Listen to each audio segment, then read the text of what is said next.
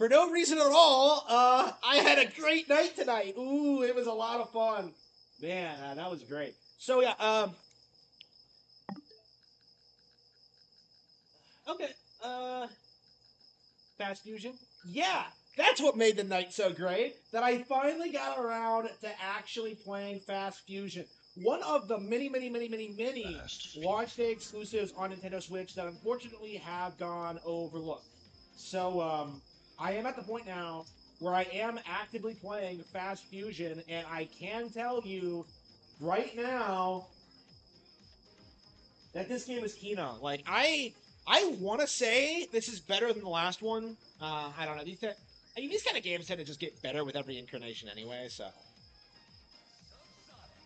I don't know. It's weird that they wait so long to put out new ones, but it kind of works for them. Like I was kind of concerned when I first started playing this that this would be like more of the same, but not really. Like they added a couple of new features. The environments are great.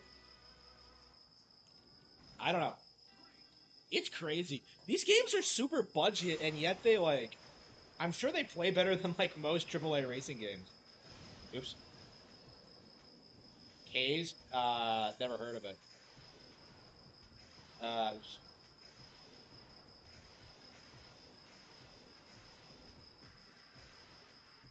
so yeah, Fast Fusion is absolute kino, and probably one of the best games in the console right now. Definitely one of the best exclusives. It's a crime that this game has gone as overlooked as it is. Like if you hated Mario Kart World so much, you should be hyping up Fast Fusion, but of course nobody is, because Switch 2 has no games apparently. But yeah, I feel like this is the first game they put out in like a decade, because Fast Fusion Neo was technically a re-release of the Wii U one. It was weird. So yeah, they did put this out after a decade. I don't know what took them so long, but like yeah, definitely really glad to finally be playing those. Yeah, check this out. They added a jump button, and it's mandatory to hit these tracks. You have to jump in order to. It's great. It's great.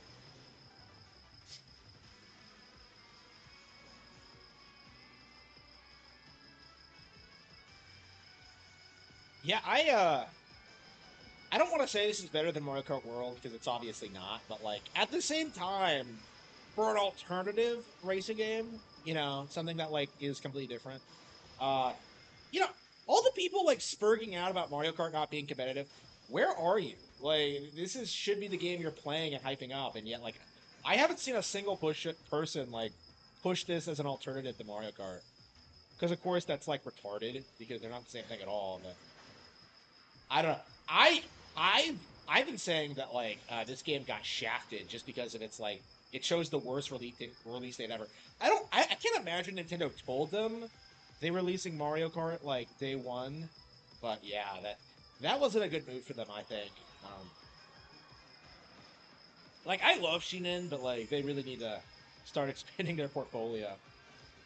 Yeah, they put out that weird like adventure game, The Tourist, which like idiots made fun of. It's actually a pretty solid game, but like I don't know, it feels like all they do is Fast Fusion. It's the only one that like anybody knows or cares about. I mean, it made the top 15 bestsellers. It's doing fairly well, but yeah, I do feel like it could have done a lot better, in my opinion. What?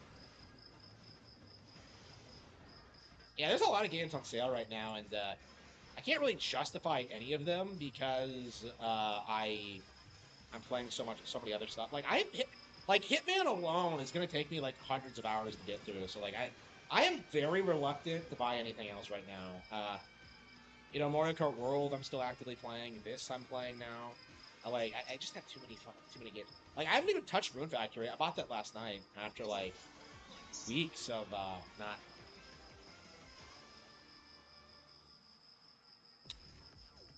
Mickey's Castle of Illusion. Yeah, is that good? I don't know. I don't know. Mickey Mouse has like a long history with like good Nintendo games.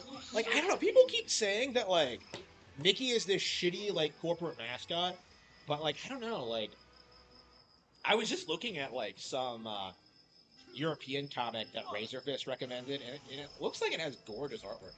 I don't know, like I played like Magical Quest 3 a while back.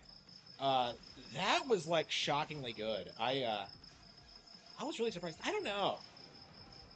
I've always liked Mickey. I have. I mean, I guess Mickey was a huge influence on Nintendo products, so that's probably why. So, I don't know. I have a hard time like hitting the mouse. I really do.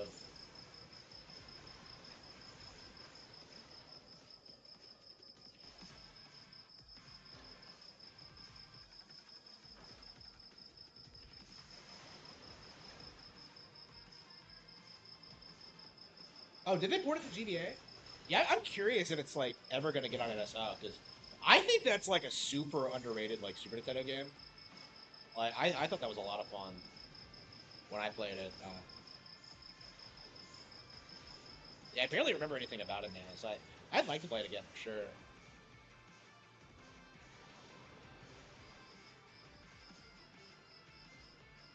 Oh yeah, this game is better than F-Zero GX, by the way. Just throwing it out there. Yeah, I played this before I played F-Zero GX. The GX doesn't have a jump button. It's not as hardcore. Yeah, this game's jumping feels better than GX's leaps. I don't know. That's one of my things about GX. Like the jumping when you jump off a ramp is like terrible.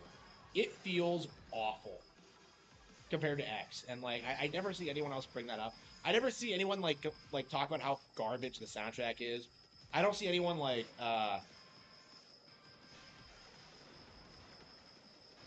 holy shit. I don't see anyone like really talk about GX's like very obvious problems. You know, being an inferior sequel to X.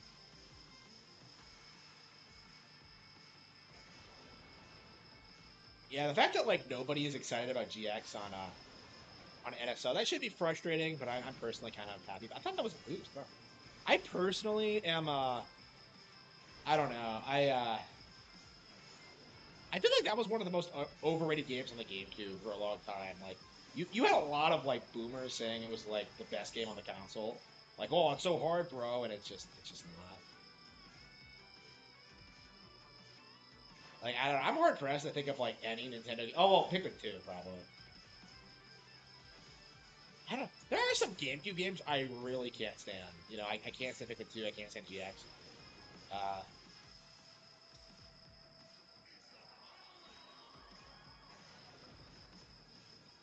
I shouldn't have. Yeah, I went out. I went out to like to eat afterward, and I had this burger, and like I played an arcade game after, and I actually got sick. Like I was kind of surprised. I was like rumbling around. It's like it was Top Gun Maverick, and I just felt like really nauseous all of a sudden, and like I just kind of like sat there trying to get over it while my plane just flew straight forward. And I believe I still got first place or close to it. That game is weird. As long as you like get the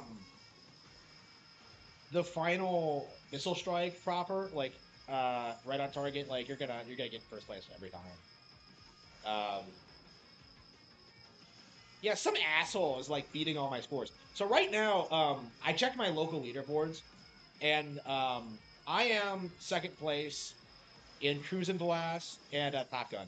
Like some other asshole has like first place and everything. So like, yeah, I'm gonna have to beat him in Superbikes 3. I'm gonna have to beat him in like Hot Wheels. Like I haven't even tried to play Hot Wheels yet. Well, I played it once and I hated it.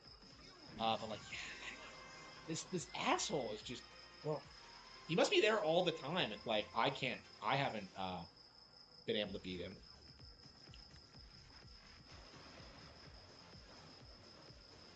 Yeah, is it next week? Yeah, they said July 3rd, and I'm just like, oh man, that's a long ways away. Then I checked the date and I realized it's next week. Like that's just bizarre to me. Like June, like I don't know, it's been a weird month. Yeah, time is like dragging for me right now. It's really weird. Like I feel like I'm spending every moment like working on the book or like streaming or whatever. it's like I have a lot going on right now. You know, my numbers have gone up. It's like big turning point in my life, I think. And I just I don't know. I've really enjoyed the past month. I really have.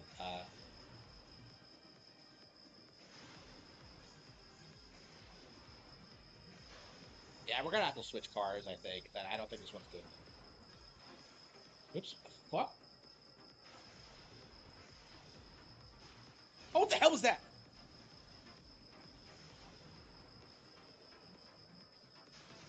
I went off the track and I still survived. Well,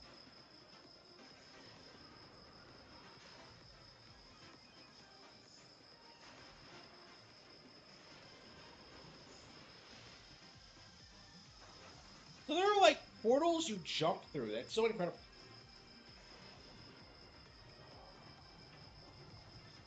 Yeah, these games have such unique like level design.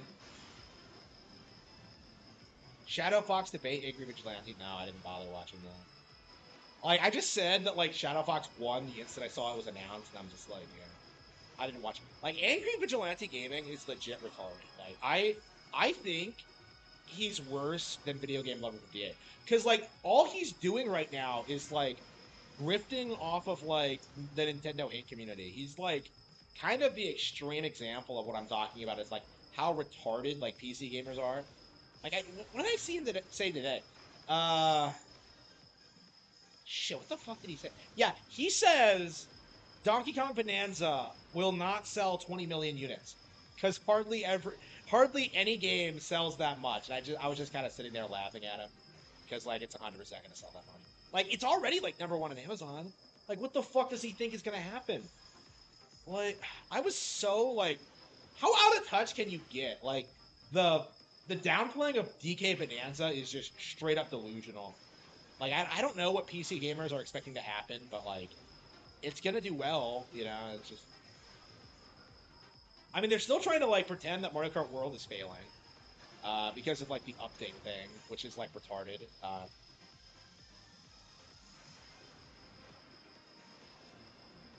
Like I really don't know how long that narrative is gonna last. Like the idea that Nintendo like killed the game, it's just not gonna stick. It's just completely delusional.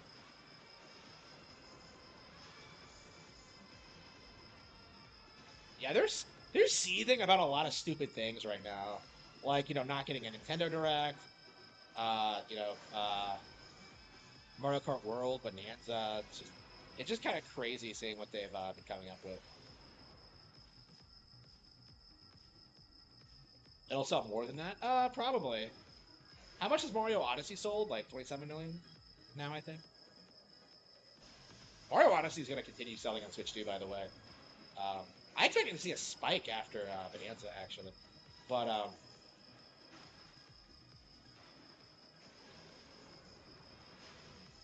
yeah, Mario Odyssey did about that much. So I think it's like very reasonable to assume that Bonanza is going to do like as well or better. Like I don't know, like I think DK doesn't have the same stigma that like Mario games have, which is kind of like a huge benefit to it. Because like you were allowed to say that like Donkey Kong was awesome. Like nobody allowed you to do that for Mario growing up. It may fail. No, it's number one on Amazon. It's already successful. Like, have you seen how well that trailer is doing? Like, it may fail. Like, no, it hasn't fucking failed.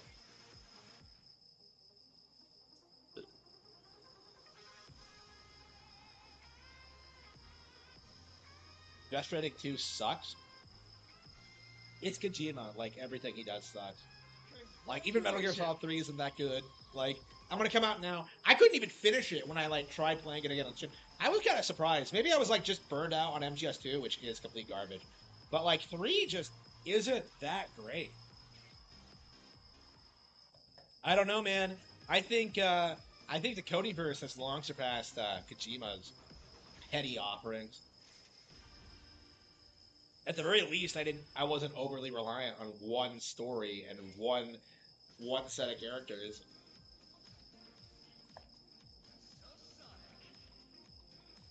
Okay, let's try to get shop.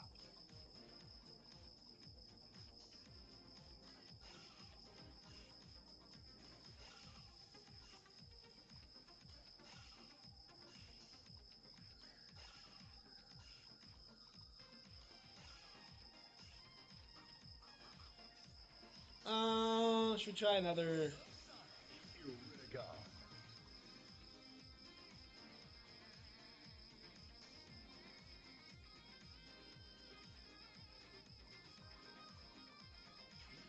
PLS.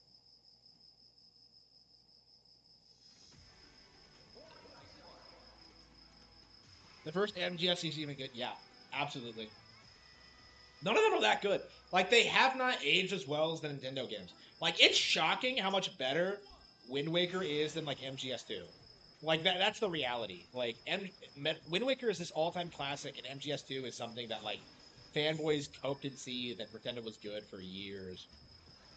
Uh, like there's nothing good about MGS2, nothing. So yeah,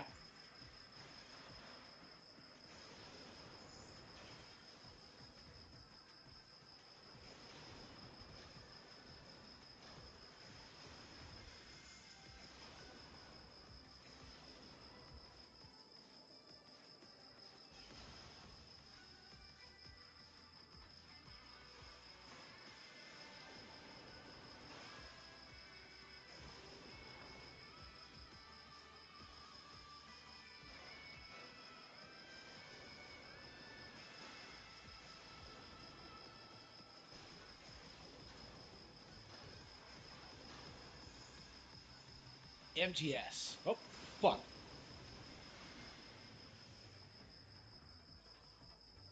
Yeah, like I've seen like Twitter try and tell you that like the best games released this year are like Expedition 33, Death Stranding 2, and what was the other one?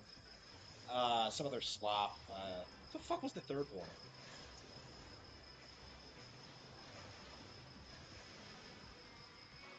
What the fuck was the third one? I honestly don't remember. Well, anyway, it was like some slop, like overhyped piece of shit. Like nobody's talking about Mario Kart, and that's gonna be more successful than all that. You know, no one's talking about Bonanza. You know, that's gonna be more successful than all that. Like Death Stranding, like it's just I don't know, man. They're still trying to do this thing where they're acting like Nintendo isn't like competitive with like the real developers and the real games, and that's just not true at all. It's going to implode, I think, this gen. Um, I don't know. I do think that's the big thing that gamers really need to address is just like I'm very tired of seeing people like hope and seed about Nintendo like being more popular than like the industry picks for Game of the Year.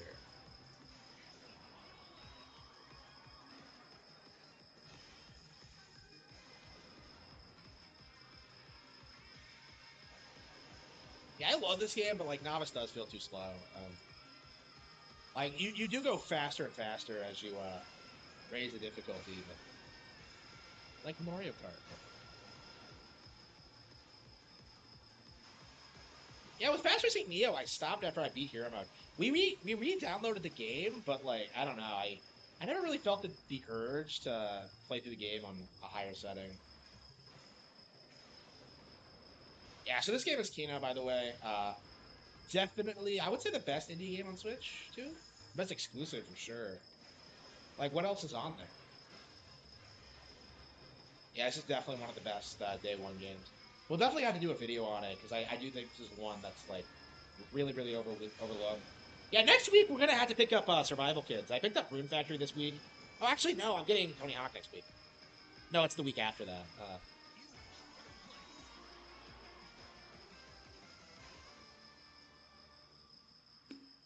I'm glad it succeeded. It didn't do that well. Like it sold like what 2 million units? Yeah, the industry is trying to sell you on this idea that it's some like massive success story, and it's just not.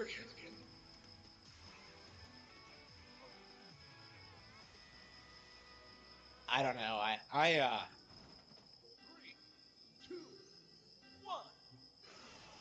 I'm definitely anxious to see like the House of Cards fall for that one. It gets very tiring seeing people hype up bullshit like that.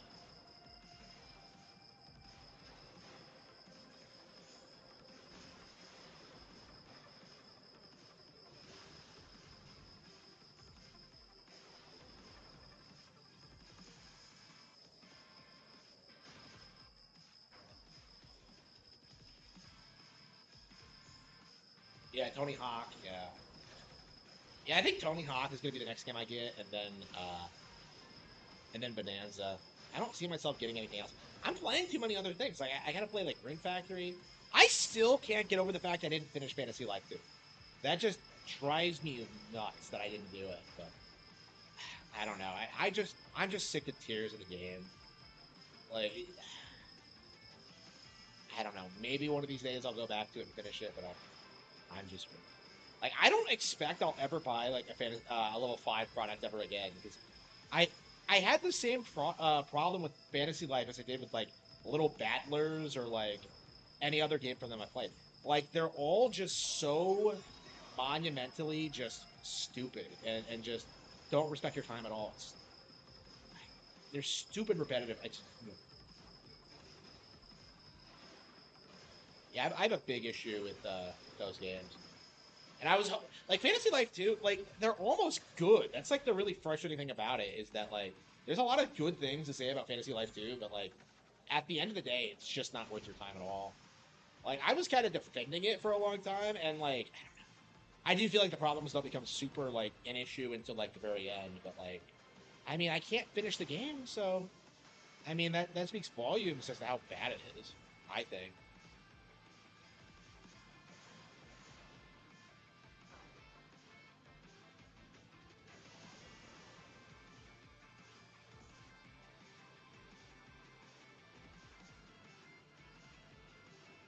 Oh yeah, by the way, Hideo Kojima is copyright claiming Death Stranding 2 footage.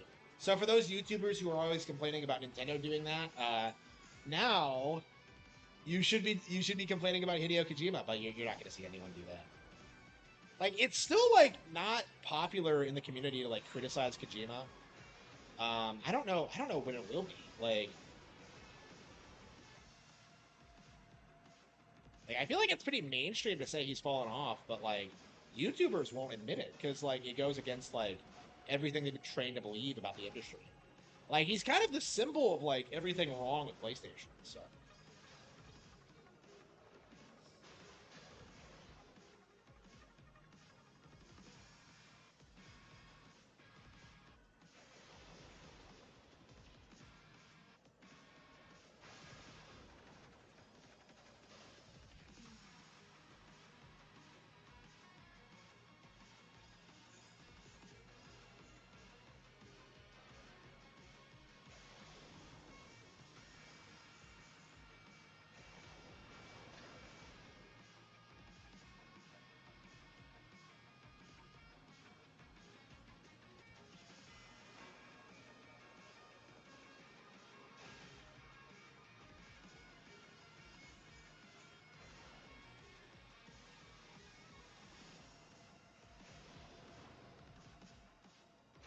oh come on, what the hell was that?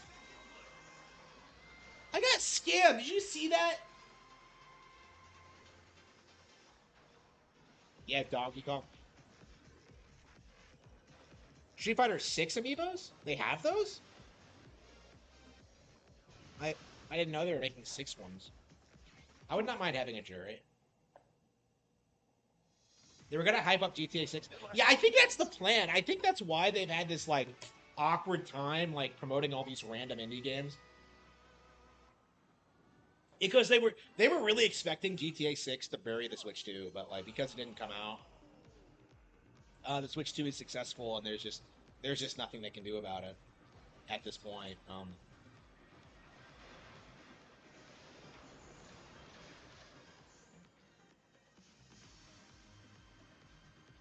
Yeah, like I really wonder how long they can even like milk GTA 6 because like I imagine it's gonna come out and then like within a couple of weeks people are gonna be buying other like Switch 2 games again.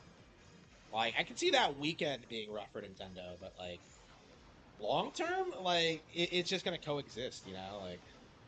Like I think real gamers are gonna exclusively be playing on a Nintendo Switch 2, while casuals have like Grand Theft Auto on other platforms. I think that's like kind of the reality of the situation right now.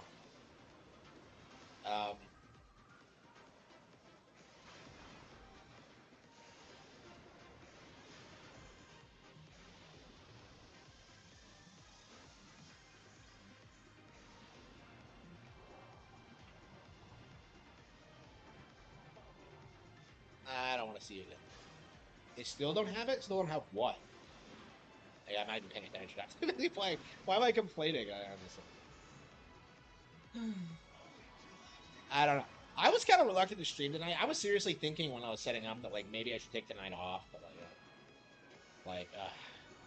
I have like 2 more days of Godzillathon to go through. So yeah, tomorrow we're watching All Monsters Attack, and then versus Ghidorah on Sunday. So I am just I don't know. I Yeah, every time I go out to go see the go to the theater, I like going out afterward too. So it's just like, I don't know. I hardly ever come straight back home. It just doesn't feel right. I mean, I came back home on like Thursday, but oh yeah, I didn't go out that day. Yeah, Thursday was like me preparing for this weekend. GTA 6 is going to be top selling best games of all time. Yeah, and that's not going to downplay Nintendo's success. Like that's the issue. Like it doesn't matter how well GTA 6 sells. It's not going to destroy Nintendo. That's the issue. Like it's the most popular like game ever, right? Among casuals, but it's not going to destroy Nintendo, which is my point. It's not going to impact Nintendo sales at all. And that is something you're going to see like pretty clearly when the numbers start coming out. Like Nintendo games are going to continue to sell after GTA 6. It's not going to be some major like draw away from Nintendo because it won't have like GTA 6 or whatever. Like I've said this for a long time, but like PlayStation is overly reliant on Grand Theft Auto to sell consoles. It's like the only reason that people like pick them up, and I think that's becoming more and more apparent every console gen.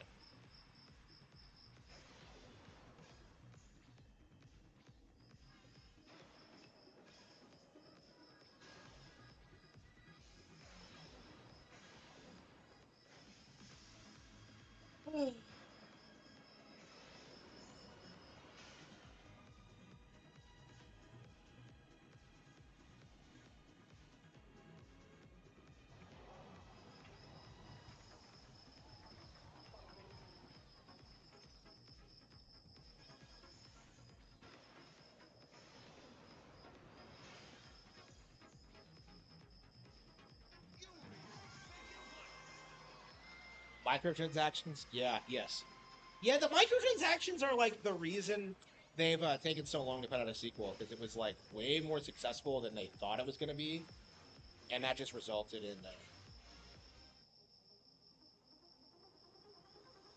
in them not having to put out a new one. But like, I think the issue with that is that like people's expectations for 6 are sky high, and it's just not going to meet them. Congratulations!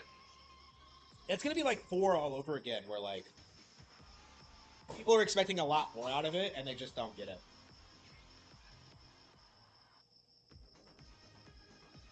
Like, how many people do you see like bring up 4 today? It's kind of that's kind of my point. I think 6 is going to be another 4. It's going to be like a disappointing next gen release that people buy, but I do think the magic is starting to die. Okay.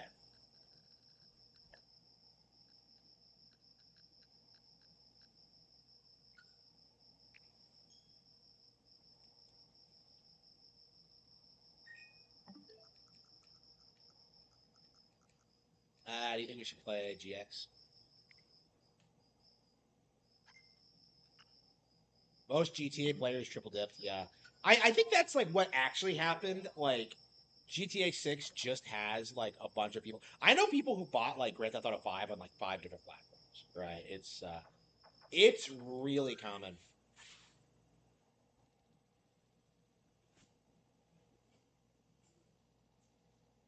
So yeah, I would not be surprised if there's like a bigger player base of Mario Kart just because like it's a multiplayer game and you don't need to have multiple copies of the game to play with other people, locally, and because like it's only on one console and it's like So reaching more homes. So I think Mario Kart is like already bigger than Grand Theft Auto. That just doesn't like reflect all that much in the numbers.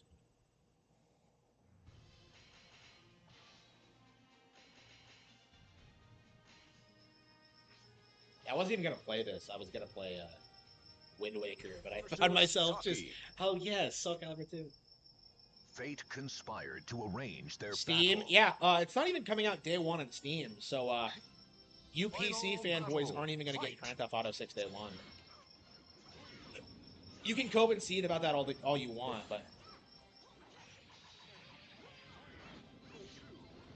One.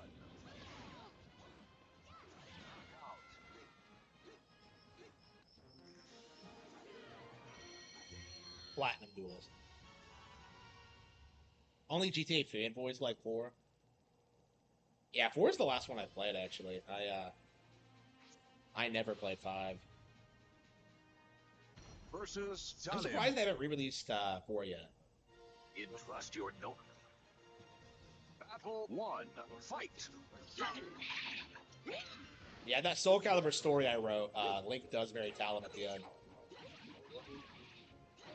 I don't know. Everyone seemed to like the idea back in the day, so that was kind of my homage to that. I prefer him with Cassandra actually. I mean, I see the appeal of Talon because it feels like they're more compatible, but like, I don't know. I like the fact Cassandra's got such a connection. I like the contrast, Is there battle 2? and of course, Sugmina's for me. And of course, Ivy dies alone. That's even canon, isn't it? That she doesn't want her bloodline to continue. She canonically does not want to have sex, and that's good for us. Good for us all. That level of ugly doesn't belong in any video game. Battle 3. Fight. Okay.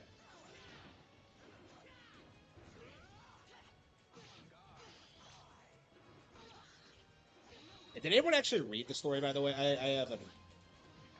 Yeah, the numbers are like awful, and I don't know. I've never published anything Soul Calibur 2 related before, and that's probably why. But it's always weird, like seeing the numbers for this stuff sometimes, because it's just like sometimes it's way more than you expect, and other times it's like bullshit. I put so much effort into it, like way more than what it probably deserved, and I don't know. Very Versus disappointed with how little Sophia. people seem to enjoy it. Washed over, buddy.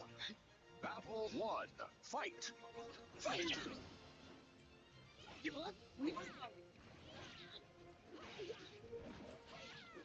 He loves its panty shots. Link, she's married. Okay. Okay. Okay. Yeah, I feel so bad, like, sexualizing Sophia because she's married.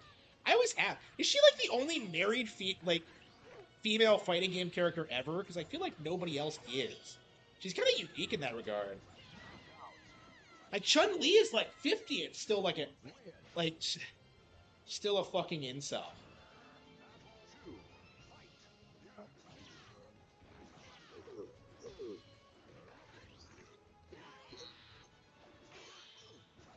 Yeah, Chun-Li wants to LARP as a little girl for the rest of her life.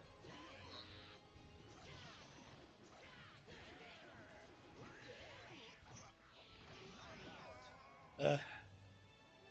Yeah, I generally like Chun-Li, but that's one aspect of her character I don't really care.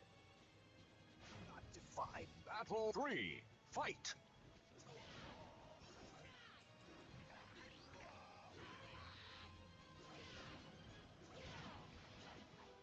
I mean, it's kind of cool that she doesn't let it, like, control her life or anything, but it's like, eh. You win. Yeah, we're still playing this long after we dropped Soul Calibur 2. I mean, Street Fighter 6. Battle 4. Soul Calibur 2 is still way better than Street Fighter 6. Yeah, they're adding new characters. Yeah, when are they adding new characters? Because they They've done some more season 3 trailers, but I have no idea when like they're actually doing them. I'm kind of confused about like how that works. Guilty Gear's Battle. they have a new season too, so I don't know how that works. They released like Dizzy forever ago, so I'm kind of surprised that like it's taken them this long to do like anything new. But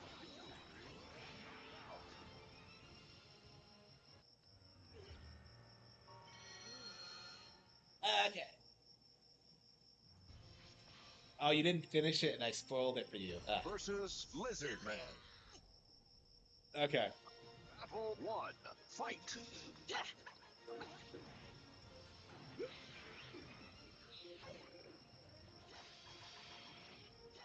I don't know. Soul Calibur is such a great IP, and it's such a shame it's been so underutilized. This really should be like the 3D fighting game series, and Namco just had to fuck it up, you know, in favor of like fucking Tekken, which is lame and always has been. Yeah, I played a lot of Tekken 7, and I still say that. I think it's lame. It's for plebs. Fight.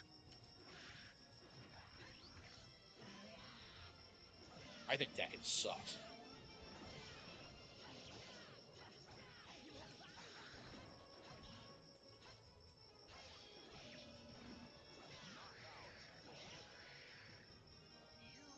Win. Wind, guide me. Battle 3. Fight.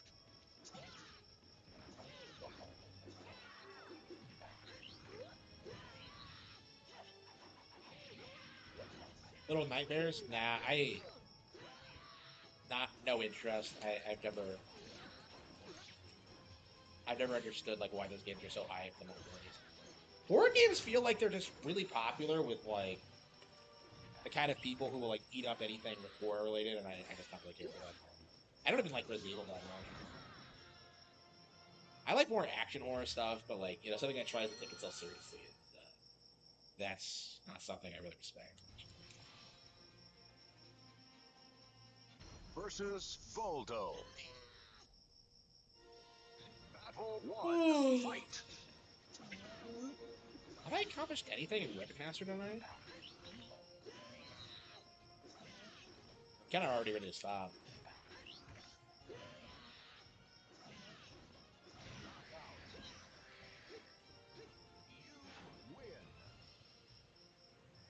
Win. Battle 2. Fight.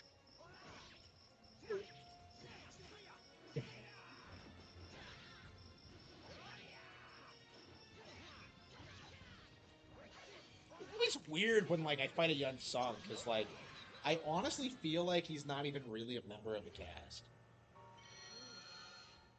Like I fucking take Lizard Man more seriously than I do him. It's really weird.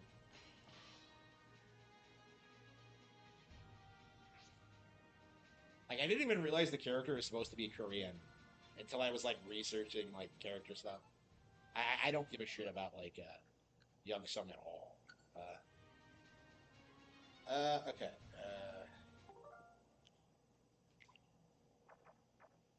Wind Waker. Yeah, we were at Dragon Roost, weren't we?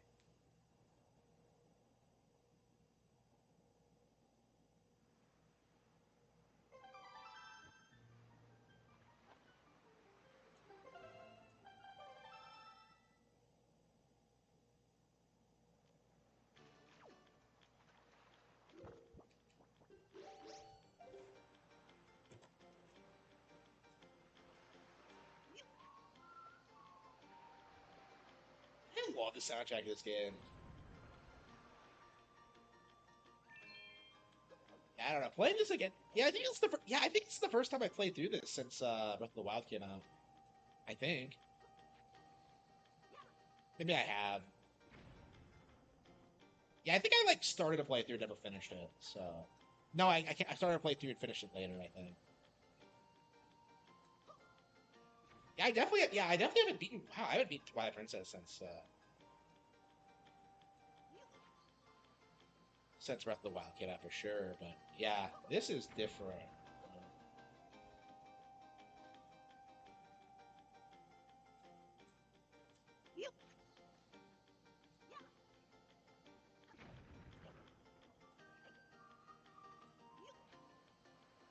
I remember playing this at when it came out and just being just blown away by it.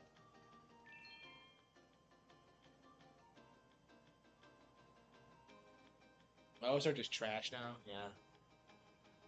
Yeah, it's crazy. It's crazy how much more soul something like Silent Hill or Resident Evil has. There's a reason those games haven't been topped. I think indie games are like there are like good indie horror games, but like I don't think they're the ones people talk about.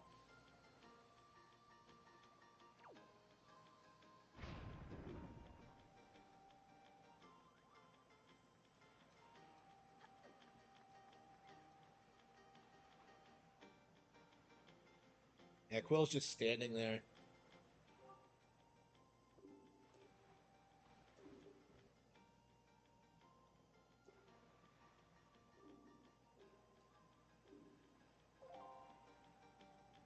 Uh,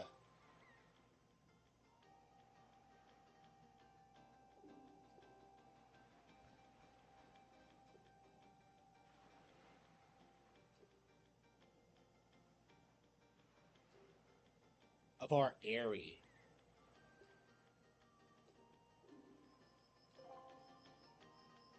Yeah, I miss the whole like humanoid design of the Rito. This is their first appearance, and this is how I've kind of always seen them.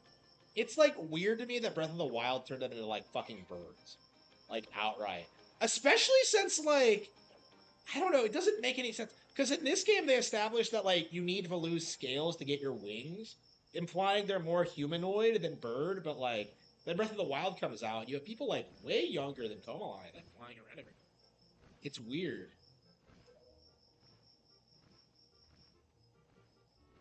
Yeah, but I always liked medleys, so it's like I and it's weird to think that like in Breath of the Wild she would be a fucking bird. Resident Evil 9, yeah, nobody cares.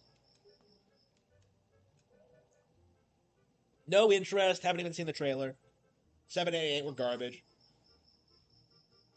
Series ended at 4.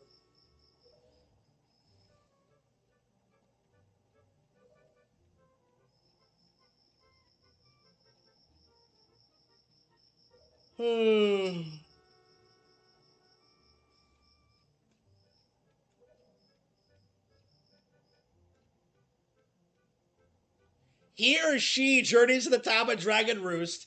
Oh, wow. He or she. Wow. Based Wind Waker. Using correct terminology. None of this they, them crap.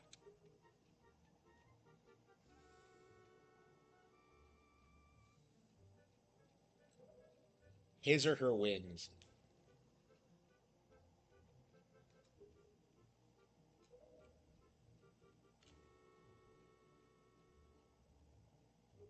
So how does this work in Breath of the Wild? They don't need Valoo scales.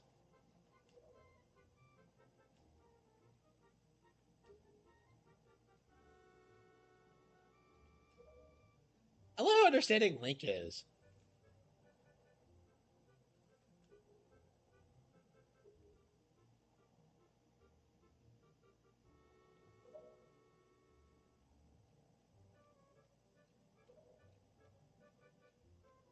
Yeah, Quill. Yeah, Quill disappears after this. Like, I don't understand this. No. You see him on the destroyed island.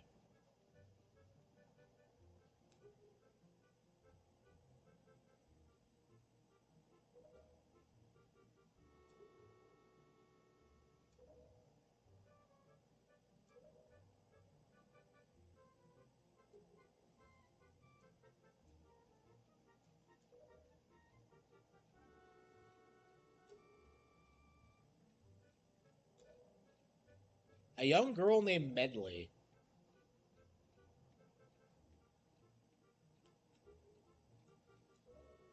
So Quill's the one who gives you the delivery bag.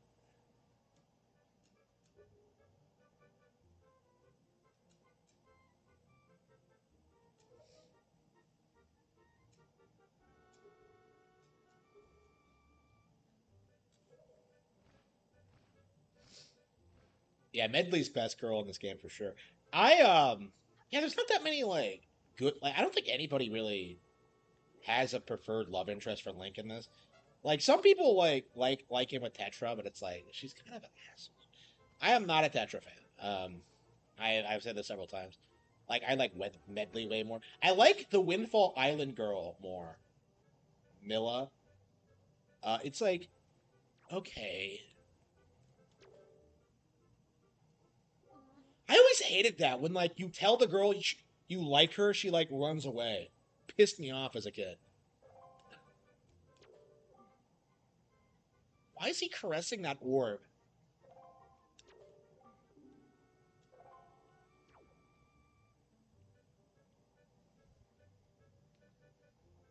He has plushies.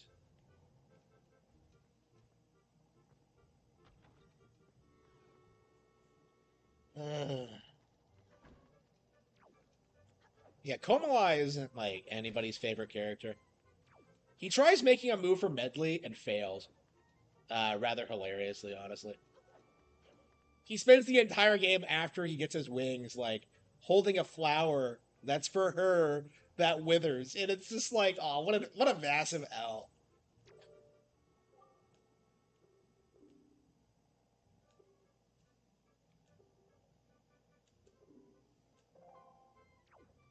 Send one? Where is she? Well, hello. Midley.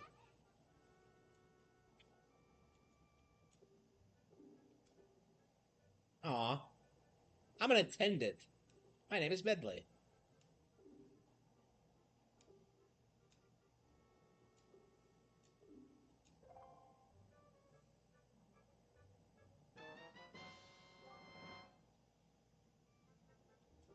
Yeah, I wish Medley had a bigger role to play in the game.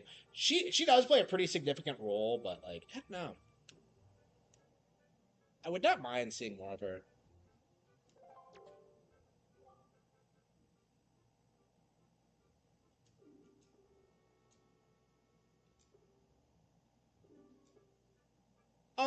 Listen, I have a small favor.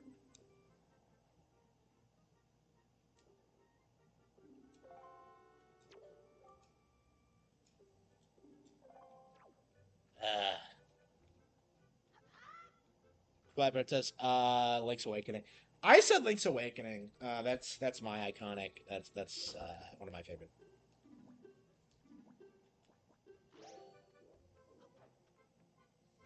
I don't know. It's been a while since I played the Game Boy version, so I don't know. Maybe I'm just like hyped up to play it again. I've been like eager to play it again since they re-released it, but haven't gotten around to it yet. I haven't played the Game Boy version in quite some time. And like the new one is objectively better, by the way. But like, I'm super nostalgic for the Game Boy. Why did he send him a letter instead of just coming down here himself? That terrible experience. What's he even talking about? He's very vague about like what the actual issue is. You're nosy.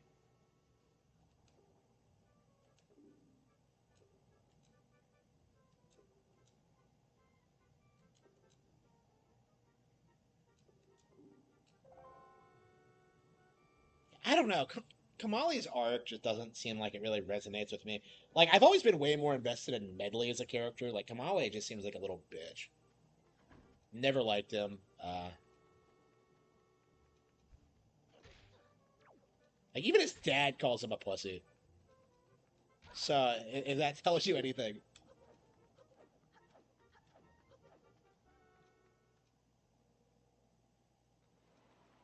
yeah, this area like confused the fuck out of me as a kid. Like I actually didn't know you could take the water here. I thought you had to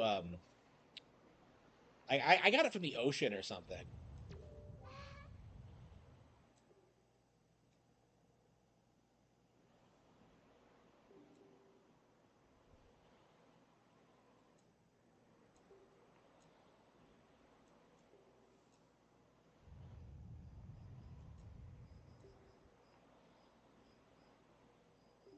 Where is my mind?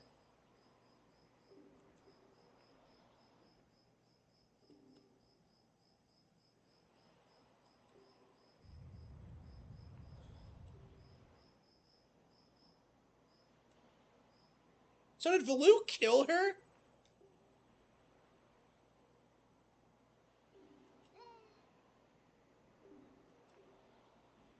So when did she die?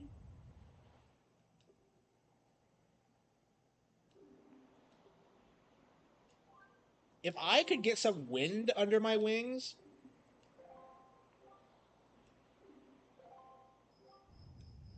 So I'm so confused about... Did she just get her wings? Can she not fly yet?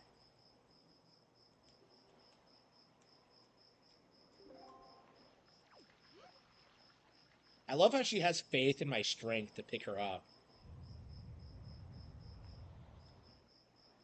And it's a really clever way to teach you how wind works in this game.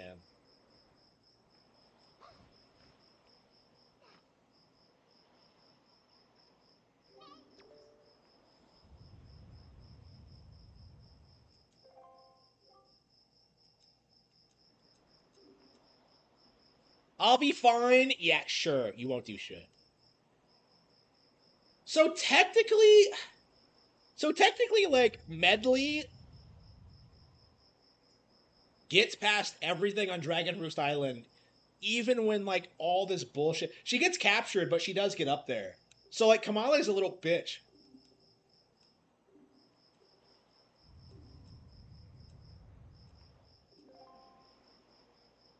It's a good thing she gives me the bottle, otherwise I'd never be able to get up here.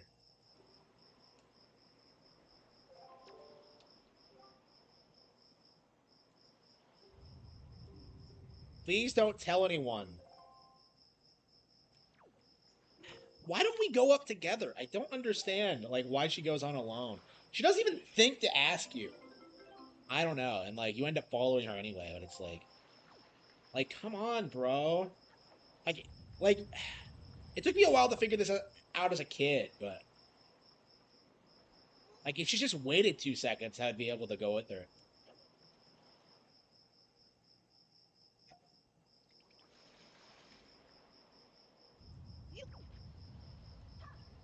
I don't know. I can't imagine this game made. I'm so glad this got made. I know we, like, always clown on, like, people who, like, seethe about this game's visuals, but, like, I really can't imagine this game being any different. I played this game, like, several times. I don't know. And like, it's such a masterpiece, you know? I just...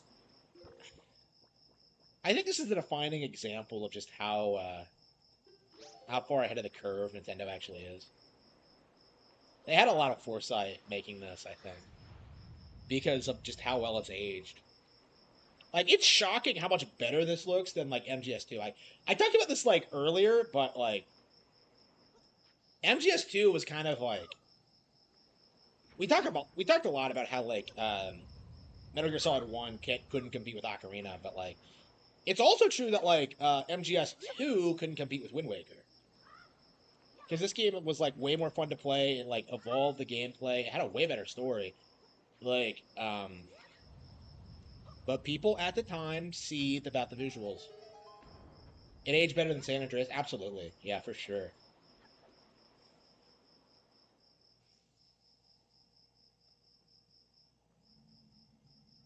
Hey, who are these dragons? Those aren't Valoo.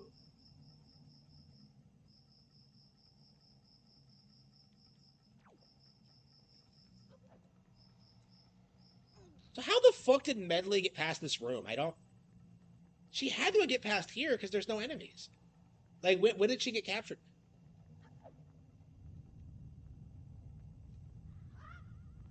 MGS2 was homosexual propaganda.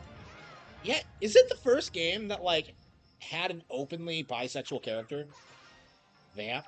And by the way, like, fuck Kojima for implying that vampires are gay somehow. I don't appreciate that as well. I don't appreciate that at all. Fucking Kojima. Did he do that just to, like, piss me off? And Vamp's, like, the worst character in the fucking franchise, too. Like, you can't, like, dispute this. Like, he's... Why the fuck is he the only returning boss in, like, any of these games, other than, like, Ocelot?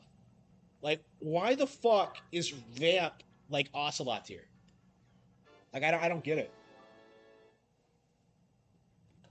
Like, he's the only member of Dead Cell that's relevant, really, in the overarching plot. What the hell even happens to Fortune, like, after MGS2? Like, why doesn't she appear, like, I don't know. I don't know. I want to fuck Mei Ling. No. I just,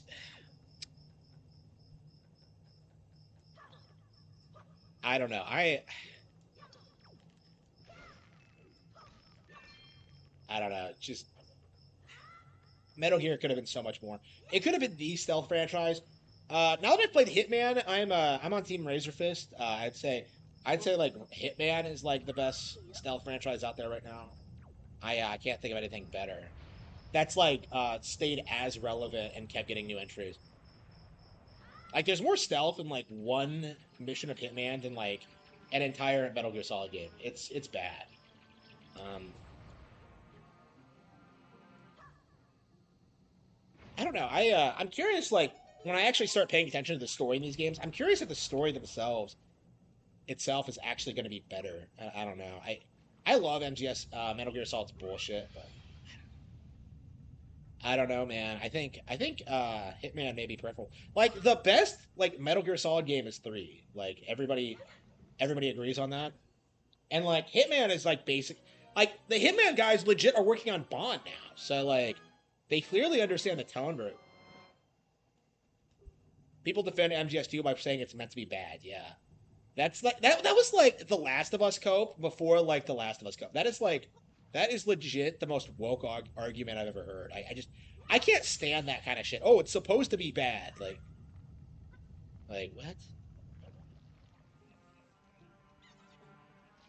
I don't know, man. Like when people say that, I think of shit like Velocipaster or uh like really schlocky shit like that.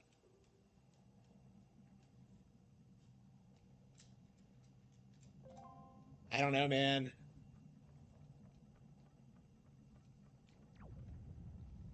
Like saying MGS2 is supposed to be bad is it's just a giant cope.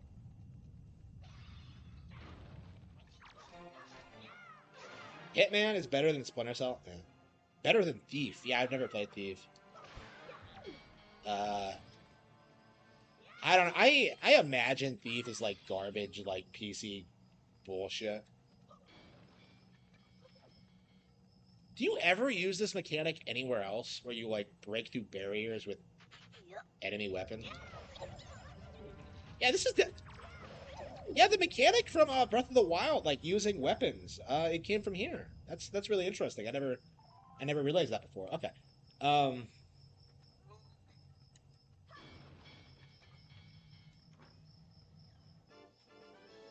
it is PC garbage. Was Hitman originally a PC series? I don't think it was.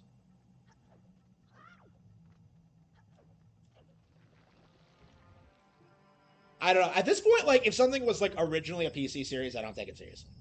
Like, I've spent so much time being told that like CRPGs are these like magical experiences that far surpass anything on console, and it was just a giant cope.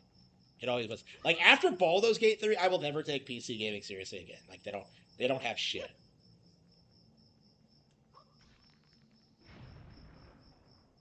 Stealth was never a genre. MGS hype was hype for story rather than stealth. I mean, like I would say it's a genre. I think so. But yeah, I agree with you. Like Metal Gear Solid is popular because of the cinematics and story.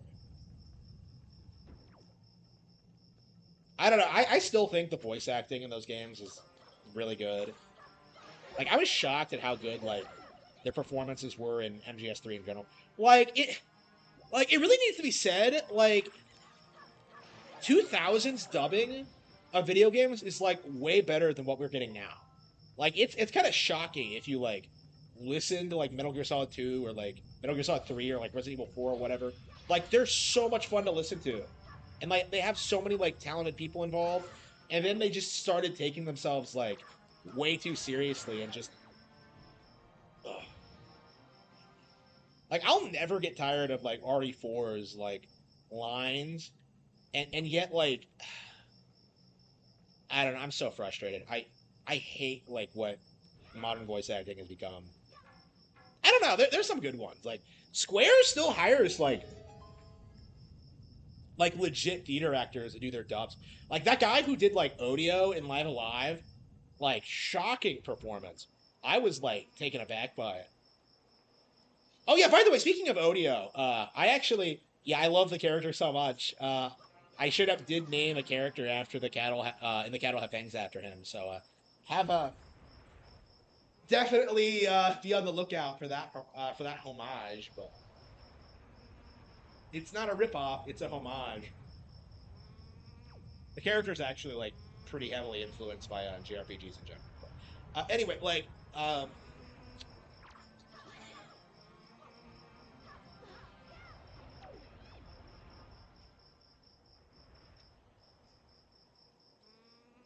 Tenchu head style, yeah,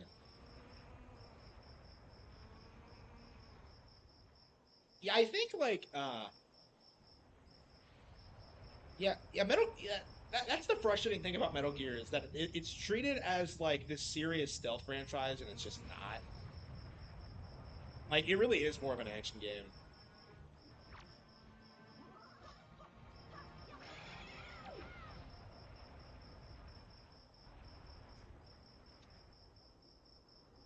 And I don't think there's anything wrong with that really, but it's just like I don't know. Just I don't like how they try and bill it as if it's like something that's never been done before.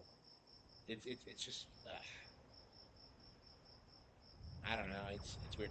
I've definitely grown out. I definitely feel like I've fallen out of love with Metal Gear, like and Kingdom Hearts. It's kind of interesting to see it happen because I used to be like huge advocates for those games, but yeah, I've definitely moved on. You know, like I said, like during my Yeast review, which I think nobody watched, that like I kind of consider it to be like better than Kingdom Hearts now. Yeah, I stand by that opinion. And Yeast isn't something I would have discovered as a kid. I never heard of it until like relatively recently. So. Like I bought Yeast 8 on a whim, and it's like one of the best third-party games I bought on Switch.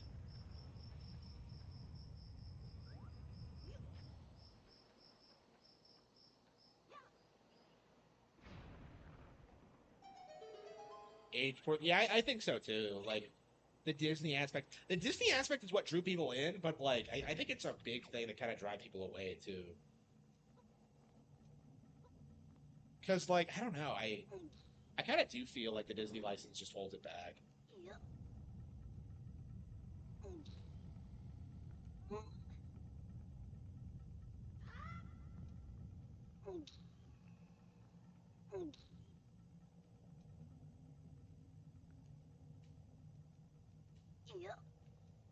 Like, huh? What?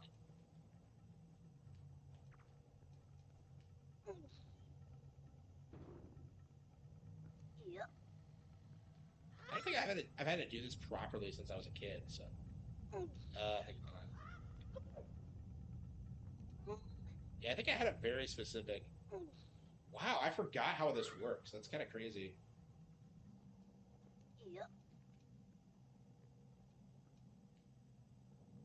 Yeah, like I guess it's been several years since I've done this, so I forgot my childhood pattern. Huh?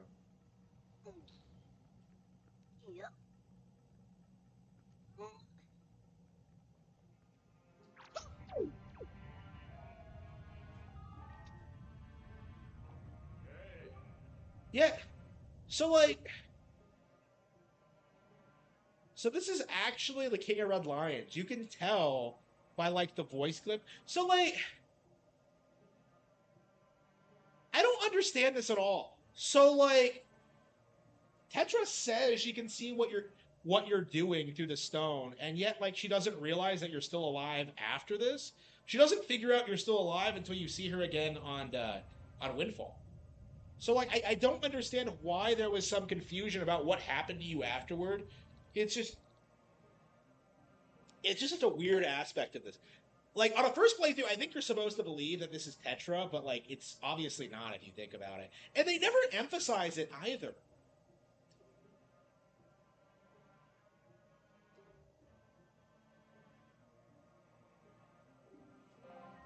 Bait near their nest. You know, come to think of it, I have never actually done this. So let's see if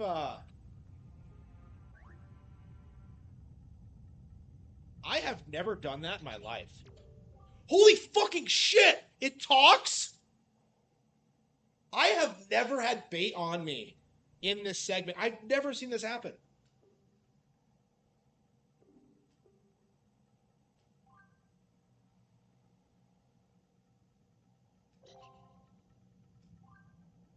Why the fuck would I need blue potion when I don't have magic yet?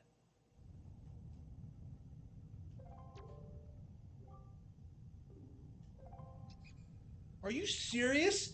I have never done that in my life. He fucking talks? I'm like, my mind is, I've never done that before. Holy fucking shit. I've always known, like, you know, I've always known about that bit of advice, but I've never actually tried it.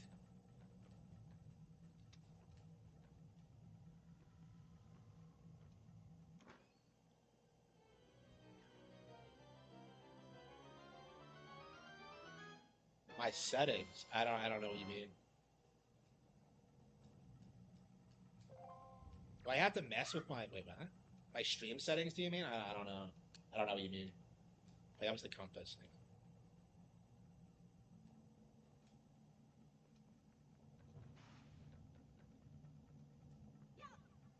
Yeah, so one of the reasons this game is like a huge improvement over Ocarina in some ways is that like the puzzle solving is way better. In a lot of ways, this is probably the best puzzle solving of. I think Twilight Princess might be better.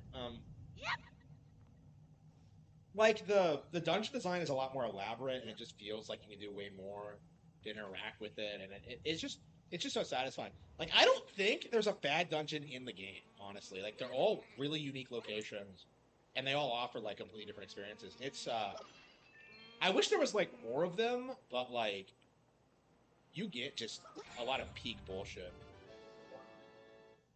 Hello, hello. Yeah, the thing I never understood is that you're climbing the mountain, and yet like the you don't see like the base of it at all from up here. It just doesn't make any sense. Like, I don't know why they did it that way. Like you like in Mario Sunshine, you can see different locations from a distance. Like usually these games are pretty good about stuff like that, but like I don't know. I don't know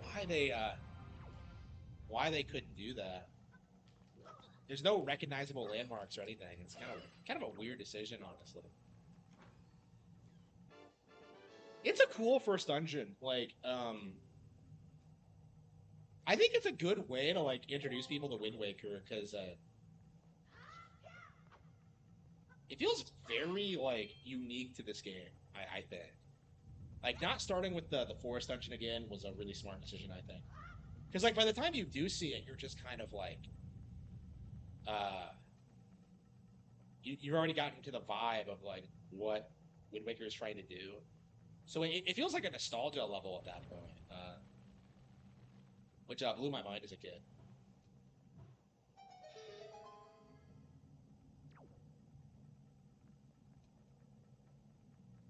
Twilight Princess is better than Wind Waker. I I actually don't know which one I prefer better at this point.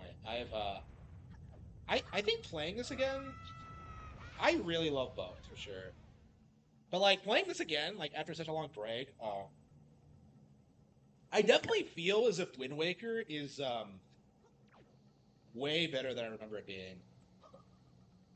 Because I think traditionally I've been kind of hard on it for being kind of short, easy, and kind of simplistic. But like it's a really fun like adventure game. Like just look how gorgeous the environment is. Like this is some barren cave, and yet it looks like look at that. Like that's the coolest fucking thing ever, and it's just like a geyser of flame. Like the game is just so pretty to look at.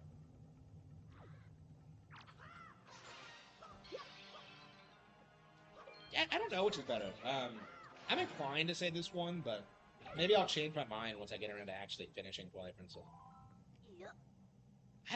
I do think I like this better, honestly, because like I have played the first two areas of Twilight Princess recently, and I was kind of shocked at how like shitty the bosses were. general combat. Yeah, Twilight Princess is... It's crazy. Twilight Princess is, like, weirdly casualized. It's like... I would argue Twilight Princess is the most casualized Zelda. Which is odd, because I think a lot of people would, like, think this is, but... No, I think Twilight Princess is worse about that.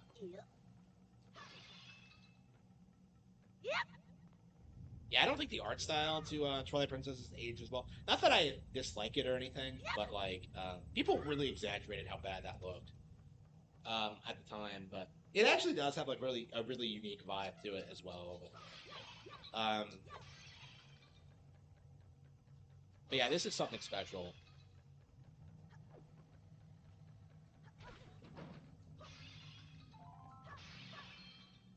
I'm curious if anyone's going to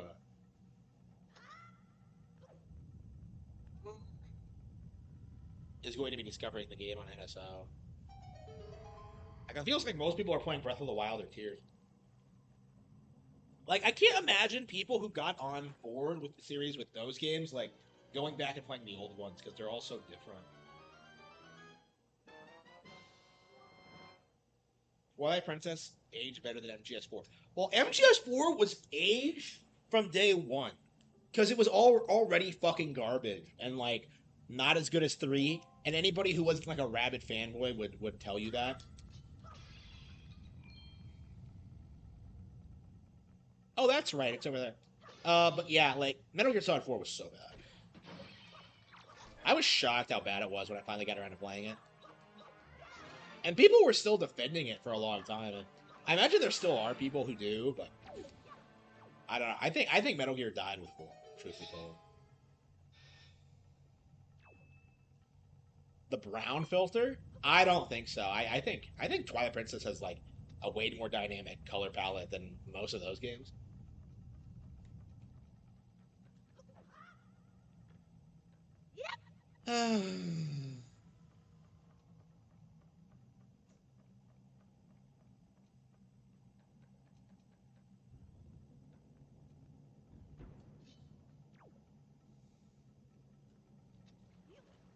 I've always loved these lizards, these centipedes, lizards, whatever.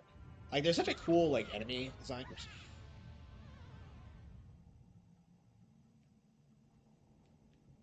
And they're always in interesting locations. I love how they're, like, they crawl in and out of the lava.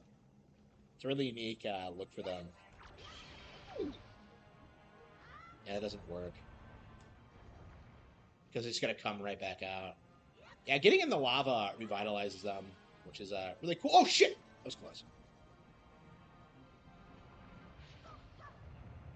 Yeah, Link doesn't have a sidekick in this, which is kind of a cool decision, because hating Navi was kind of a meme. So, not... Well, I mean, I guess he has the King of Red Lions. But the King of Red Lions doesn't even, like, tell you that he's watching you. It's weird.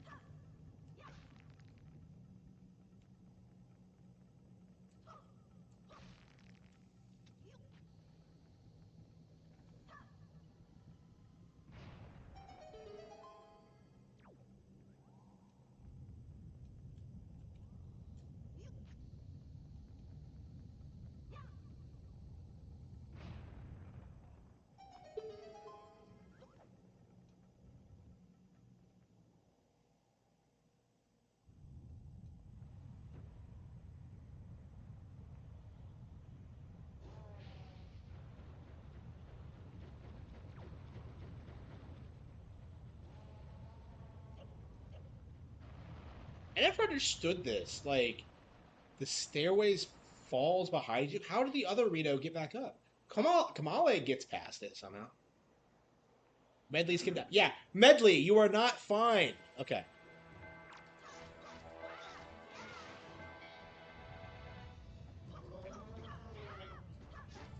Yeah, there's not a lot of enemies in this dungeon. It's mostly about the obstacles. Okay. Yeah, it's definitely a better dungeon than the Great Deku Tree. I don't know. The Great Deku Tree is like the first 3D Zelda dungeon ever, so you kind of have to cut it for slack for that reason. Yeah, so this is the first Moblin you fight. He really wants to, like, pretend to keep Medley in that cage for some reason. Yeah, this is such a huge like occasion because like you spent the entire Forsaken Fortress wanting to fight these things, and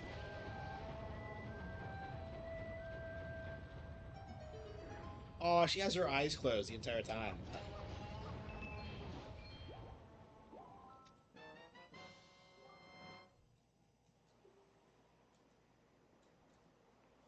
So why the fuck is like Hylia and Zora relations way more mainstream than Hylia and Rita? Like I don't know of a single like why is like Rudo such a big icon in Zelda and like Medley isn't? It doesn't make any sense.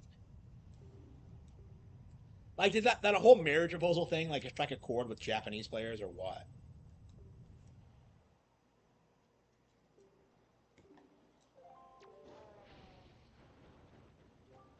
So why doesn't he just get up?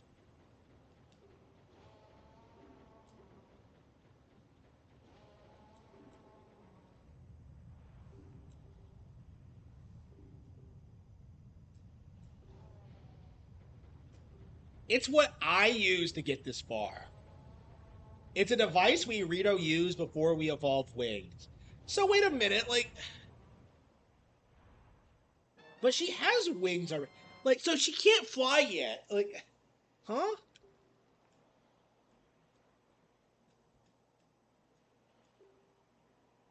And like, what'd she even use it on? Is like my question. And she gives you a quick tutorial before leaving. Yeah, see, she says she uses like, yeah, she just flew up right there. So like, what? What does she need the grappling hook for?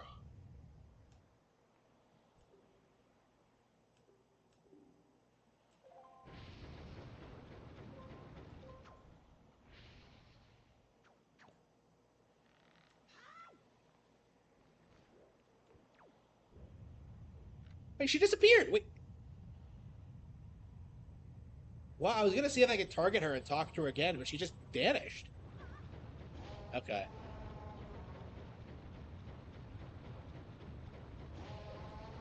Yeah, if you have the Tingle Tuner, Tingle has this really funny like line of dialogue where he starts mocking you for like being into medley. It's great. Like that's definitely one of the things about the NSO version that yeah, one of the things about the HD version that was unfortunate is that they completely cut out the Tingle Tuner. Like I don't understand why they didn't make it mandatory. Like just use the D-pad, use the gamepad, and like you have the Tingle Tuner. I don't understand like I don't. The Tingle Tuner was such a fun like little thing. There's so many like fun like things you can do with it, and they just cut it out of they just cut it out of the HD version, and it's not available on this one either. I know there seems to be a trend with these NSO releases that they just don't feature like the GameCube, Game Boy connectivity, which is a huge missed opportunity. Like I don't understand like why they haven't done this yet. Like it's one of the reasons I was so confused about Pokemon Stadium getting re-released because I specifically wanted it to happen like after we got the original games on NSO as well, so we could like port them over.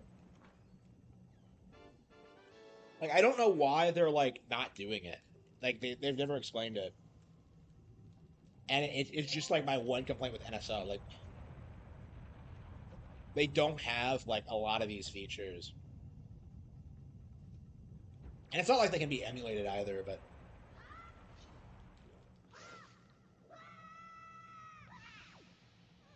message in a bottle.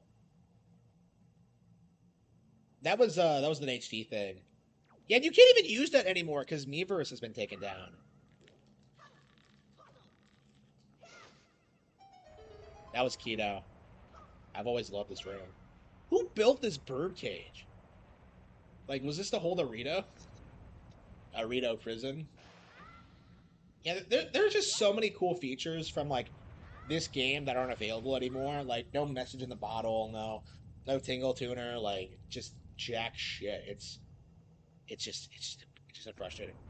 I don't know why they tried like pushing the Game Boy Advance connectivity so much. I uh I never knew anybody who was a fan of it. I completely forgot what I was supposed to do.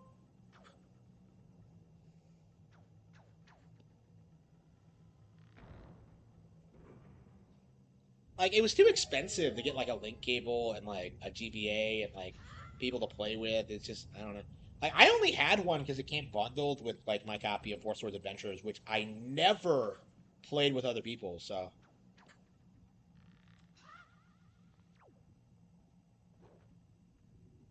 yeah, that's very frustrating. That like wait, can't yeah, I don't know. Like Four Swords Adventures just they really needed to do more to make it work. I don't know. I blame Noma. Yeah. Yeah, blaming a Noma is gonna be that's gonna be amazing when like that stops being a thing because it's kind of like with the Iwata thing when like it transitions over to like new people like Pretendos aren't gonna have anyone to blame. They've been blaming a Noma for everything so long and they're gonna have like a hard time like coping when like things change. That's a big problem with like Sean Malmstrom and people like that. Like he's still blaming Anoma, even though Fujibayashi is directing the games now.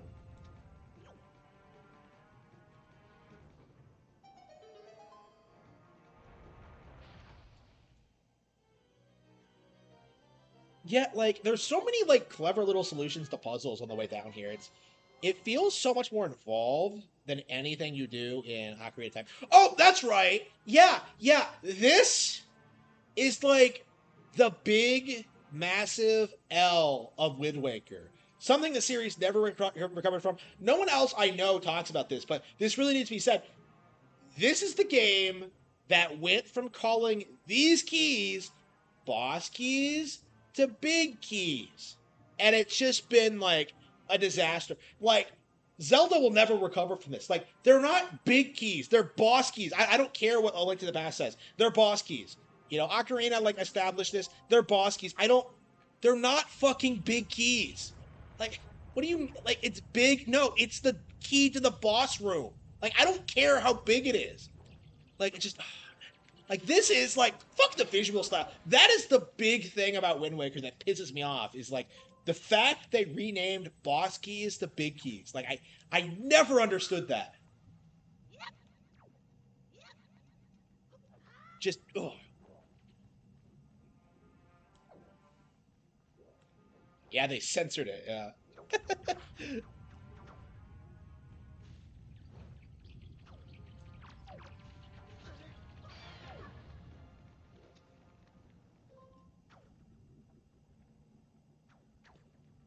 Okay.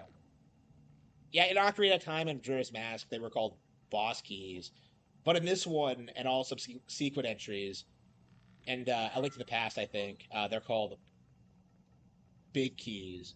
So like Ocarina and like Majora's are actually outliers in that regard, but like those are the ones I grew up with and I'm more attached to. So well, specifically Ocarina, but yeah, I personally always like call them boss keys. Uh, like you'll never catch me calling it a big key.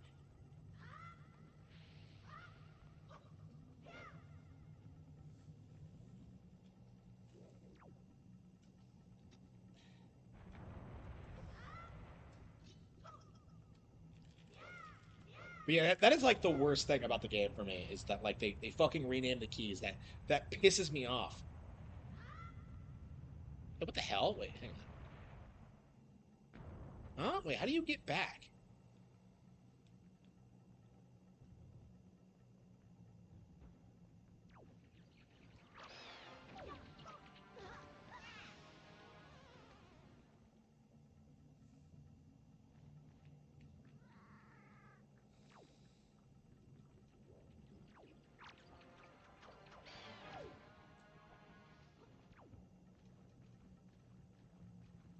Yeah, I don't know. I've said this several times ever since Breath of the Wild came out, but like I do think we need a Wind Waker too. I hated Phantom Hourglass, thought it was garbage. We need a proper sequel to this. I want Phantom Hourglass to be seen as not canon. Like I I I don't understand how like Phantom Hourglass feels like it's so out of continuity. Like it's supposed to be a direct sequel to this, and like nobody acts like they do in this game. It's just bizarre. Like you're supposed to be sailing around with the pirates, and yet they have like nothing to do with the plot at all, which pisses me off. And for some reason, like Gonzo is like a major character in Spirit Tracks, after not being relevant at all in the first two games. He's just like Tetra's main sidekick in this. What about Spirit Tracks? I think Spirit Tracks is like a way better sequel to Wind Waker than Phantom Hourglass is. Actually, I feel like it's more in tone with like what a sequel to Zelda should be. Phantom Hourglass like strips away everything that like people liked about this game. Like the sailing is better, but that's about it. Yeah, I don't like anything about it. The tone or like uh I don't know. Maybe it's been a long time since I played it, but like I don't know. It just pisses me off. It doesn't look as good. It's just I don't know. I definitely see that as like Zelda's low moment.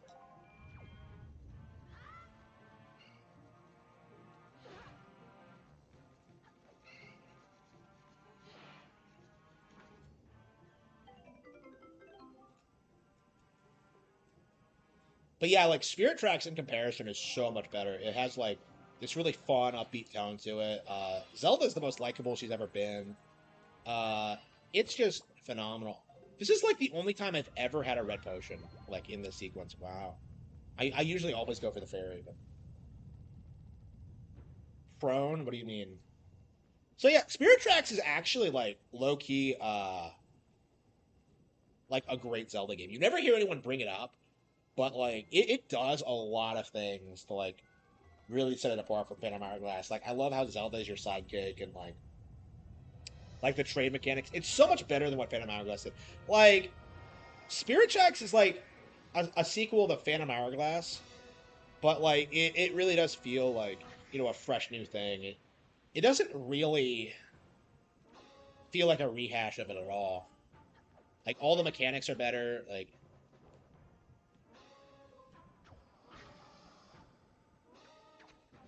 yeah, I could not figure this out in the demo station back in the day. And like playing it as an adult, it's insanely stupid. Like they couldn't have made it like more elaborate. It's such an impressive looking boss, and yet like all you have to do is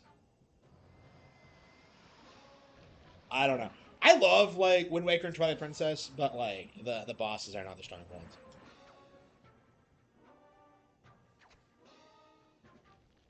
You can crawl. Yeah, yeah, I love the crawling in this. Like it's so cool. Like oops, it's so cool. Like crawling around in like the Windfall dungeons. And that's my favorite part of the game. And when like you're just chilling in the environments because they're so dynamic and interesting. There's so much going on and so much personality put into it. I wish the world was more fleshed out. Honestly, it's not quite to the same level as Majora's Mask, but it definitely has a lot of that influence. It feels more like Ocarina in tone, and I think that's what holds it back a little bit. Like Majora's was not scared of being edgy, and this one doesn't really go in that direction. There are definitely some deep lore aspects you can get into, but it's nowhere near as memorable as Majora.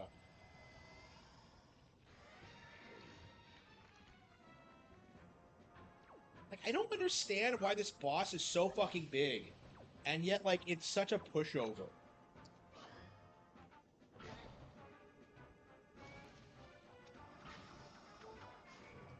I don't understand how a grappling hook causes it to like be pulled over.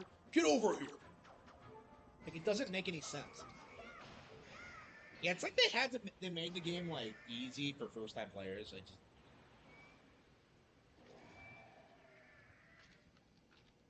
And like why exactly could the Rito not figure out what was happening? I don't understand. Are they stupid?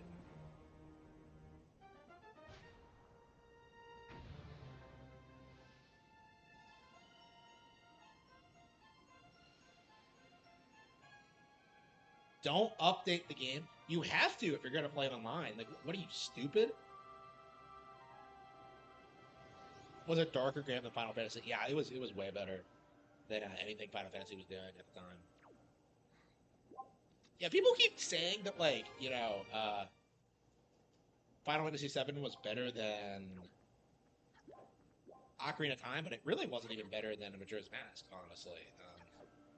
Because if you're going to compare the stories, like, Majora's just Thompson.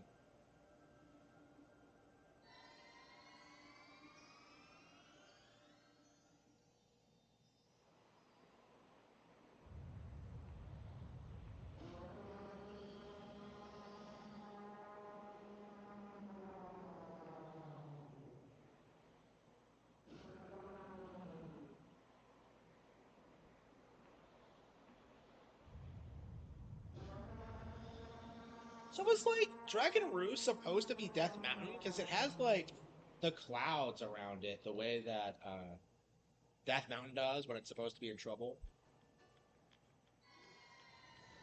Which, by the way, I don't think ever comes back after this. There's literally nothing wrong with the Mario Kart update. Yeah, what a Chad. Yeah, that's a complete Chad take. Holy fucking shit, I don't care about this incel. So, like, how the fuck were they waiting for me here after I teleported out? That's kind of confusing.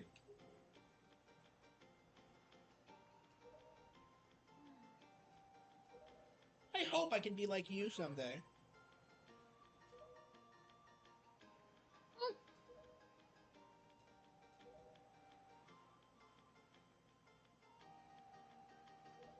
What? How does that make any sense? Giving you the thing I value most from the Great Goddess. Yeah, okay. If that's a relic from Din, why didn't we hear about this in Ocarina?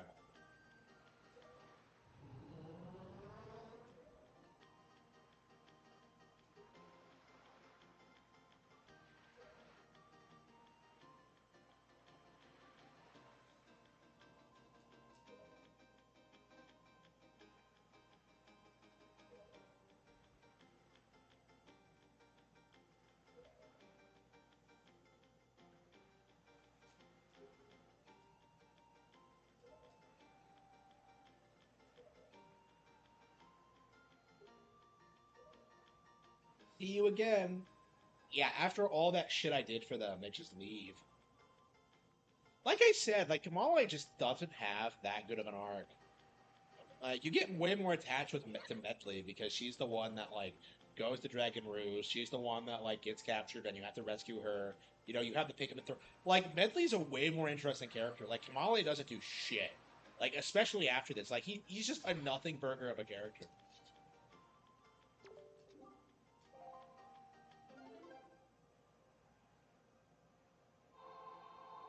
Yeah, you can technically get this like before the dungeon and exploit it to to make throwing Medley up there easier, but it's not really necessary.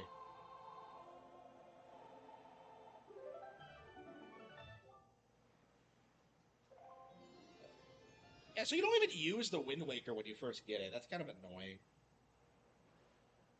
Like they teach you a song immediately in Ocarina, like Zelda's Lullaby.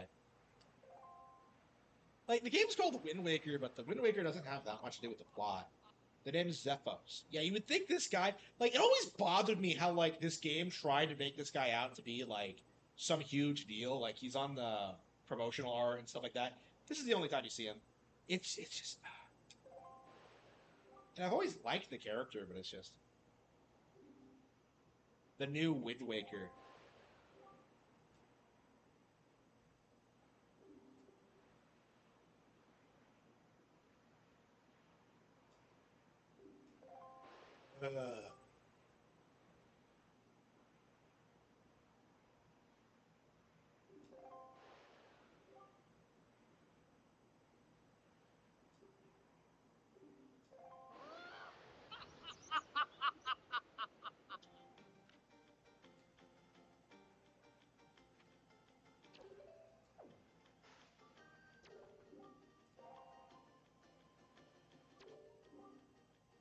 It doesn't even tell you like it doesn't even give you the first note. That's man, incredible. He has to teach you it to it himself.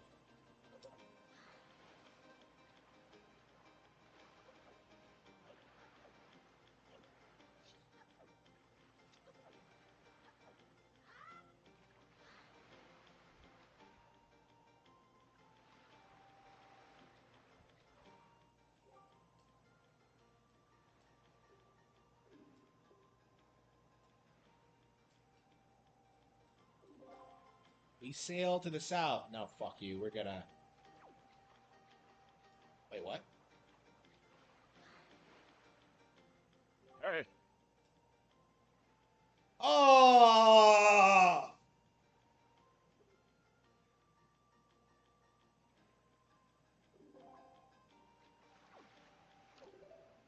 Yeah, I think in the Wind Waker, I think in the HD version you can get on him immediately because with the fast sail you can just.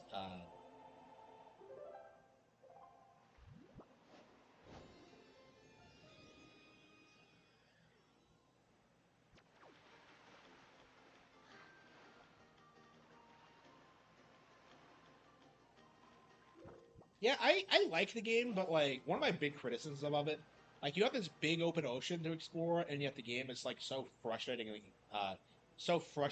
linear when in the first half. Like when the game really opens up, it's a fantastic experience, but like until it does, like you're kind of relegated, like you're kind of railroaded, and it's very frustrating. I never liked that aspect of it.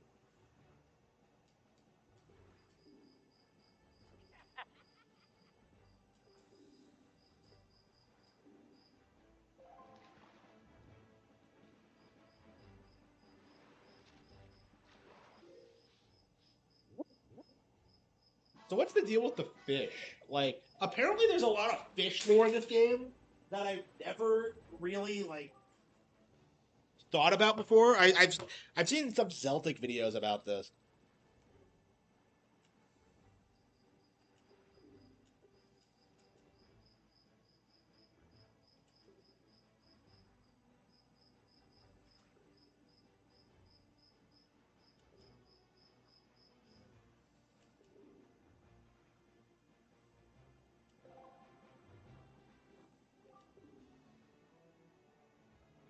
I repaid my debt.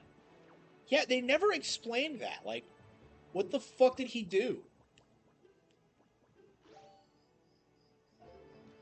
Yeah, I've always been confused about this, and they don't really emphasize it either. And like, it's just, yeah, it's definitely some Wind Waker lore enthusiasts have to break it down.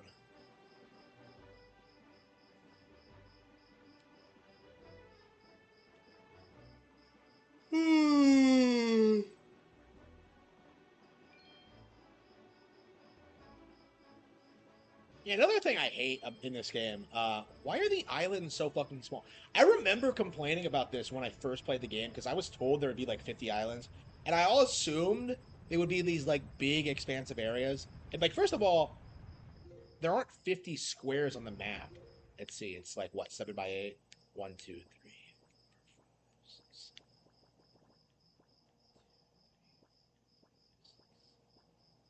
Yeah, 7 by 7. So that's yeah, not 50.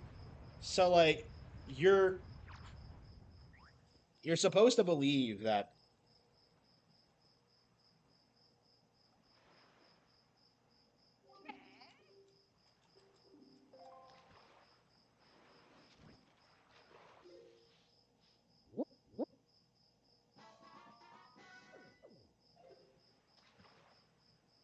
Hmm.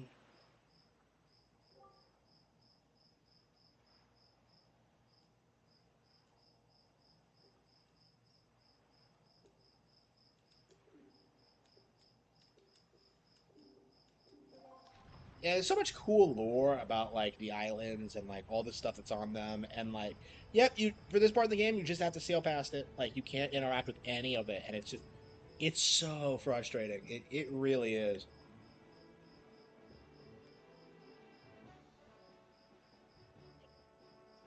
Like, it really makes you feel like you're on an adventure, but like,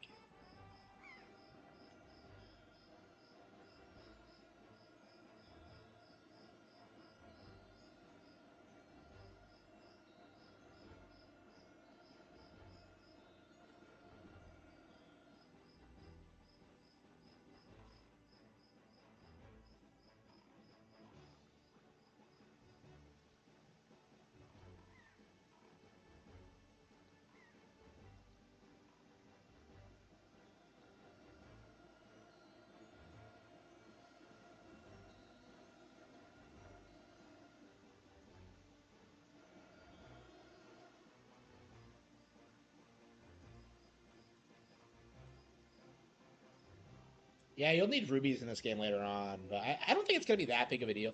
I remember like the way I like grinded for rubies in this, so I shouldn't have any issue with that. But oops. Yeah, honestly, we'll probably just like 100% complete the game before we beat it. I don't think we'll rush it. I want to kind of indulge in everything Wind Waker has to offer. I want to get like complete my Nintendo gallery and everything. I love the Nintendo gallery. I love just chilling there as a kid. I wish it was something that like was more common in other Nintendo games, but like it's a fun way to learn about all the characters and like try to find them all and like interact with like their weird like flat lines and so forth.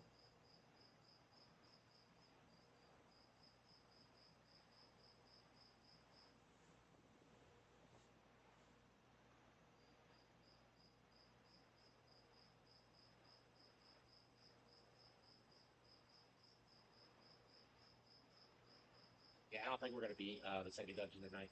So you go straight from the first dungeon right to the second in about like less than an hour. It's kind of frustrating, frustratingly quick.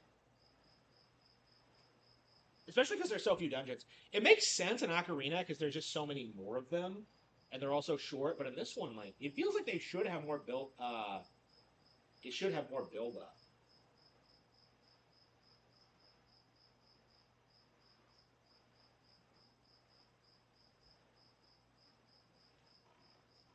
Yeah, that did not take too long. We can see it. Oh, that does not take as long as I remember it taking.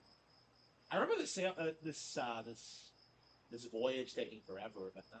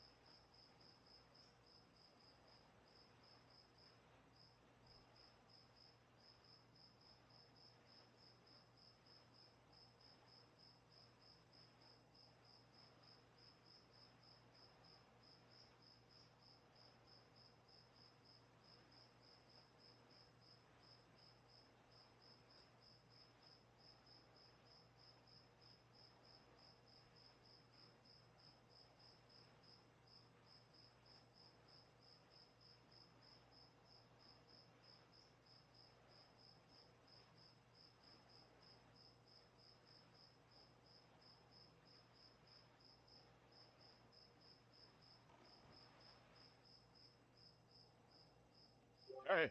My cards didn't arrive, chat. Estimated delivery date Thursday.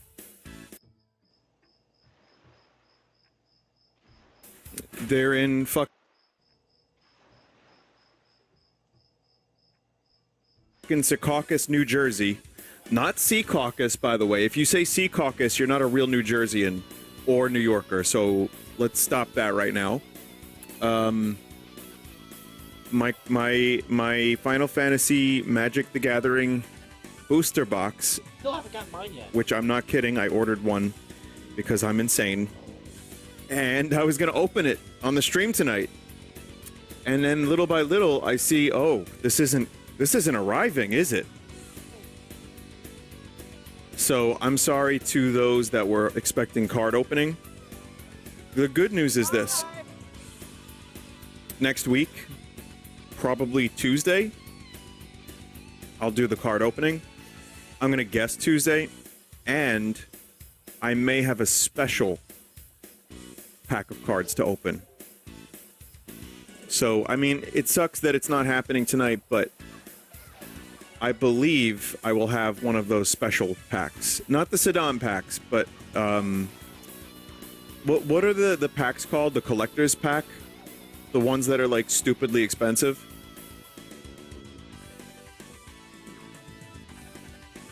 Yeah, so a collector booster. I have one. Chat member sent me one. So at least that's exciting. Appreciate it, chat member. You know who you are. I don't even know who you are. Does anyone know who they are? But really, it's really cool. And that's pretty fucking expensive. Yeah, yeah, But it yeah. should Yeah, HD lets you turn mid swing. You don't have to stop. be cool. I just was really excited to open these cards, but yeah, we'll have to wait. I'm also going to be at Too Many Games, and you know, I'm hoping maybe if they have anything there, I'll pick up some interesting card packs. I also know that there's like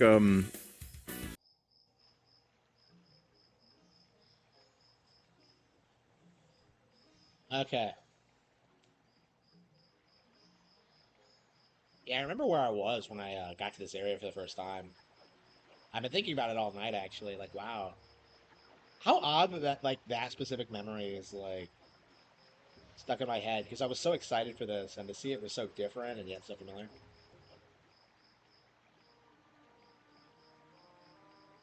Yeah, getting the Deku Leaf is like a game changer. It's such a cool item.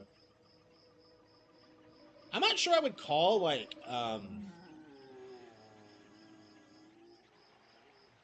this area better than Dragon Roost, but like I think the Deku Leaf is like an amazing item. It's like probably one of the most useful items in the game. It's like it's the one that emphasizes the wind like the most. It's the best at using that. He's so shocked. It still happens even in the second quest when you understand him.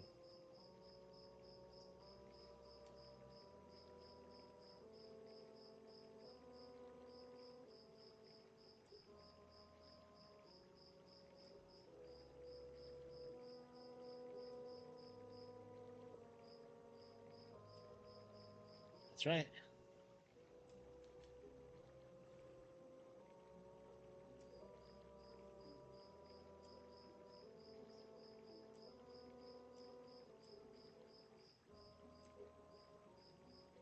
So is this meant to be like the Great Deku Sprout from Ocarina?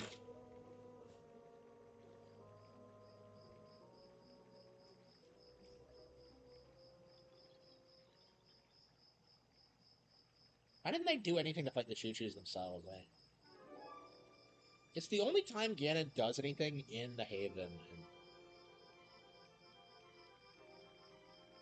I'll never get over how these little bastards like replace the Kokiri. That pisses me off. The spirits of the forest. Once upon a time, long ago, the Kuroks took on human forms, but when they came to live on the sea, they took on these shapes. So, like, is that what happened to the Rito too? So, like, are you saying they evolve over time? Like, and they never evolve back. Like, I'm so confused about like why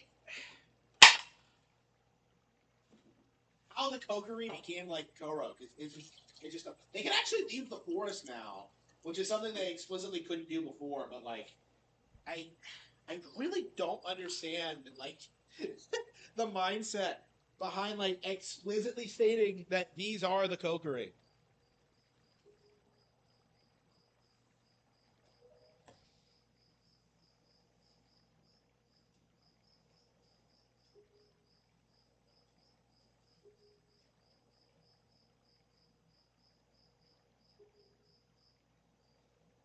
So this is just like Dragon Roost.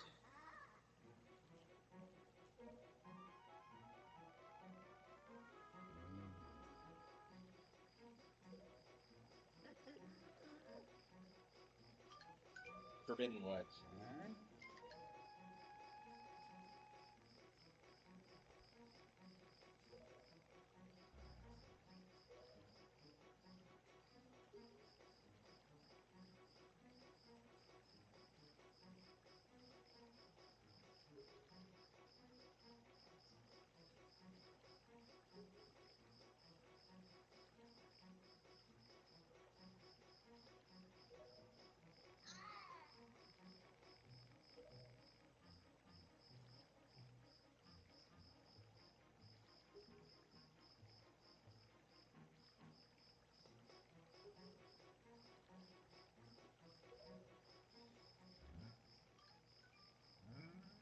Yeah, the Deku Leaf is so dynamic. It can do so many things. It can like push you around on lily pads and fly through the air. Like it's such a great item. It has to be the best item in the game for sure.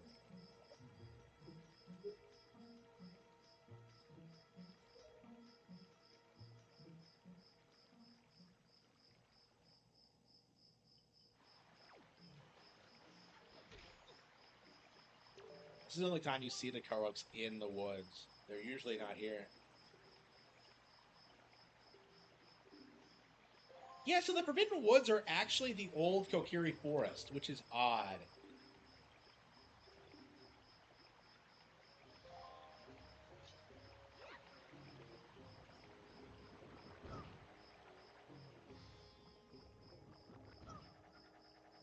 Yeah, playing this as a kid was yeah, 2013. That was 10 years ago. Huh? Yeah, I remember playing this again on like the HD version and for the first time. Yeah, this game is super memorable.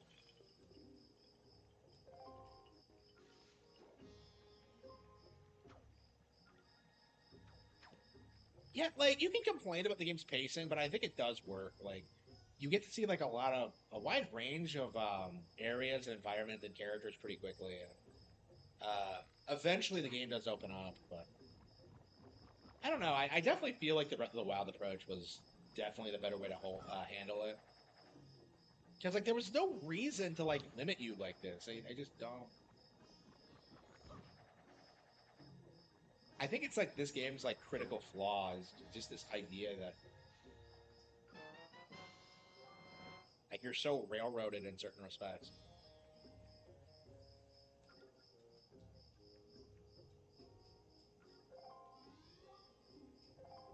I never understood why getting the Deku Leaf gives you magic power.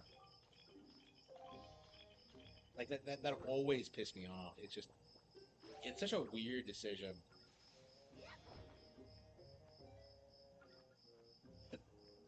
It uses magic power, so that's why. But like, it's like the game is really generous with magic bars.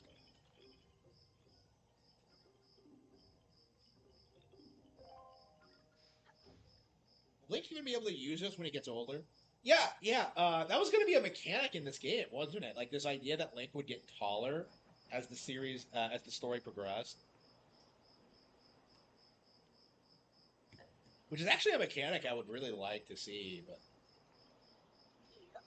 yeah, I wonder why they dropped it.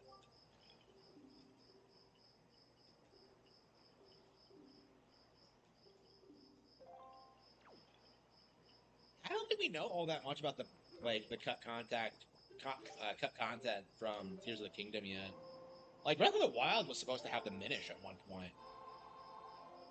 This in the HD version. There's quite a few differences. Mostly like QOL stuff. The HD version makes it easier to play in some respects.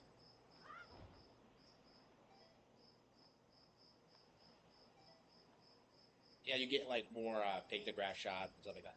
Like I do think the HD version is the definitive version of the game. It corrects some of the issues this one has. Oh yeah, the Triforce Hunt is different. I think that's the main thing about this version that's better is that like the Triforce Hunt is a little bit more convoluted and that makes it more entertaining. People complain about that, but like I think that's what makes it interesting. That you have to explore to figure it out. Like I think in the HD version they like casualized it so much it lost like a lot of its personality. Ever get DLC? No, they said it's not going to happen. I don't. My opinion is that like nobody played the Breath of the Wild DLC because like there was so much like in the base game to begin with. Like those games don't need DLC to be honest with you. I think DLC is a crutch to keep like mediocre games relevant longer. Like we saw this with like Cyberpunk and Phantom Liberty. Like that game was hyped for way longer than it should have been because of man, I always hated the design of this the Forbidden Woods. It looks like shit. Like from the outside. It doesn't look like a Curie Force at all. Like, I don't understand why they reuse like the houses. Like it's like, huh? They used to live here. You see like a lot of Kokiri symbols and shit like that, and it's like, I don't know. It's just confusing. I never really associated the two. Like Dragon Roost feels way more like Death Mountain than this feels like Kokiri Forest, and I think it's debatable that like Dragon Roost isn't actually Death Mountain either. So.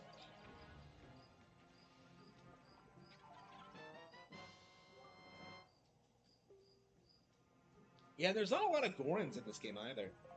Like you would think they would have gone extinct considering the flood, but they're still around. Yeah, their absence in this game is sorely missed. This is like the only. Yeah, this and Skyward Sword are like the only Zelda games that don't prominently feature them. No, there is one Goron in Skyward Sword. I mean, that's one of the things I liked about Skyward Sword though is that you got like such radically different races in it.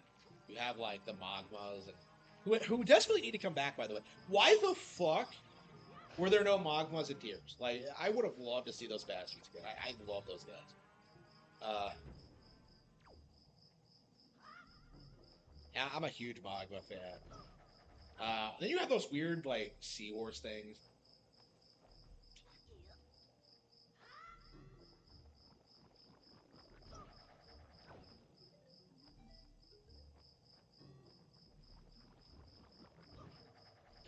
Yeah, like this game has problems, but like the reality of it is that like it's just so much fun to play, you know. Like everything that like this game does wrong is just it's just so much fun to actually play.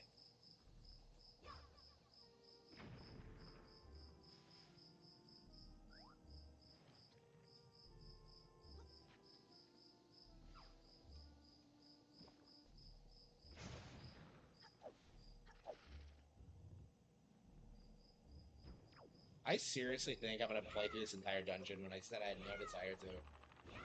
And Twilight Princess has huge gaps in between dungeons, doesn't it? It takes a while, and this one like pretty rushed. I think it takes a while to get to the third one, but yeah, like the later half of the game feels like I don't know, like I feel like the first two dungeons are almost a tutorial, and then you get the real shit in the tower.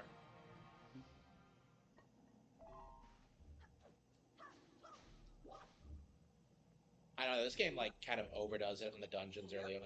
Like I always complain about the Forsaken Fortress, but like I don't know, I think the entire like first half of the game is like that, where it's way too railroaded. You can't really do things at your own pace. Like oh, you have to like do this so you can fight Ganon. It's just, and it's not even true as you like figure out later, because like the Master Sword isn't at full power because the sages that we've never heard about before or since. That does kind of confuse me. Like, are the sages there in Ocarina of Time? Are they like praying to the Master Sword? Is it not at full power? Why are they never brought up again? I don't understand. Like,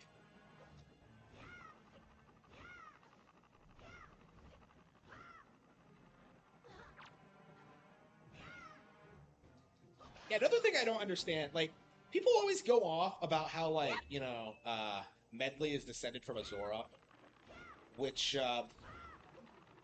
actually does make a lot more sense now that we know that like Zelda races can interbreed.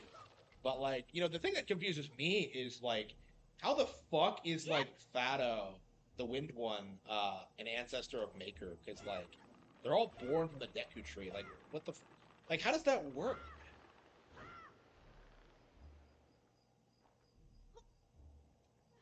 I guess we don't know how Kokiri's like reproduce exactly, but like, that's what confused me. Like the Zora thing, not so much. Like I was willing to buy that the Zoras evolved into Rito, which we know now is not true. But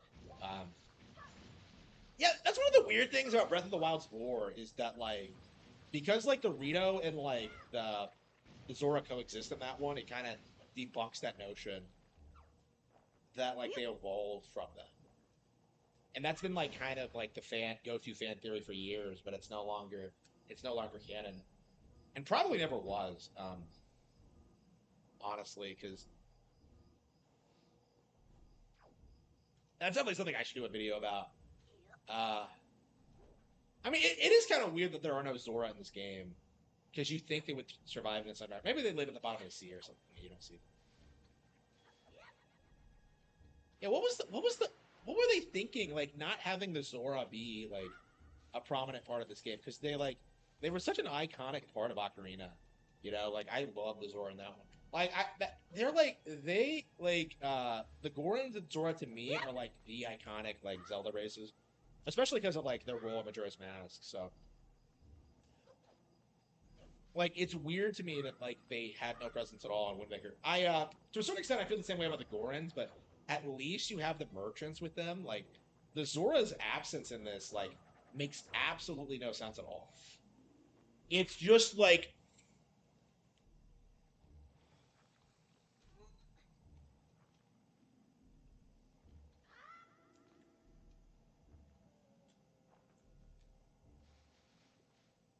it's just downright insane.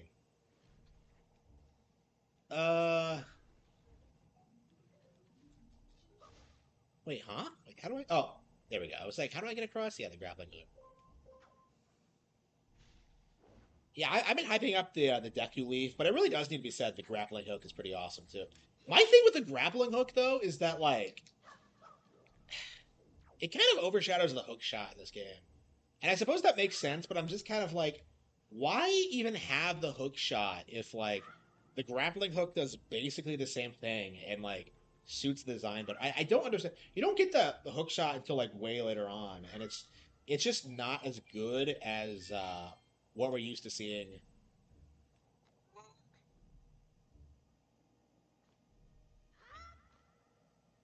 from the hook shot. The hook shot is like the OG like goat Zelda item. So it's so weird to see it be so underutilized here. Like in Twilight Princess, the claw shot is so badass that they give you like another one and it and that's like a legit upgrade. Like the double claw shot is fucking awesome. Zoras are freshwater. That's not even true though, because like they live in the ocean in Majora's Mask. And Echoes of Wisdom establishes that there's a difference between River and Sea Zora. That's actually like the distinction between the typical enemy Zora, which are like River Zora, and like the Ocarina of Time ones, which are Sea Zoras. So like the ones you see in Ocarina of Time actually are explicitly Ocean Zoras. Like that's actually why they look so different. They're like different kinds of Zora. Like Echoes of Wisdom, like it's a plot point in that one. They finally like oh, we need the boomerang for this, don't we? Um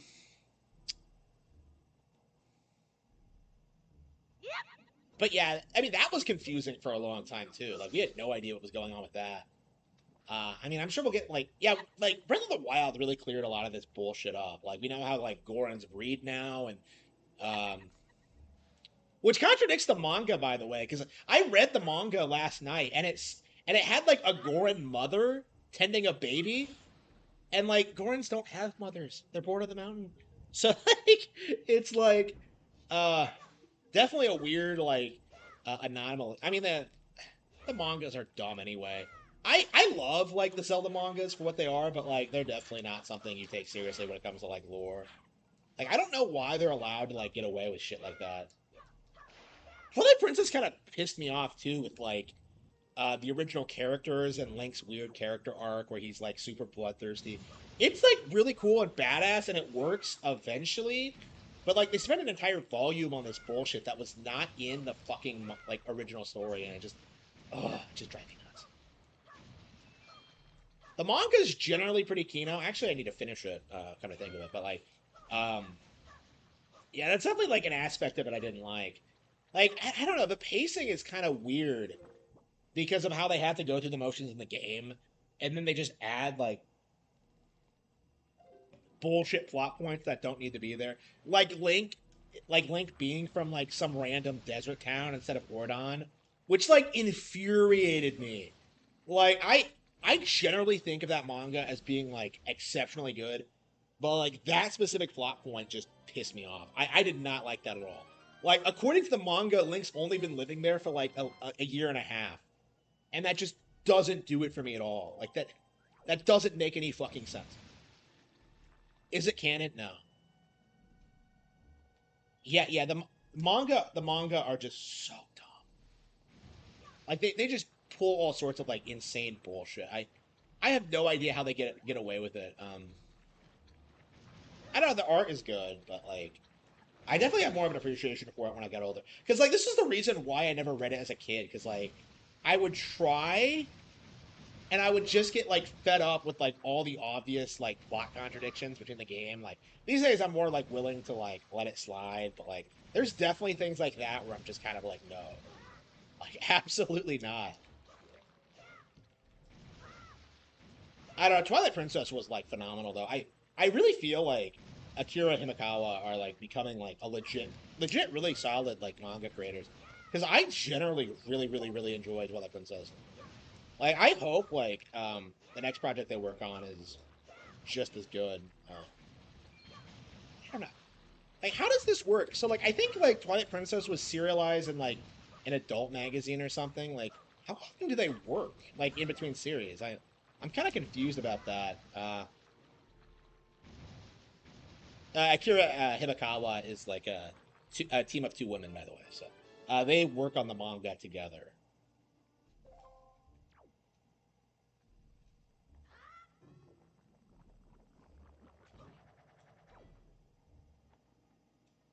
Yeah, I don't know all that much about them actually.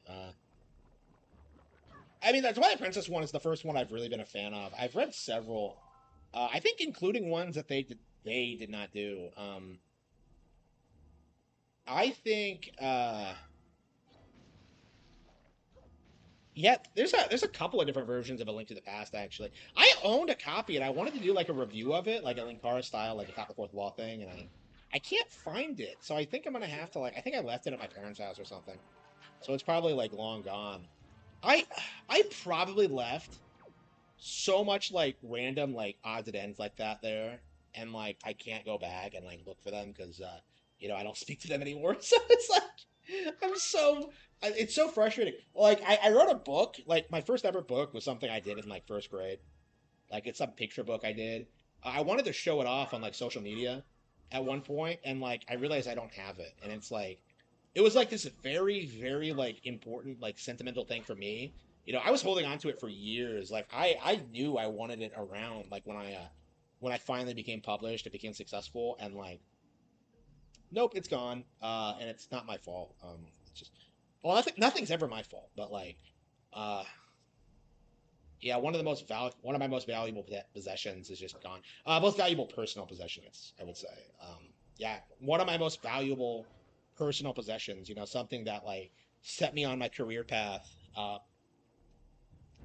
Like that thing. Yeah, don't have it anymore, and I'll never get over it. I don't know. They might not have thrown it out, so I may be able to get a hold of it when they die or whatever. But I'm not holding my breath about it.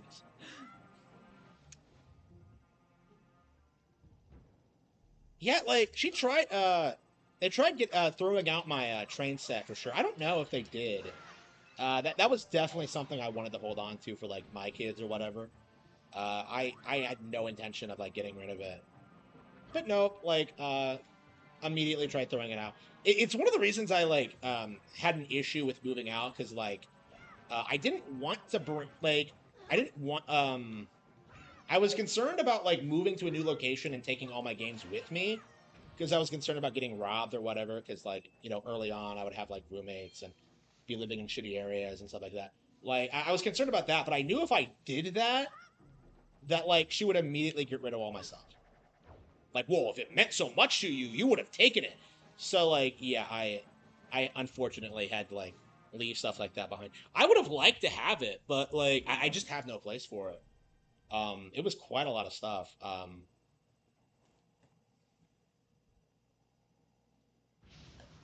So yeah, that's something I'll never get over. The book thing I'll never get over.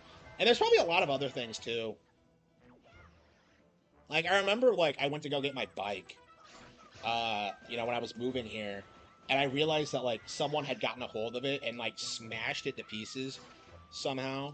Like I was planning on like not getting rid of my car immediately and just riding my bike everywhere. And nope, it was destroyed. So yeah, I couldn't. I wasn't able to replace it until just recently. So yeah, I'm gonna go get my bike fixed tomorrow. By the way, but like, yeah, it's like, man, this used to be such a huge epic fight as a kid, and now I'm just kind of like, okay, let's just like, this is why I can't see like kids getting into this. Like, if you're getting through Breath of the Wild, like this is gonna be so like such a dumbed down experience. I feel like nobody would really appreciate this. I don't know. It's I don't know. I don't think Zelda boomers are like telling kids that they have to like respect like Ocarina of Time or Wind Waker or anything. Like that's one of the things that's really setting us apart from NES boomers, because like they would always scream at people about how like the original first two Zeldas were better, and how like modern Zelda sucked or whatever, and that's just not something that's happening today. Um, at least not to the same extent. I haven't seen it. You know, I've never seen anybody try to say that like Twilight Princess or Wind Waker is way better than Breath of the Wild. It's just not something that happens. And it's not because these games are bad. It's just because like we have more respect for the developers and for the audience that like those games. I mean, I like those games too. So it's like, yeah, I want them all to do well. I don't know. That's been something I've been talking about a lot lately. Is like, is Ocarina still going to be played by like younger generations? And like, I think that specific game is, but I'm not so sure about this one and Twilight Princess. I feel like they're kind of products of their time in a way.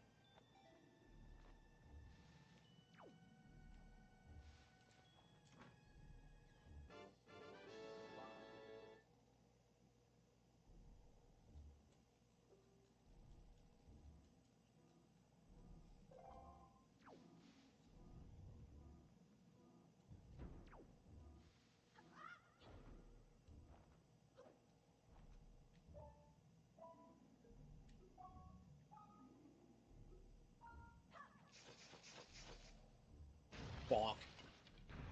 You know, I've always loved like the gimmick of the boomerang in this game being able to target multiple targets. That's so cool. And like being able to control, like it's so smooth and intuitive too. Like it's so much fun. I remember being hyped for like the Gale boomerang in Twilight Princess. Oh man, yeah. Remember when you were a kid and you would like talk about this happened to me. Like I would talk about like how excited I was for Twilight Princess, and I would bring up how hyped I was for the Gale boomerang. And so like, you know, people would make fun of me, calling it like the gay old boomerang, and it was just unbelievably cringe and retarded. And anybody who said that should be like ashamed of themselves. I'll never get over it. I'll never respect people who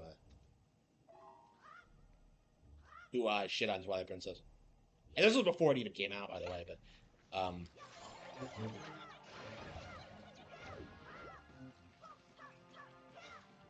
yeah, definitely. Like, I can't imagine that kind of like attitude is surviving in like 2025. We didn't think N64 boomers existed until that dumb chick in that video appeared. Yeah, I mean, I would say it's just because she's a woman.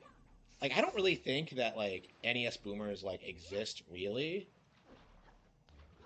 It's just like, I don't know. She was just saying things that like NES boomers say, but like applying it to her own experience, which doesn't really fucking work because the entire NES like boomer narrative was that like Zelda fell off like after the NES era, and that just isn't true at all. So like saying the same thing, but like with the N64, it just kind of exposes it as being like a nostalgia goggle thing, and that's why it doesn't work. Like GameCube boomers have been a thing for a long time, and the Mish I would argue is like a Wii U boomer. You know, with how much he's glazing like Mario Kart 8 right now. But like I don't think it's ever gonna be like this culturally ubiquitous like thing like it was with the NES. Because like so much of it is like this idea that like, oh man, everyone played Nintendo, everyone played these games. It's just like nostalgia blind like retardation.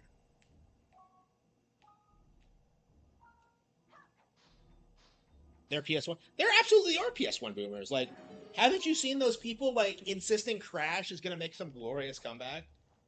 Like, who are saying it's better than Mario Kart World? There are plenty of like PS1 boomers. Like, I would argue like they're like the that generation's equivalent to the NES boomers because like they exhibit a lot of the same behaviors. Like they're just saying that like the PS1 was better than the N64, and that's why like N64 boomerism is so uncommon. Is because like the PS1 version is so ingrained and culturally. Oh, in Dragon Roost you had to fight one, and now you have to fight two. I love these enemy types, but like, fuck, man, they really swing. I swear, combat in this game is so much fun. So much more fun than Twilight Princess. Like, I just love the animations and the goofy things characters do. Like, it's not even that hard, and yet, like, it's just so satisfying. Okay. Yeah, Wii U boomers, yeah.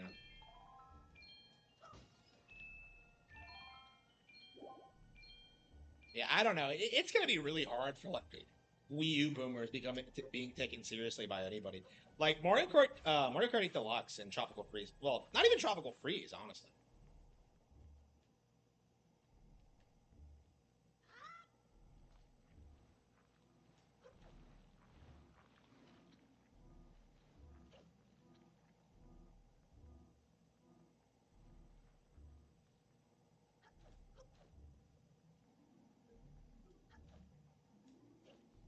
Like the PS1 is better than what came after. Like, well, I mean,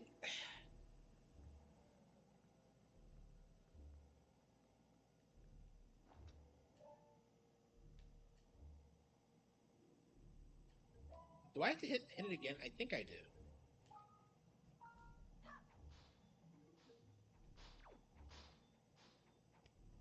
Why the hell am I locked in? Oh, I see. And what? I'm pretty sure at least one of the times I've done this, I've just saved the game and shut it off and started off at the beginning with the key. There's nothing stopping you from doing that. Okay. I'm sure I've done that at least once. The fact that I didn't like remember how to do it, like, is it different in the HD version? Like, I found that kind of interesting. Did they change some of the puzzles, or am I just retarded? It's been a while since I've played this, so.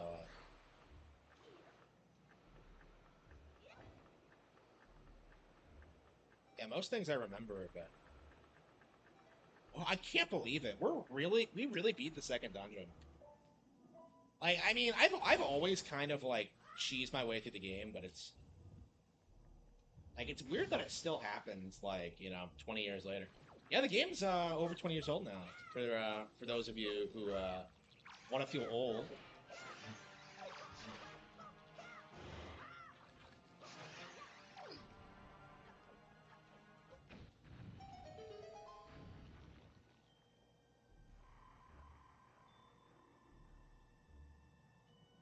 Like with the NES. Well, I think what like PS1 boomers do is that they say that the PS1 is better than the N64, and then the PS2 is better than the GameCube, and the PS3 is better than the Wii. It's stuff like that. They don't pretend to be like big fans of old Nintendo hardware. They pretend to be fans of like other pieces of hardware to downplay like Nintendo. Like it's the same thing. They're just doing it differently.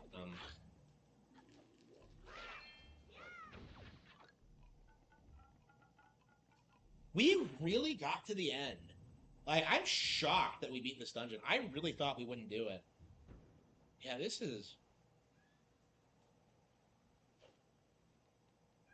I love the fluorescent design of the boss, by the way. Like, the game really does have, like, a really good, like, visual boss design in general. Maybe, like, the Earth Temple boss is kind of shit. But, like, all the others look great. Actually, no, I don't like the Goddess Tower one either. Yeah, like the first boss, this, and like the Wind Temple boss, like that Sand Snake thing. All of those look gorgeous. Like it's just look at this. This was a GameCube game. Look how like vibrant it is.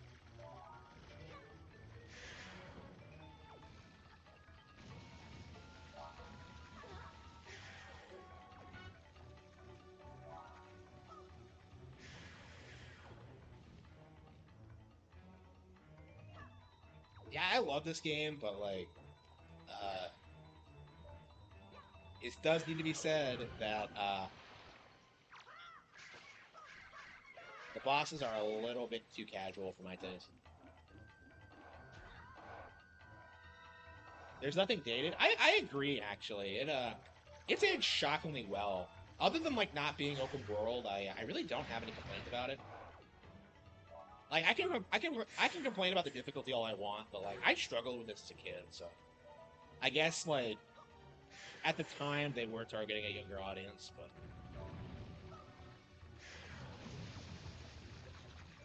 I mean I was the target demographic for those, so I definitely have a lot of nostalgia for it. I mean I always liked Ocarina better. It's kind of my perspective on it.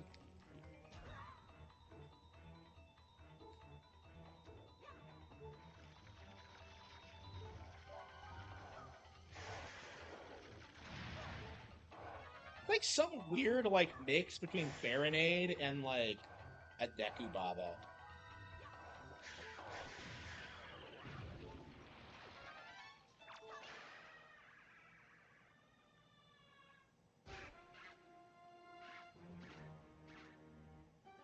Yeah, one of the things I really love about like Echoes of Wisdom and like modern Zelda games is they do indeed have bosses in the field now. Like it always drove my nuts that you only saw these things at the end of dungeons. Like, because I feel like logically speaking, like bosses should be everywhere. So that's definitely one of the things I'm really enthusiastic about when it comes to the future of Zelda. Is just the crazy shit that's like hiding in plain sight. Like there's some secret like final boss of Tears of the Kingdom that like I didn't even know about, and I really have to go beat.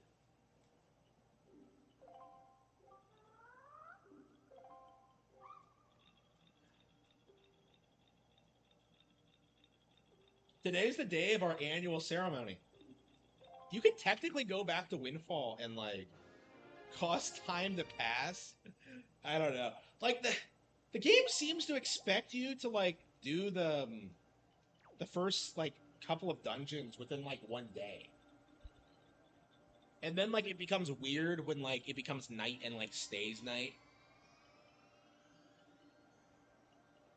Yeah, I really wonder like if kids today would get into this. I think of this game as an all-time classic, but I don't know what kids with today would think.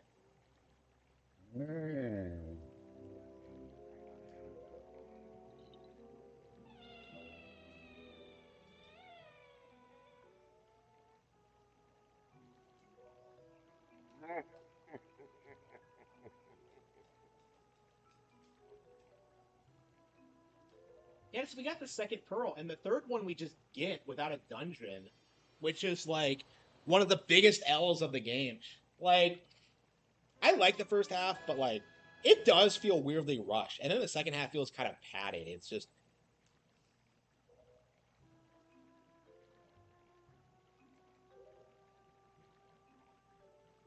hey, wait a minute, you said you wouldn't give me the pearl until like you did the ceremony.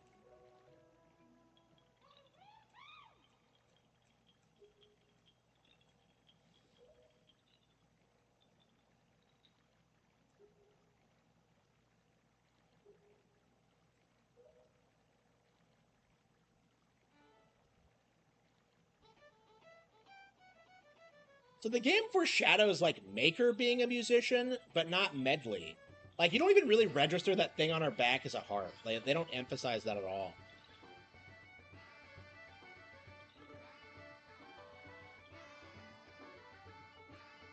I kind of want to go back to Medley and see what she says.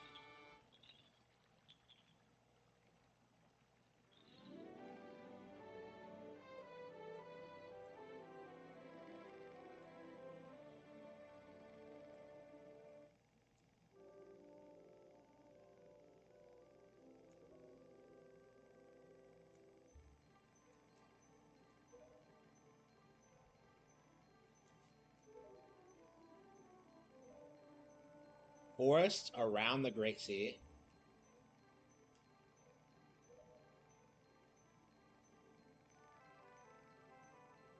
I hate the Kuro quest in this game, where you have to like find them all and like, ugh, it drives me nuts.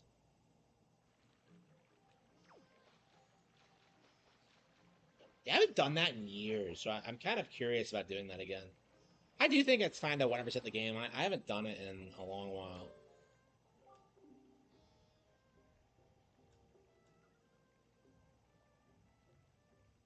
Soon a day will come when all the islands are one. So this is how like they rebuild Hyrule. Okay.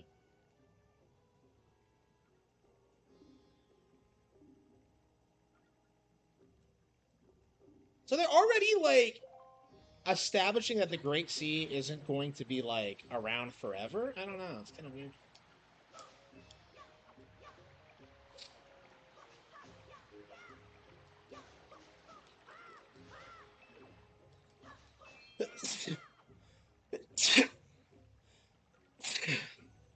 So I guess this is how like this game like leads into Breath of the Wild, is that like eventually the land does reform on the surface.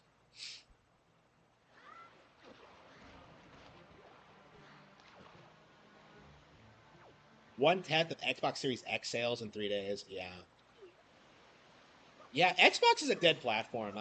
People don't really talk about this enough because they're too busy shilling like Xbox Game Pass. But yeah, Xbox is just done. It's just not gonna succeed. I kind of want to go back to Dragon Roost.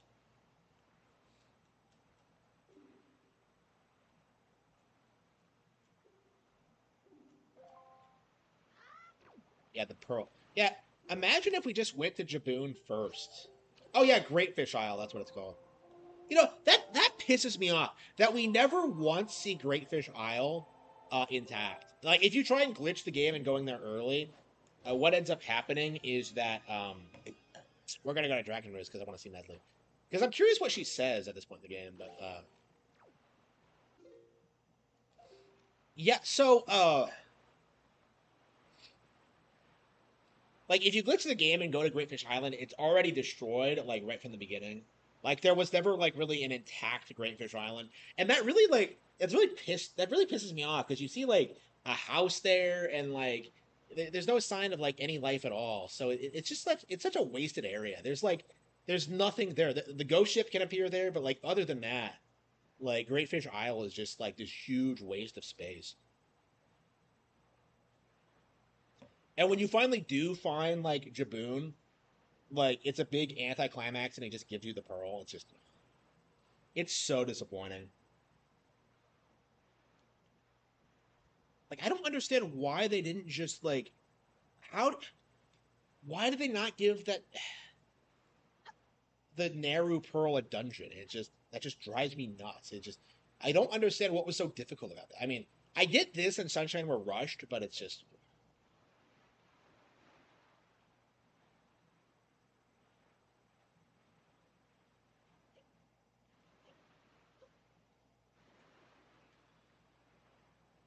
Xbox has never had the best selling console. Okay, so it's a failure of a brand that needs to like just go bankrupt, you know? You just like Xbox has done nothing good for gaming. Like I'm tired of hearing about it. I don't care about it. I don't want to see it again. It's just shit.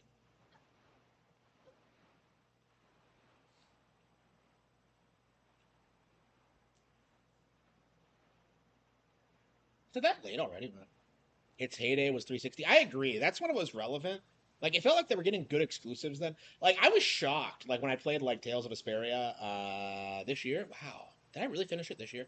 Well, like when I finished Tales of Vesperia like this year, like how much I love that game and how much I wish I grew up with it. Like like I've never felt like attached to Symphonia, which was the one I never played growing up. So like Vesperia was like this weird like just random surprise. Like I love Vesperia a lot. I really do.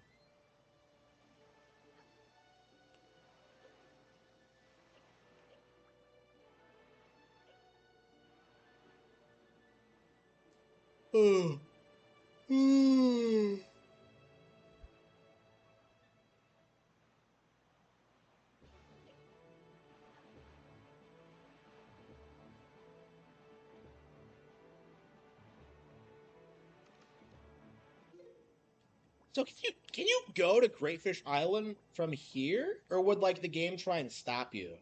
Because I think it opens up a little bit, but I don't know. Like, where are you allowed to go? Like, I don't know. Going through like Windfall, like that's not the recommended path, but I wonder if it's gonna let you do it.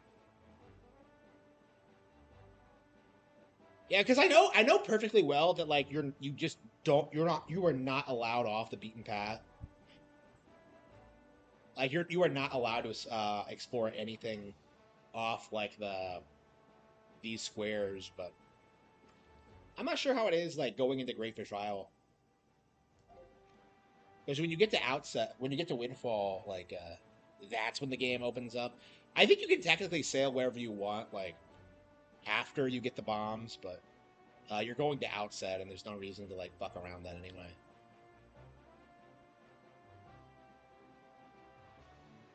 Yeah, the game really needed like a longer first half. I think that's definitely something I'm like feeling playing it again because like we started like on the beach on Dragon Roost, right?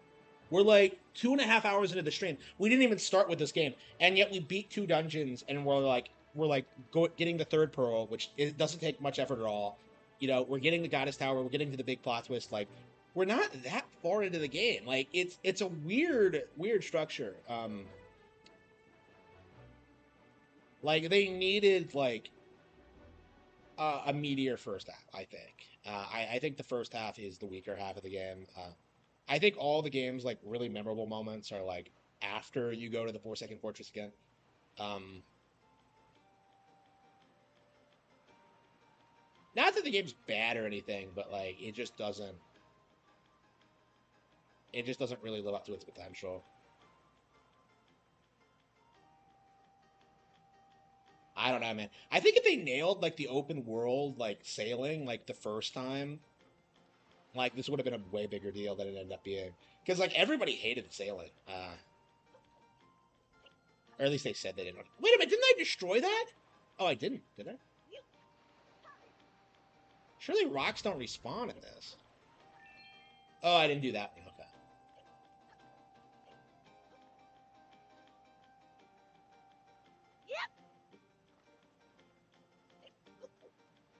Yeah, I never understood like the structure.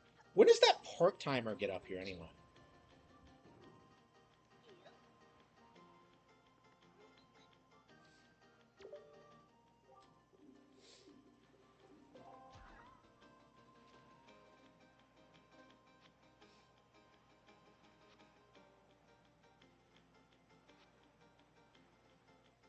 We cannot do much to help you. So, like, what the hell were they going on about? Like, oh, after we fix our problem, then we'll do everything we can for you. And yet, they don't do shit. Like, what? That's like something my parents would do. Like, shit.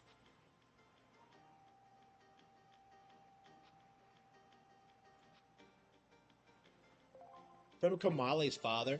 So, like, he didn't do anything for me. Well, I got what I needed from him for, like, Din's Pearl, but, like, he didn't know, like, that's what I wanted. So, like, he promises me he'll do shit for me, and yet he doesn't do shit. Like, what a fucking asshole. There's nothing I can do for you. What are you talking about? Like, at least keep an eye on, like, Ganon's movements or something. Like, do something. Famicom Detective Club? Yeah, I agree. Yeah, those games had good voice acting. Especially because they're not dubbed. That's definitely the who the fuck is this guy? Long time no see? Like, it hasn't even been a full day yet.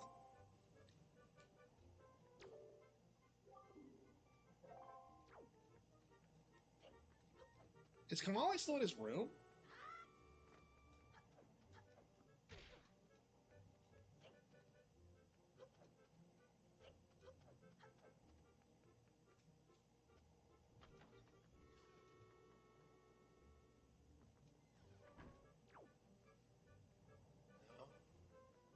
Kamali's room is lame. Like, so there's nothing in here anymore. Like, you just see him once to give him a letter, and then you leave, and then there's nothing here to do here ever again. Kind of crazy if you think about it.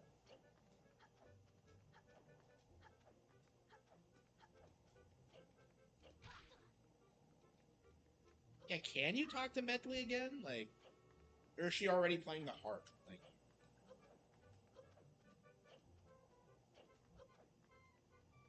yeah, Kamale's father's here.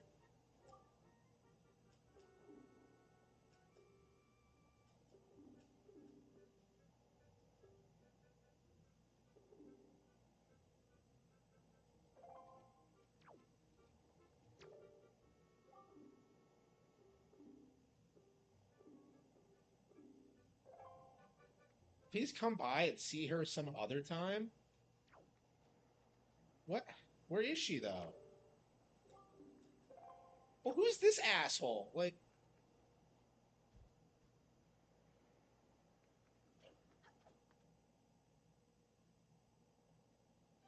Wii U is the goat.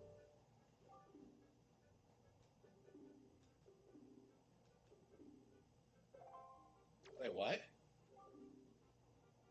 I believe that Prince Komalai has gone to Dragon Roost to study.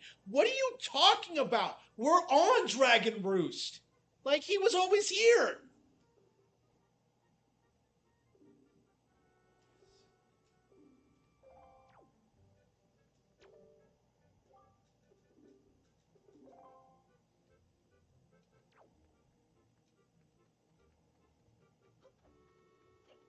So where's Komalai and where's Medley? Did they just disappear until you see them again? Surely not. Yeah, I've never really thought about that before. If you can, like, find her again. I've never tried.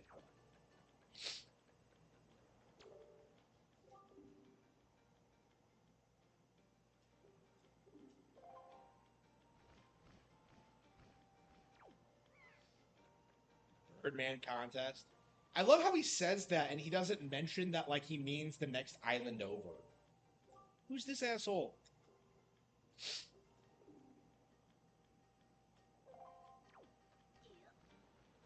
Yeah, how did that shrine get broken? The Vita and Dreamcast? Well, like, liking the Wii U isn't delusional. Like, the Wii U was actually a great console. Like, nobody fucking cares about the Vita.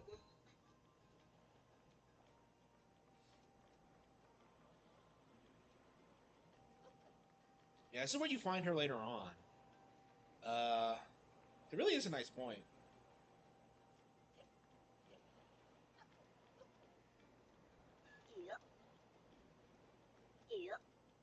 So, like, where the hell is he? Like, can you not find them again?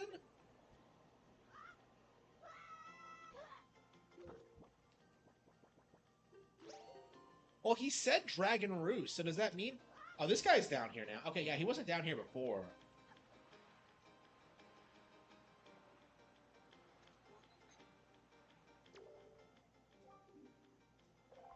You're not one of the native islanders? So this fucker is some, like, non-Rito coming to, like... coming to the island to sort mail. Like, just have a Rito do it. Like, who is this asshole? That always bothered me.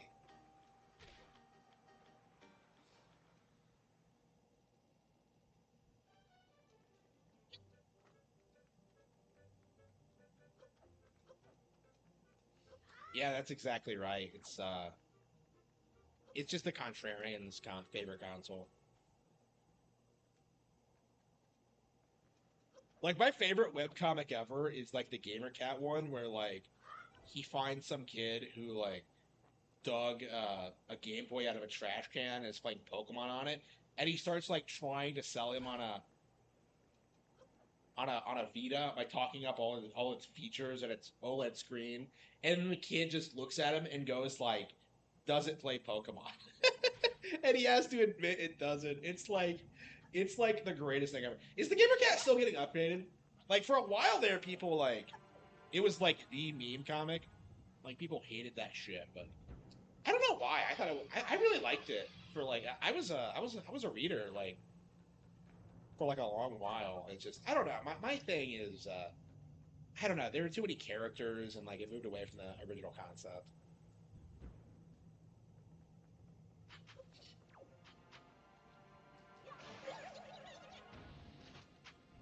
Yeah, I can't believe I'm like allowing my autism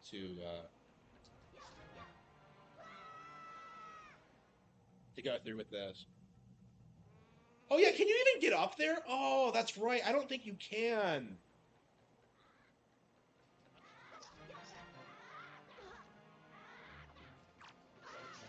Yeah, I don't think you can get up there again because the stairs break for some ridiculous reason.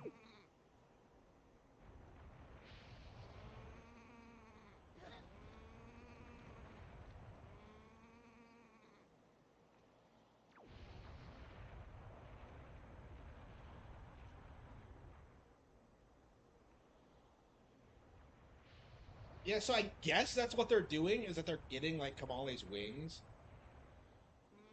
but she doesn't have the Medley doesn't have the grappling.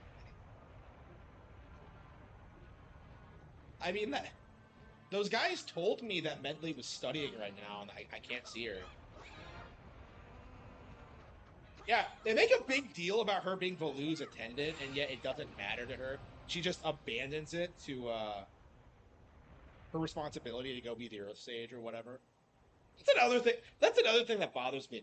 Why the fuck is the bird the Earth Sage, and the plant thing the Wind Sage? That makes no fucking sense. Like that makes no sense at all.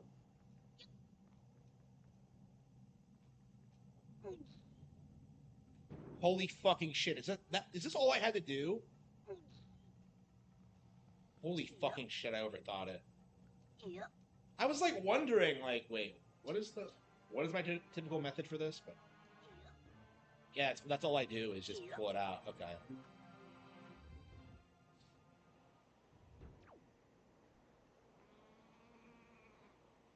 Bad board to Sly Cooper. Yeah, yeah. I'm glad that like PlayStation is done. I hated the PSP. It's like that was like the most attacked I ever was. Like when it comes to being a Nintendo fan, was just being like, excited about the DS, wanting to get one, and then being told by everyone else how much better the PSP was, even though they didn't play fucking video games. I will never get over that. I will always be angry. Like everything I do now is because that happened. I'll never get over that.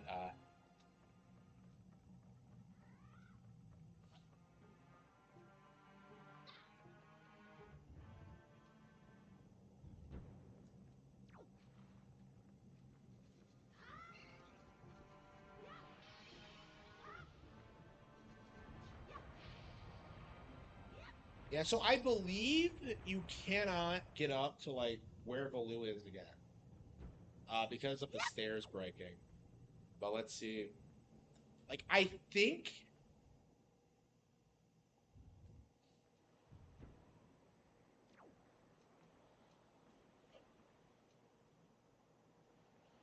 yeah, no, you can't. You can't fucking leave.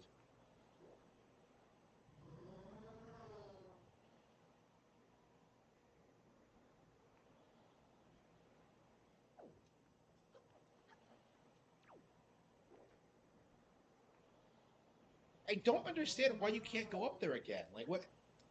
I That really annoys me, especially because like you need to get a picture of Baloo for.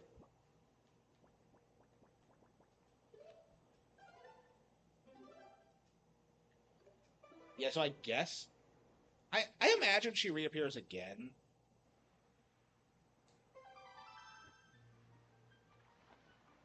Yeah, it is kind of weird that you can't go see her or whatever you want though.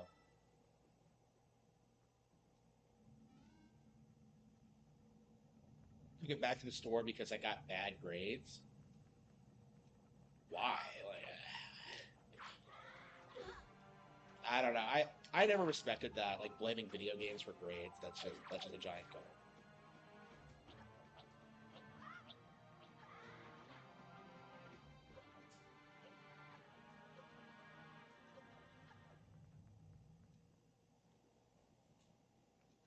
PSP had the best library. I think it was like the only time where people like seriously thought that like Sony was gonna like destroy Nintendo. Because like every time after that, it was just a giant co. But it was like a mainstream thing to like think that like PSP was gonna be way bigger than the DS, and that just didn't happen. Oh, by the way, this is how I traditionally grind for joy pendants. because they're so annoying to get like later. I'm here, so I thought I might as well do it. How many do you need? 20 or 40?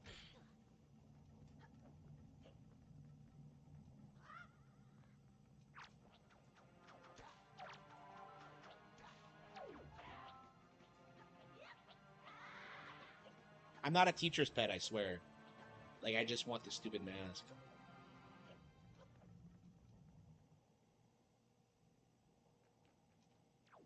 Virgil Sparta. I was thinking about parallel universes, because I think my parallel universe would be like if I like became Randy Stair and like treated Edelgard like he treated Amber, which I don't obviously, but like I kind of thought about that last today, because like I was making some fish and I randomly thought about that like that Three Hopes cloak where she's like feeding a cat, and I'm just kind of like, huh. Is this a little bit too obsessed? I don't know. I don't think so. I definitely don't like think about her much anymore. But like, yeah, the obsession is still very prevalent. She's not in a whole lot, so it's I don't know. Oof.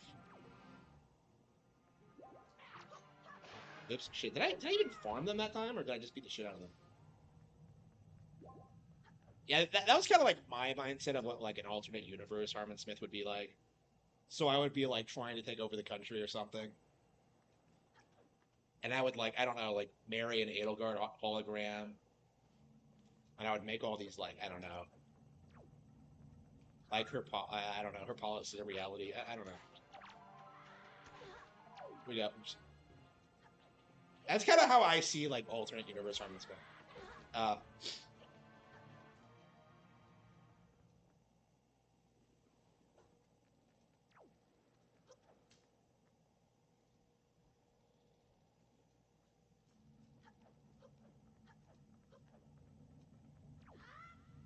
yeah, I don't even really talk about her that much anymore.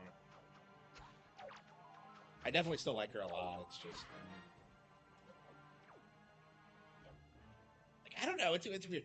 Like, what's with these people who like really obsess over waifus and like revolve their entire lives around them? Because like I don't really do that with Edelgard at all. Like for me, like the appeal of the character is that like she just feels more real to me. And, like I would want someone like that in real life. Oops, there you go. Like the only person who understands like the endless drive to succeed. I don't know. Like I find her more relatable than most people.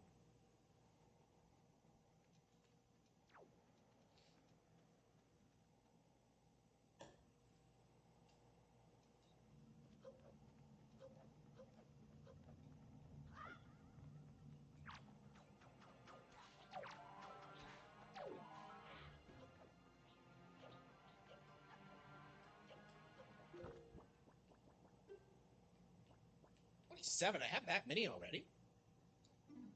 I guess I've gotten more. I guess when you're actively like getting them, it's not that hard.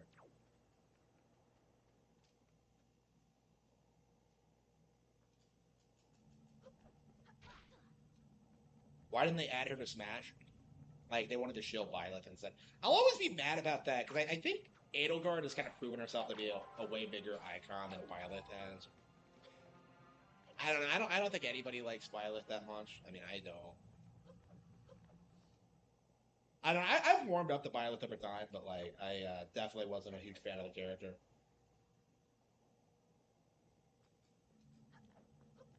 They definitely should have gone with Edelgard. I think.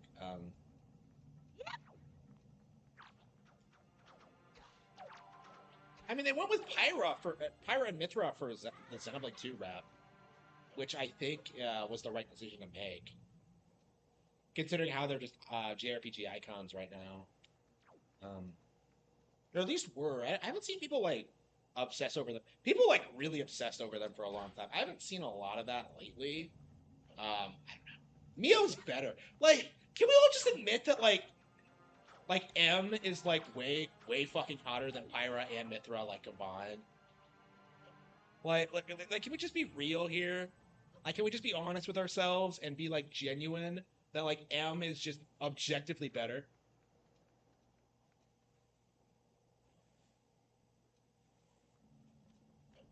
I don't know, man. Like, I like the girls in 3 way more than 2. Like, 2 was just too like fucking like isekai, like wish fulfillment fantasy for my taste, and 3 felt like more grounded and real. Like, I can't stand people who like try and say 3 was some massive disaster. It's died down in like the past year or so, but like the damage control towards 3 was just embarrassing. Like, I think it has more fans now. Now that I've played it, like I guess when you actually play the game and like actually can tell like real fans from posers, it's a bit more nuanced than like how it's presented online. Because I think the majority of the people who like bitch about that game never actually played it, but um,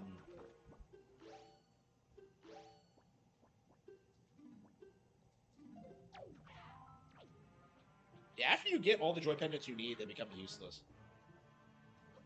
I think she lets you keep them too, if I remember correctly.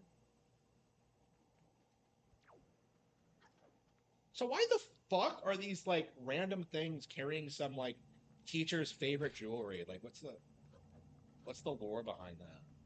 This is the only way you can get them is by like getting them from Bokoblins, and it's not obvious either. Uh,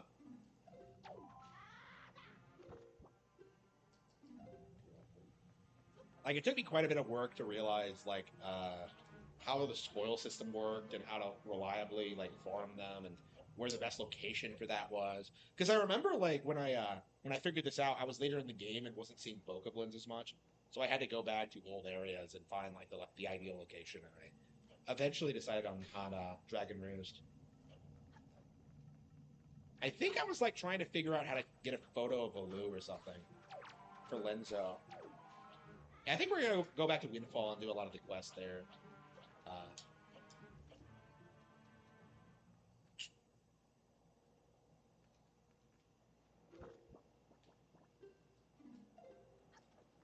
but yeah, I'm gonna pick up a Noah and Mio amiibo soon.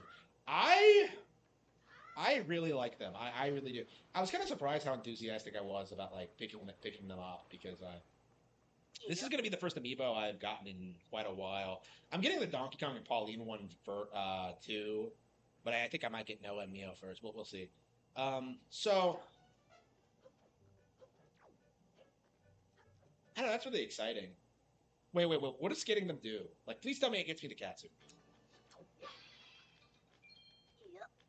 Don't tell me that's what they're gonna do. Is like lock the really fetishized costumes behind amiibo. Like, are they doing that? What do the amiibo do? What does the Emmy one do in Dread? I have no idea. Yeah, I haven't bothered looking at what amiibo do. Like, I just tend to ignore these features. So I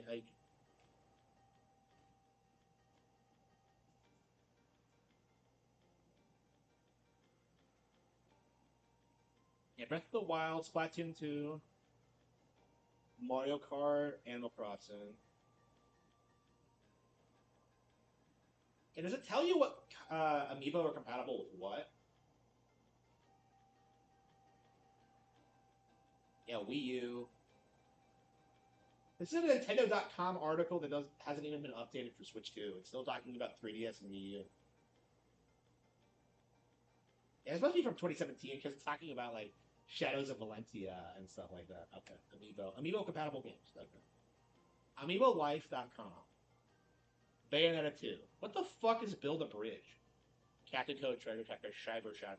What the is that the Yak Club game? Okay, Dark Souls Remastered. What? Fire Emblem Engage, Three Houses, Warriors, Age of Calamity, Kirby and the Forgotten Land, Little Nightmares. Really? Okay, they have a lot more usage on Switch than I thought. I thought they died down in this console generation because I haven't been thinking about them at all lately, but like they're still getting used and releasing new ones. Like I realized lately that like the narrative is that like nobody's buying them anymore, but that clearly isn't true at all.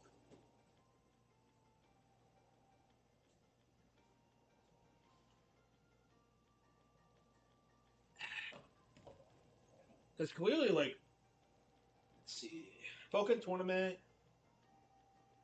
Splatoon 2, Splatoon 3, Mario Odyssey, Skyrim, Breath of the Wild, Echoes of Wisdom. What did we do in Echoes of Wisdom? Xenoblade Chronicles 3, okay. Yu-Gi-Oh! Really? I think that's a Japanese exclusive game. Okay.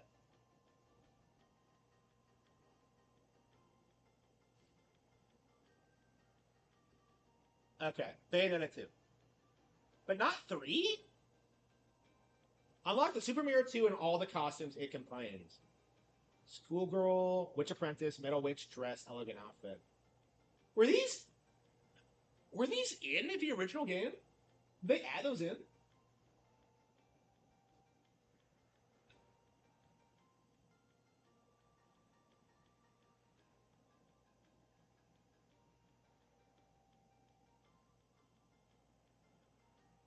Also be unlocked with Indian currency. Okay, I think you could just unlock them early with Amiibo. Okay. I'll always be upset at how Bayonetta 3 did not have Nintendo costumes. That was a big missed opportunity. I think they were hoping that it would allow them to get the game ported to other platforms without. Okay. Dark Souls Remastered. Praise the Sun Jester. Oh, come on. That's it? Okay. Fuck Dark Souls.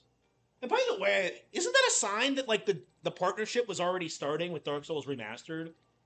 Because like they did a big like presentation with that. I wonder if like Dustbloods has been planned for a long time.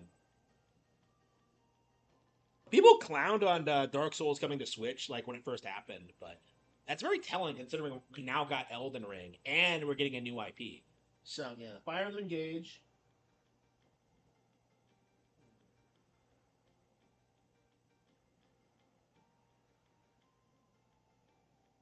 Every corresponding character costume. Okay, fashion kit. Yeah, what are the alternate costumes in Engage? I've never messed around with that.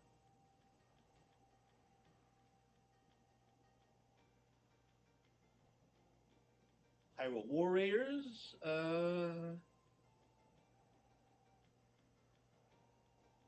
Fury in the Forgotten Land. Receive star coins and a boost item. I don't know so much of this. Permanently increase health by 100 if you use Samus. Permanently increase missile capacity by 10 with the Emmy. Wow.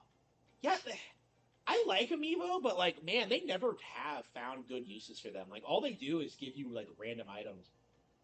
A Link costume would have been cool for Viola. Yeah. I don't think there's a Skyrim Amiibo. I think you like scan in Zelda Amiibo and you get stuff in the game. Echoes of Wisdom. An Amiibo exclusive outfit. Okay.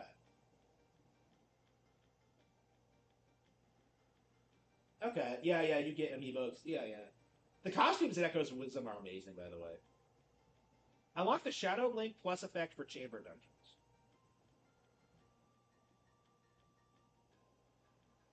Chamber Dungeon Chambers. Okay. Okay, you can save dungeons to your Amiibo and then share them with friends. That's interesting. That is an interesting feature. The best one I've seen, honestly.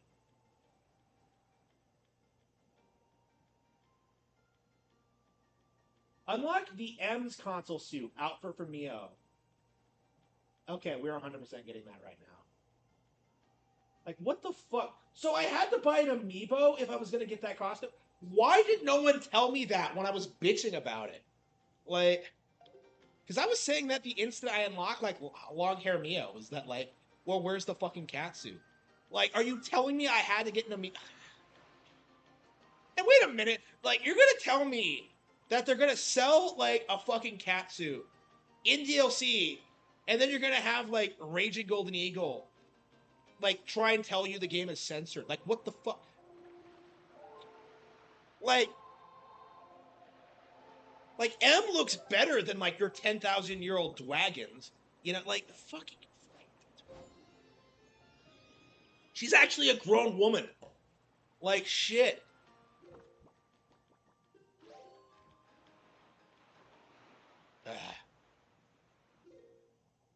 I'll never get over that. That was such a weird, insane cope, and I'm definitely glad to see it's like died down a lot. But like that really was the weird angle that people went with at the time was like trying to say 3 was censored when it clearly wasn't.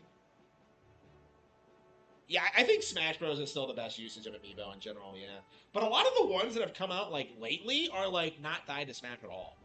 So like for them, you can't even really use it. Yeah, I think the Link's Awakening one is the best usage of it actually, where you can like save dungeons to it. That's really cool. But like,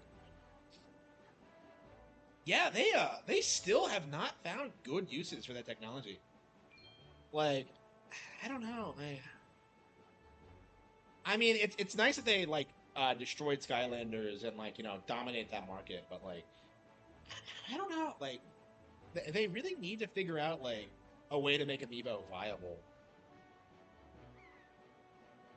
Raging Golden Eagle will end up in prison. I agree. Like um I didn't know how I felt about Lolicon when like I first like encountered him on Rekieta Law. Especially because like Rekieta Law tries to like make it sound like what he does isn't anything weird or creepy. Like over time I slowly began to realize that like lolicons are pedophiles, even though they like openly deny it. It's one of those things, right, where like you just don't have any experience with like the hobby or like the interest, and you just kind of like take their word for it, and like you just slowly begin to realize that they are indeed pedophiles. It's just I don't know. I really regret like supporting like Rekieta, Drexel, and RGE as much as I did because all of them are like scum. Like in hindsight, like I usually like pride myself on being dead set against grifters, but like I don't know for whatever reason Rekieta kind of sucked me in. Like Rekieta, like it actually felt like he was doing something, like in the 2019 period with like the Vic stuff, like he wasn't just like, oh man, it's so bad, what's happening to Vic? No, he actually did something, and it felt like we were making real progress and like pushing back against that kind of thing, and it just all collapsed. It's just so frustrating. Okay, what are we doing first? He'll be in prison with Rekieta and RTU. Will RTU go to prison? I don't know about that. Like, what has RTU done?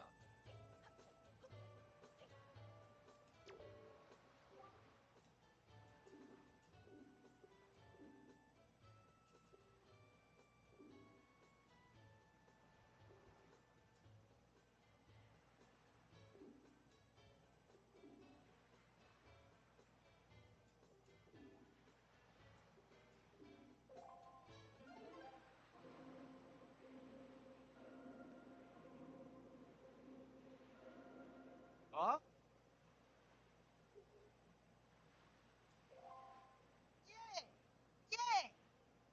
And so he can't do it himself.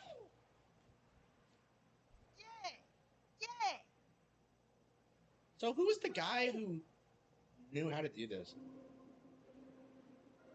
Is this supposed to be an MJ reference? Let him sponsor his videos. I don't know. Like Rich, he's scum, but I don't think anything he does is like openly illegal. I don't know. Like Lolicon is getting cracked down on, even in Japan.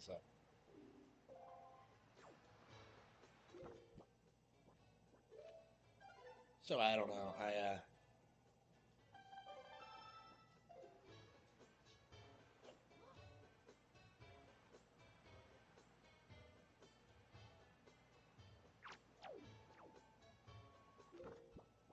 I don't. I've grown to really hate their copes. Like the whole like 10,000-year-old dragon thing. It's just. Ugh.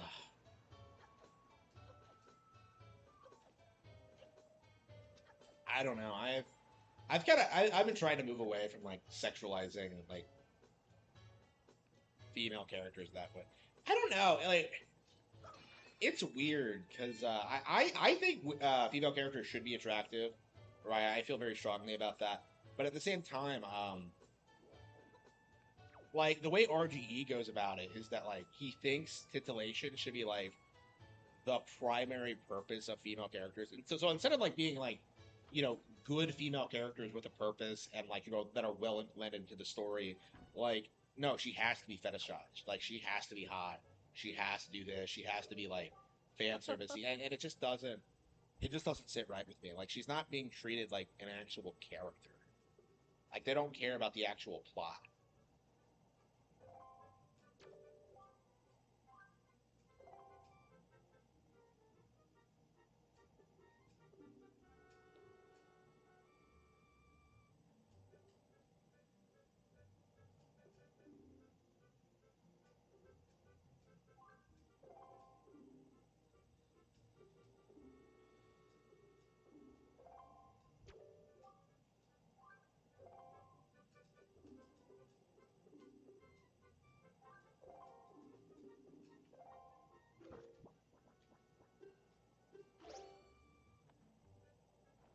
Oh, was she not accept them yet? Hang on.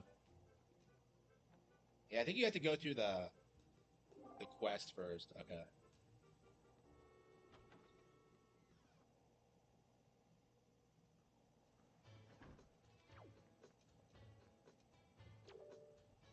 So what does it mean that I'm attracted to Edelgard? What does that mean?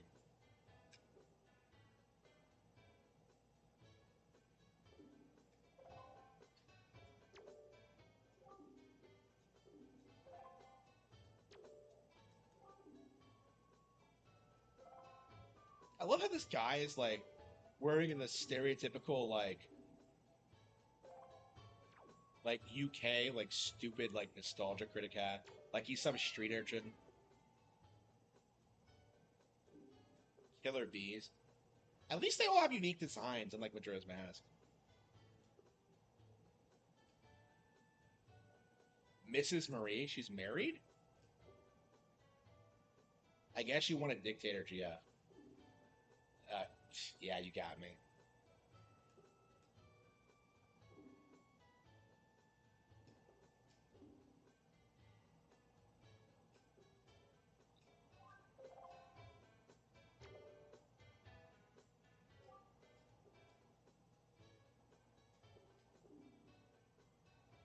Yeah, how many people did this thinking this is how you got the sale? I bet it would be really easy to like get invested in like what's going on at Windfall Island and like completely miss like Zanari. I think I did it pretty quickly.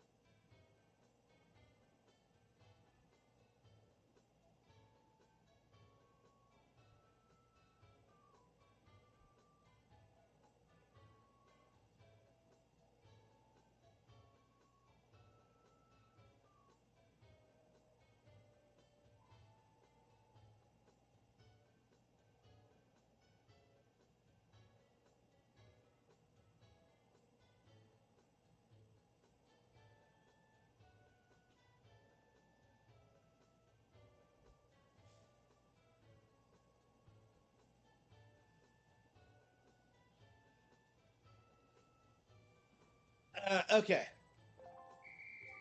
Go.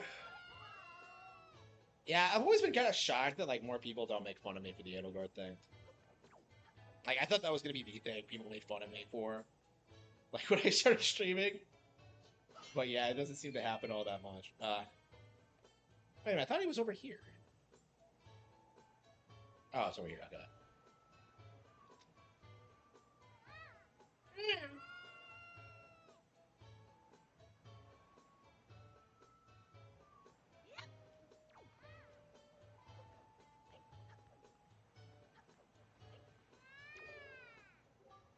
You're awesome. Yeah, sure, whatever. Okay, there's one on top of the tree. Is there one by the bomb shell?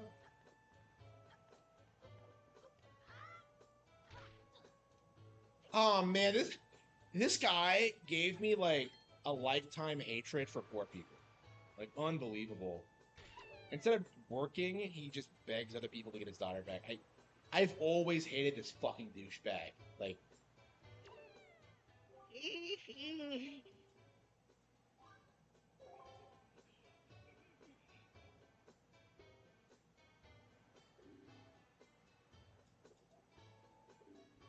having a kidnapped daughter doesn't get you a single ruby.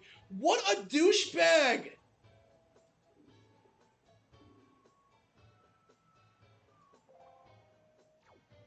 Like, what a fucking asshole. Like, he doesn't give a shit about, like, his daughter. He just wants money. Like, I don't know. The rich guy is, like, more likable than this. I mean, the rich guy won't work, but, like, I don't know. Like, they're both kind of assholes. There he is. This, or Wind Waker HD? Um, I, I, I do think this is better.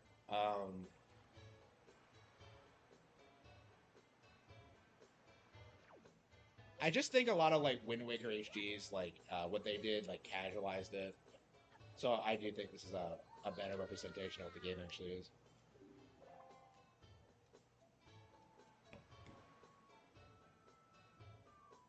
They have no idea who Edelgard is. Yeah, that would explain it. Yeah, that's like a hyper like specific like fixation, I think.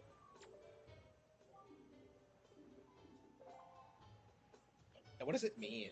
I guess I could ask ChatGPT and like see what it says. What does it mean?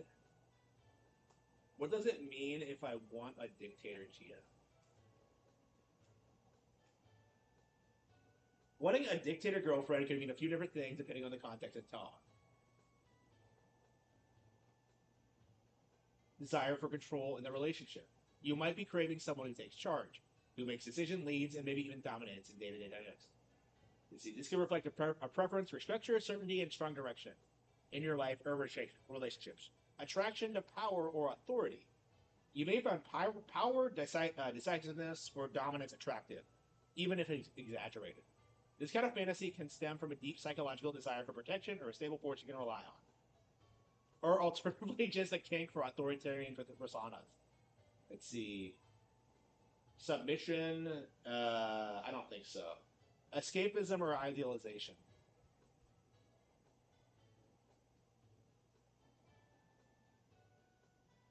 Humor or meme talk?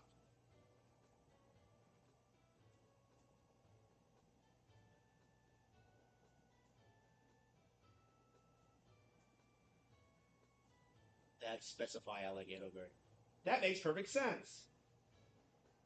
It says a lot about the specific traits you're drawn to. Powerful leadership, conviction and vision, protective yet distant, elegance and intensity. You respect strength, especially in women. You may have a submissive or follower streak. You like someone who feels like a challenge.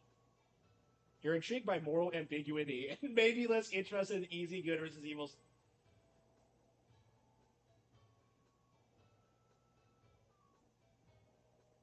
Okay. I don't know. That doesn't feel like me at all, but all three lords. Oh, if you mean like, well, by all three, if you mean Edelgard and Dimitri, yeah, they're amazing. I can't stand Claude personally. Wait, did I get the? Wait, did I get the little bastard?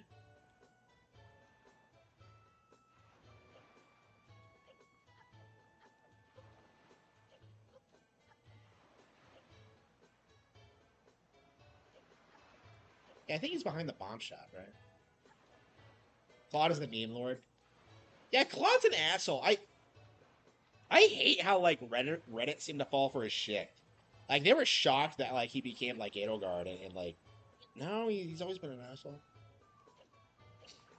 Like he just doesn't have a chance to do it in Three Houses. That's like the primary difference between him and Edelgard is that like he doesn't have like the ability to do what he actually wants to do.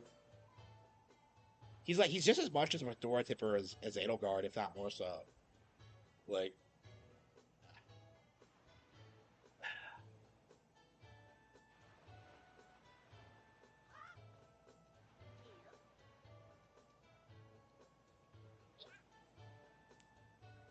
yeah, Claude didn't do anything in Three Houses.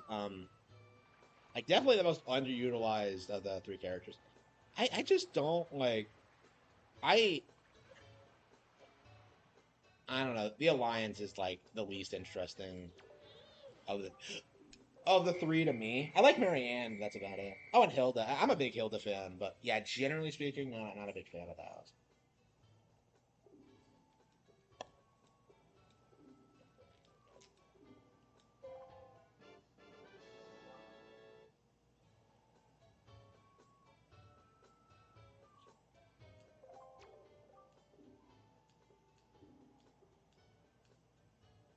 Yeah, he's like the Fire Emblem equivalent of that Muslim socialist in New York. You know, that guy who's like running for mayor or whatever.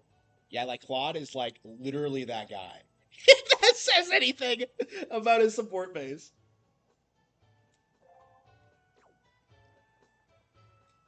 So yeah, fuck Claude. Or by his actual name, Khalid, but okay. Okay.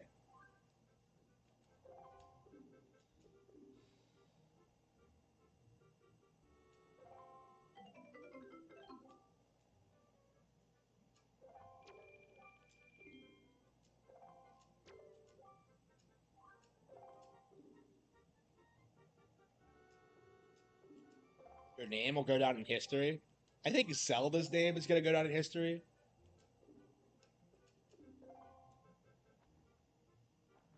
Wait, how do you show her this? Wait, can you trigger this arc yet? Do you have to tell? Do you have to be told about like her love or joy pendants?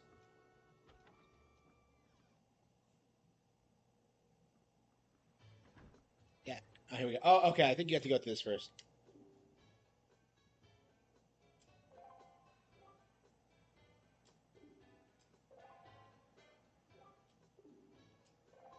We ain't no teacher's pets.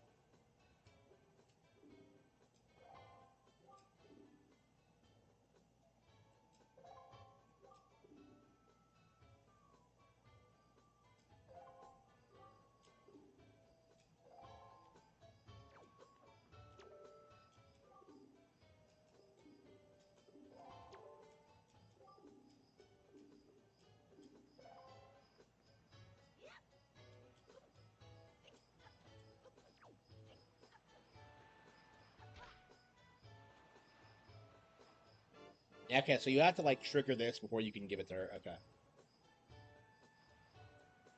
Like butterflies, the nectar filled blossoms.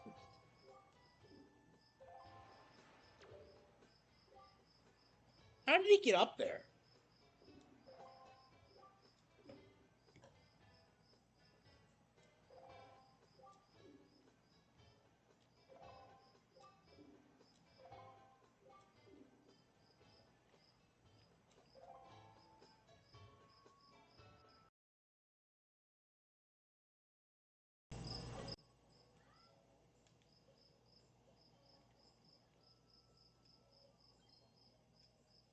I hate that poor bastard.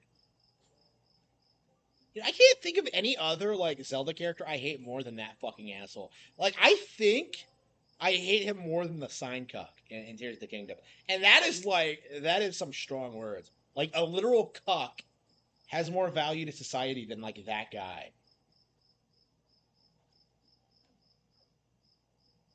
I love that's what we call him, by the way, the side cuck. Like he's such an asshole.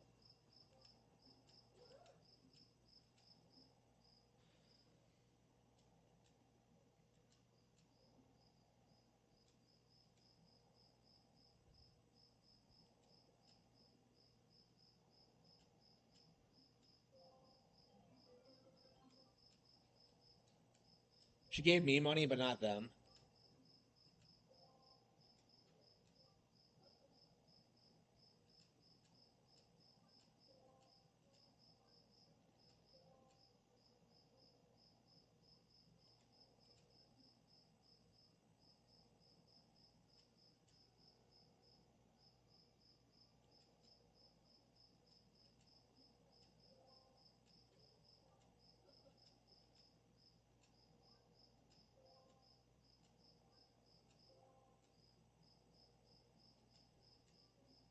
Is to decorate our little town of Windfall with flowers and other small. What does that even do? I don't think I've ever.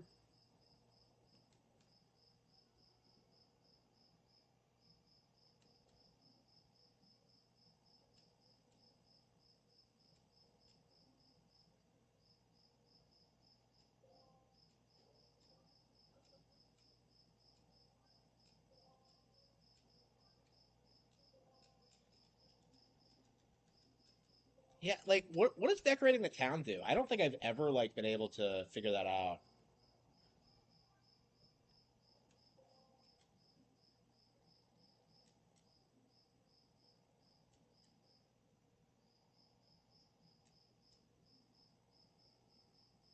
They sort of failed spectacularly. It must be nice to be young.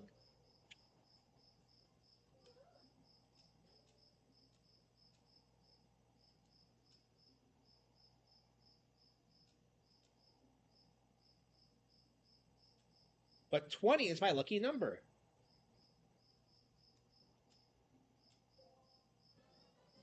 She got me the Cabana deed. Yep. Name my daughter after his own. Yeah, yeah.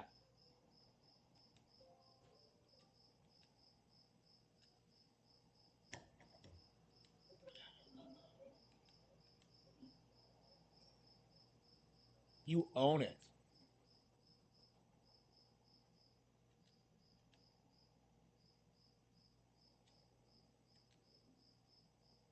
Bachelor pad. So I have a house. Don't tell anybody. I own a fucking house.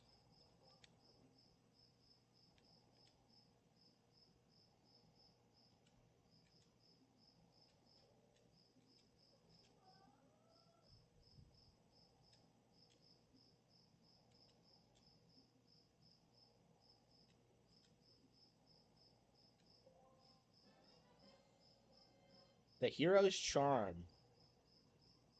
The life forces of your foes. Yeah, a completely worthless object. They removed this in HD, didn't they?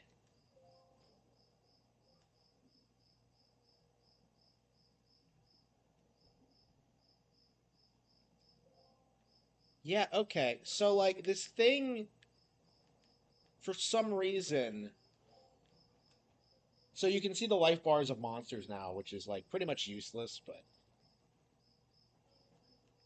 I mean it's an interesting novelty, but what would you ever use it for really? Okay. Uh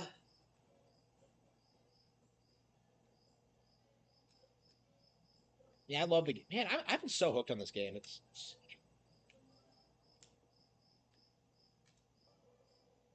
Yeah, I'm having problems stopping, honestly. Yeah, it's pretty late. Yeah, really late. Yeah, I kind of zoned out like earlier today. I mean, I guess I'll be staying up late for the next couple of days, so maybe I should just stay up late. I don't know.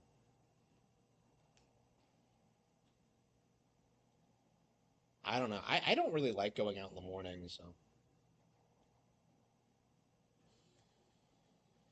2003 Amusement Vision. Ugh.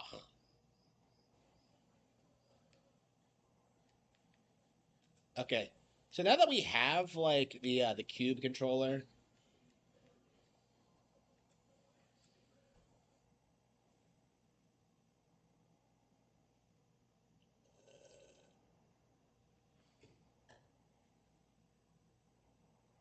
Like I want to, the AI won't let me.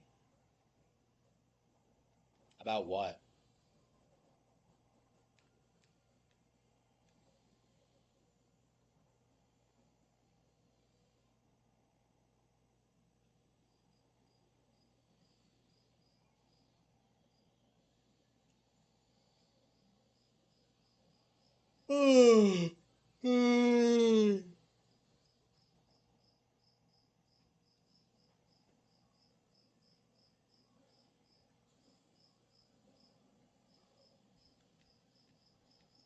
And even like the stupid like slide tackle is awful. Like what the fuck?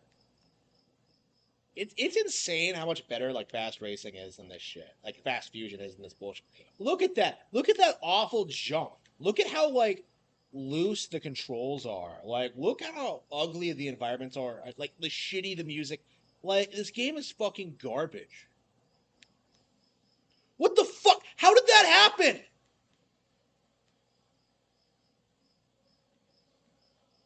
This game is fucking glitchy. Like how does anyone take this seriously? What the fuck was that? Like, what the fuck was that? The first lap of the first race? Like, this is why the game is straight up broken. And, like, I'm the only one who will, like, come out and say it. Like, this game sucks. Yeah, F-Zero X is way better. Like, for sure. Like, this shit is garbage.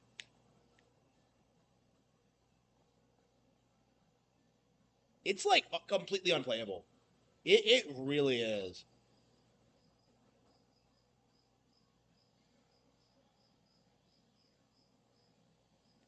The Contrarian F-Zero game? Yeah, I would say so. I don't know if there's any other, like, Contrarian picks in the series. Maybe, like, GP Legend or something like that, but I don't know. They've been putting out a lot of F-Zero games, haven't they? They put out, like, Maximum Velocity and GP Legend a while back, and then this is the first game on GameCube they put out. Like, they are 100% putting out a new F-Zero. They're 100% doing that.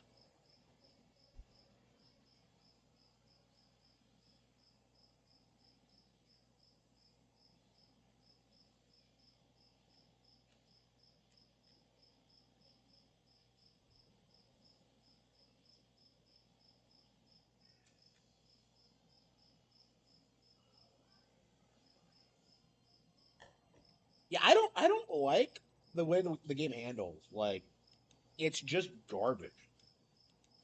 Like the cool anime aesthetic from X is gone. Like it's just pure trash.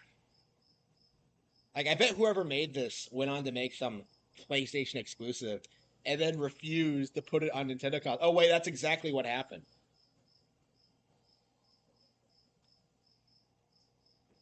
Yeah, fucking negotiate. You'd rather like have some like shitty slot car derby that plays itself as opposed to playing putting like together something like this.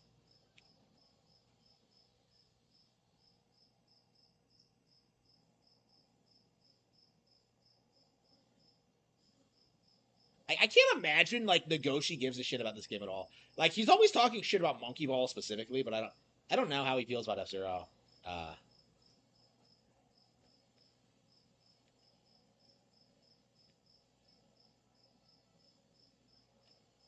like it's weird to me that like one of my favorite GameCube games, Monkey Ball, was made by like the people behind this piece of shit.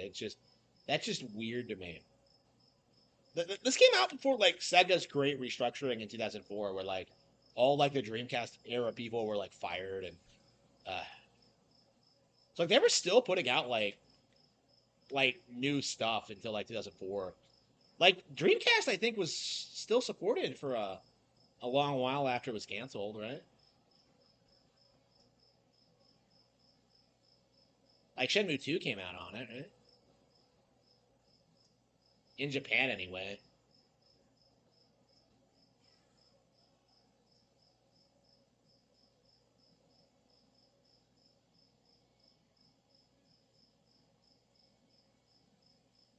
Yeah, like Fast Fusion is so much better than this. It's not even funny. Like it handles way better. It looks better. Better music. Better environments. Like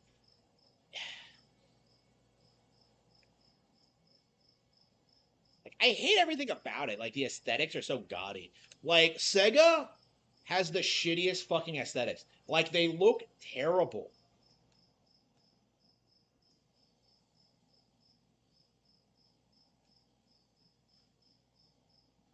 Yeah, the anime aesthetic of X is something that like a lot of people overlook about it, but it's really cool.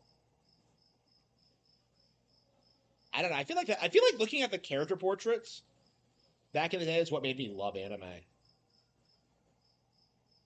They got the diversity they advocated for. Wait, who did? Sand Ocean.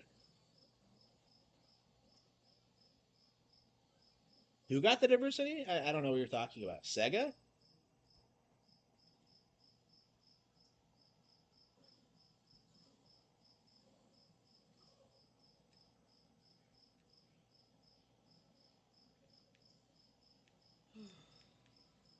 The story mode is bad. Yeah, people say the story mode is like one of the most hardcore things you'll ever play, and it's just, I don't think so. I've never beaten it, but like, I feel very strongly about it. It's not that good. It's just bullshit. Like, that was the narrative for like GameCube babies for a long time. Was like the story mode was like one of the hardest like games ever produced, and it's just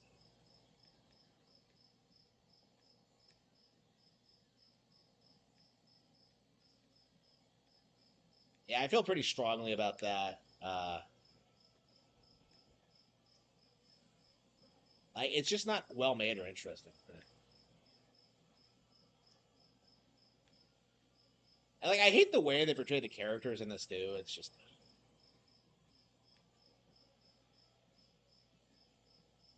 like it's a Sega game. You can tell they just half-assed it. They don't have like Nintendo's polish. Like I don't understand why Nintendo like let them make this. Honestly,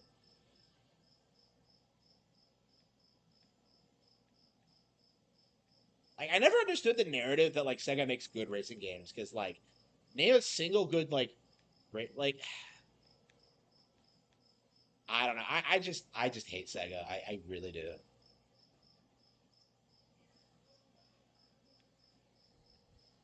Like this is like I feel like this is more of a Sega game than a Nintendo one because it just has those aspects that I just hate about Sega, like the stupid like plastic looking character models, like the shitty techno music, like the just the awful loose controls. Like it's just feels like you're playing Sonic, like bottom of the barrel trash. Like I never have fun whenever I play this. Like never. Like every single time, it's like the lamest fucking experience. Like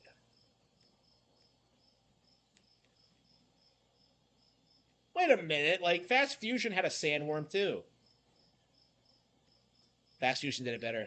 No, it was a sand whale. That was completely different. Switch the chat to all messages? Wait, what?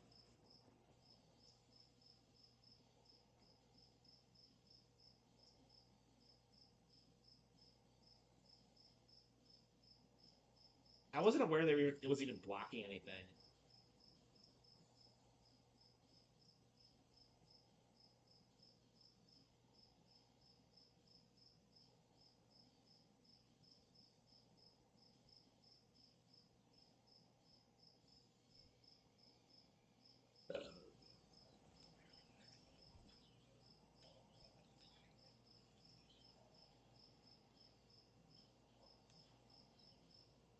Do not touch them. My euphemisms for them?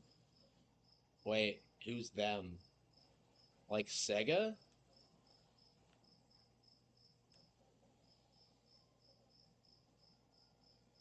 I don't know what you're talking about.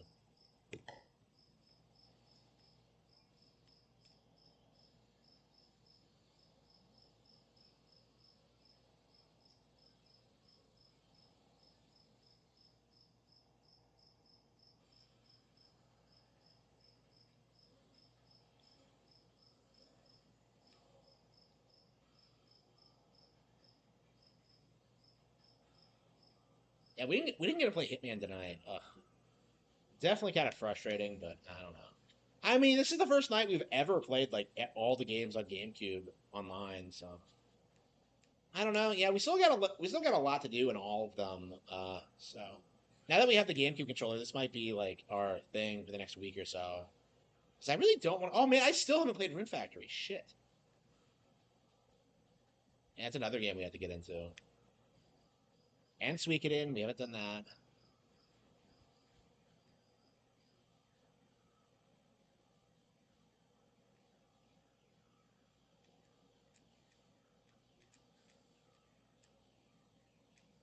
Look what happens when you slam into someone. Like they just kind of die. Like it's the most awkward. Like it feels real in X, and in this, it's just fake and forced. Oh, by the way, if this game was so good, why aren't people hyped to play it on NSO? Like it has online play. Why does no one care about that? Like I remember when people were like saying that like giving F Zero GX online play is all they really needed to do.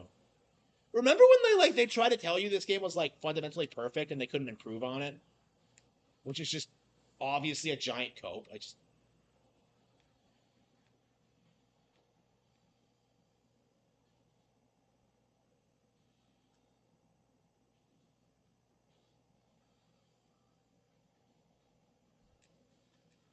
uh,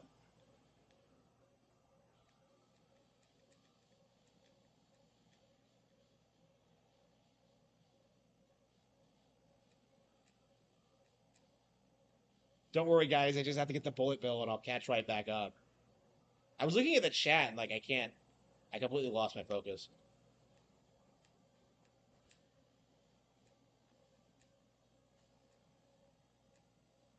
Like I just don't enjoy the game. Like when you can't even like bring yourself to finish a circuit, you know the game is bad. Is kind of that's kind of my mentality on it. I'm in last place, really.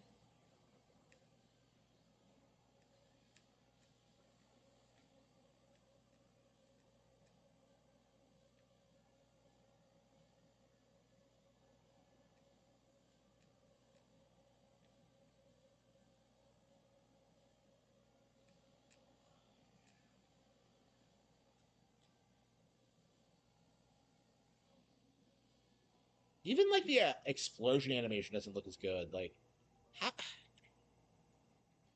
yeah, Miyamoto was right. This is slop. I can't even finish a single circuit. That's how bad it is. Like unbelievable. Okay. F Zero is one of the games people hype up and don't play. Well, like, yeah, I mean, it was like the Nintendo series to hype up after Star Fox came out, and I don't know, it just kind of faded away. Like nobody seems to care that a new one's coming out, so that's really interesting. After like spending so much time begging for it, I don't know. I don't know. I honestly feel like if they don't have a really good idea for F Zero, it might be a mistake to bring it back.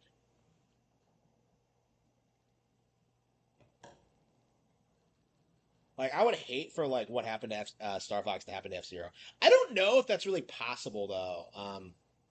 My mindset on it is that like F Zero, like what happened with Star Fox was like specifically because of the furry community, because like they were getting up in arms about the story, and they got up in arms about Crystal, and they like started spurging out about all this shit that nobody cares about.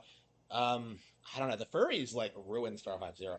Like fucking the control scheme that has nothing to do with it. Like the issue was the furries spurging out over the game like being a Star Fox game. Like that's the real issue.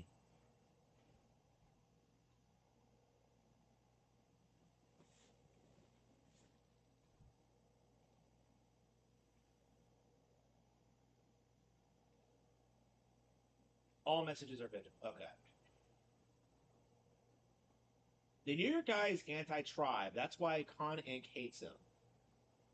A far lefty winning in New York is nothing new or worth speaking about. Yeah, that is interesting. I definitely have noticed that. I've said this several times on stream. Like, it feels like it's the left that's normalizing like anti-Semitism because they've spent so much time like attacking the right in that regard, like calling us Nazis. Like, they've completely neglected to like call their own, and it's leading to like situations like that. So, yeah, I do think the left and like how militant they are. It's like it's normalizing anti-Semitism in America, especially among young people. Um,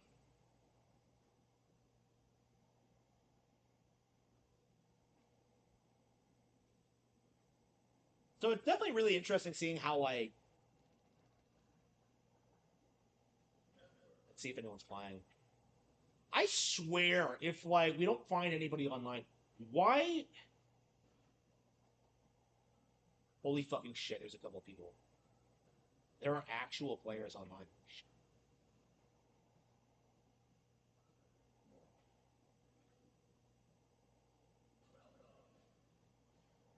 Who am I playing as? Queen Dizzy? Yeah, we'll play Dizzy. It's been a while since I played,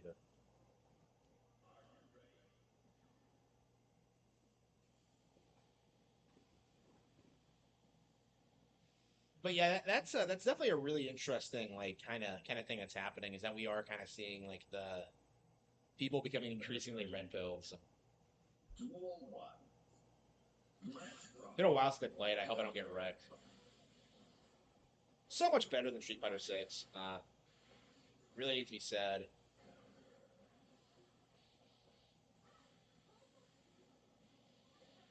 How does it handle crossplay? Like, why did they release a Nintendo Switch 1 version? I don't understand why they didn't just release this as like a day one Switch 2 game. Like I don't understand why they made a completely original like Switch 1 port of this. Like, I really love the game, but it's like it's just mirrors. The game's slower.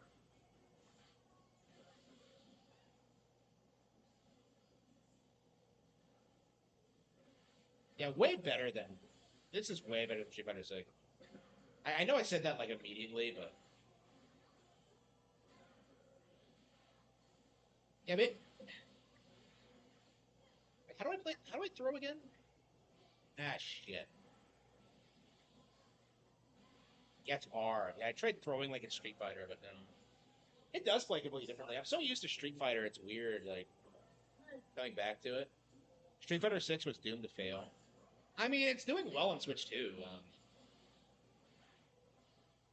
Yeah, I think it did better than this did, unfortunately. But I don't know. I think it's because of the brand recognition.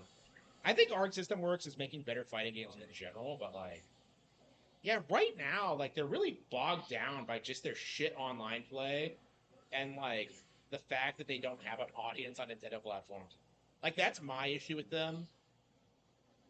But I do like their game a lot.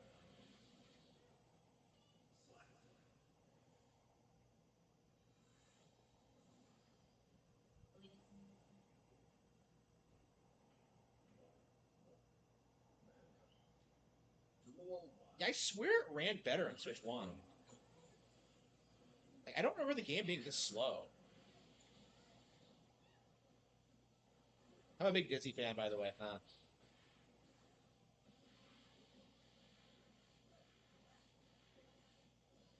Yeah, there's so much more skill to the game. It's like it seems like it has so much more technical depth, better characters, more variety, like better art style. Yeah, everyone looks great in this. Like, yeah, definitely better than Street Fighter 6. And I think I put more time into Street Fighter 6 too because it has a more functional online mode. So like Street Fighter, like this is better in like every single way except for like the online play, and that's unfortunately what you need most in a fighting game right now because you're not going to play anyone like otherwise.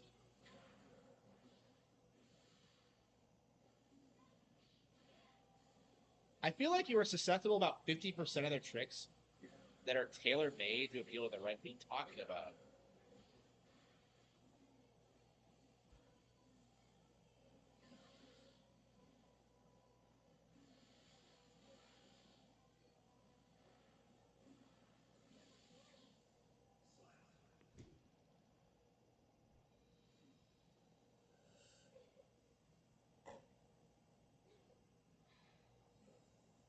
Okay. Yeah, Marvel fighting game. Yeah, they just had a they just had an Arc System Works showcase actually, and they showed off some more like footage, and I'm kind of confused. Like, are they adding this to Switch as well? How are they going to handle this version of the game? I'm not sure. Like, They didn't really talk about it. I mean, this game, like, there's no way it did well, so they might be straight ignoring it, like it's Mortal Kombat like it's Injustice 1 on Wii U or something.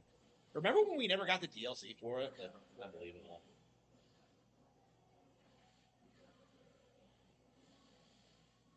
Is Matt Walsh Argent? No.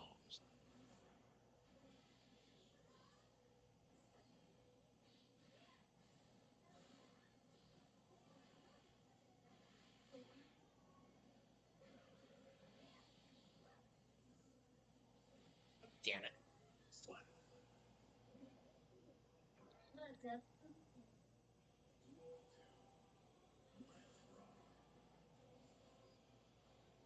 Biological females in this game are hot as fuck. I hate how I have to like specify biological female because but like yeah, it is okay. Here we go. Fucking trannies running into them. Oh yeah, by the way, I think the Guilty Gear anime came out and like they've officially like scaled back the Bridget thing and like nobody like fucking takes it seriously anymore. Like nobody fucking cares about the lore in fighting games, so it's very interesting how that's kind of imploded. As Shabos, uh, I'm aware you can't take any of these people seriously. Like I don't know any of them as like individuals. You know, they all do the same things and like damage control. Okay, and I have like I think whatever issues I've had with it's been a while since I played May.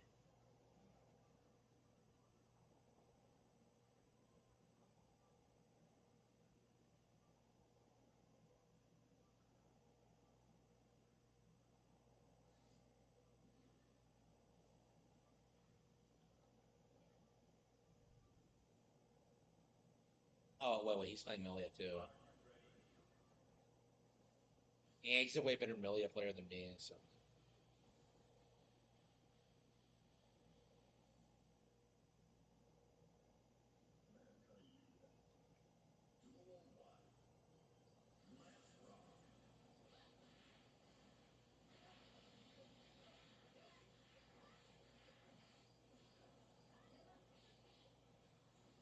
yeah, I'm just embarrassing myself.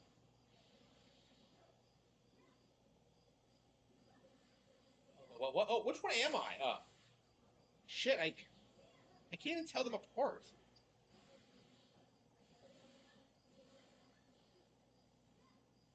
Does she have Bayonetta character if she uses her hair like this? No, she's like Shantae.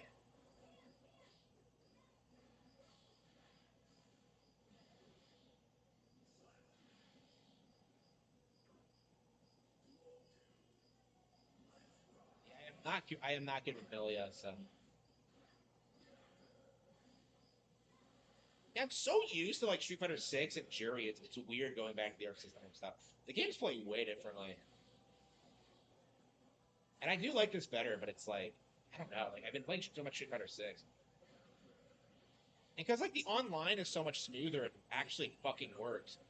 I actually feel a motivation to get better at Street Fighter 6. But like with this, it's like I'm just waiting for like Arc System Works to become more playable. Honestly,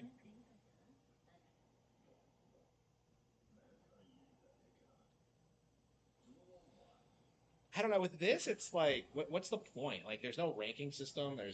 Well, I mean, there is, but it kind of sucks, and like everybody just ignores it anyway because there's no player base. It's like,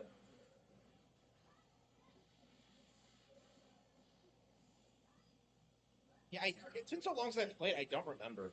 I think I am done with the game, unfortunately. I definitely want to play more Guilty Gear games, but yeah, maybe I'll come back with it to it with the DLC, but I doubt it. I mean, we really need like a Switch 2 upgraded version. That has like crossplay with the other version. I like that's what I want right now, and like a real ranking system and a real online mode. Yeah, I'm just embarrassing myself. Yeah, I definitely like the game more than Street Fighter 6. I definitely feel that way. I'm a huge Guilty Gear fan now. But yeah, I think I'm just done with the game. Honestly, like it just it has the same problem that like so many other fighting games have, where like it's entirely based on getting better at online, and yet like the online features are just trash.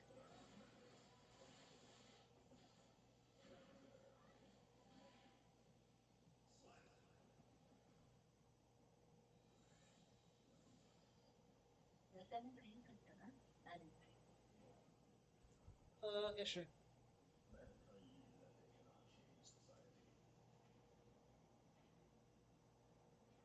Wait, I've been disconnected? Wait, why? I guess he didn't want to replay it.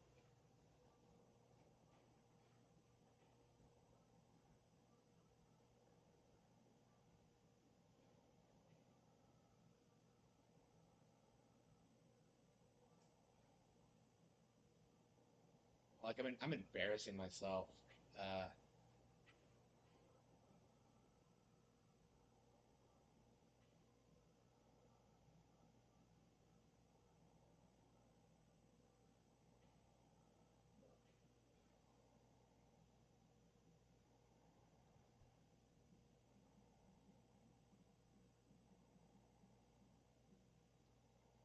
yeah, didn't they?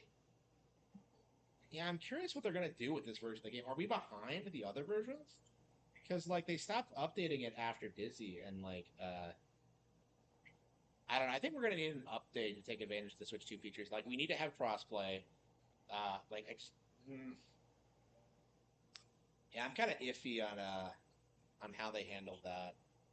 I mean, I imagine Arc System Works isn't thrilled about putting games on Nintendo hardware because they did wait 3 years to put it out, but it wouldn't have been that hard to do. Like I remember when people said like putting that on Switch would make it an impossible port. But okay.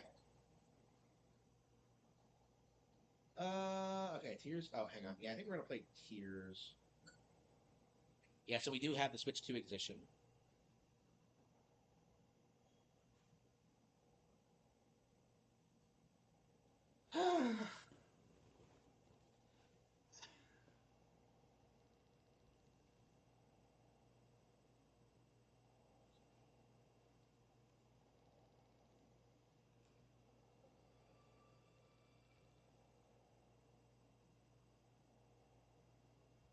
Oh.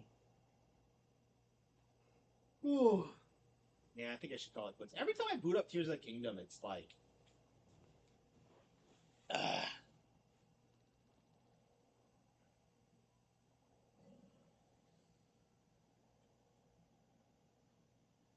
yeah, it's right when I'm like ready to end the stream. I haven't been streaming that long. Yeah, it's been a 4 hour stream, but I started really late, so that's why. Yeah, I probably should call it quits, huh? Mm.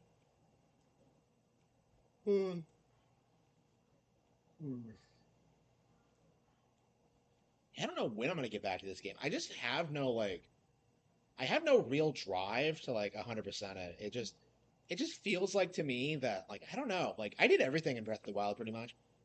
This one, it's just I don't know. It just feels like I've been done with it for a while. That's just my opinion. But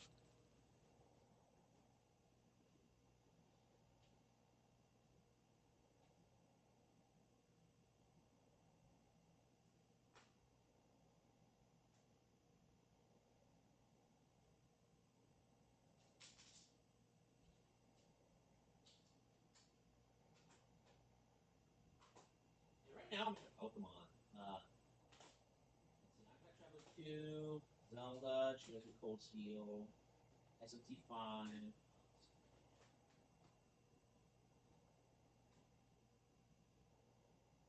Ah, yeah, East 9. Yeah, yeah after more, I became super fired up about playing East 9. So I think the next game we're gonna finish is East 9. Well, the next physical game we're gonna do get through is East 9. I've been trying to get through this for a long time. Yeah, I think we'll start playing it tomorrow. Actually.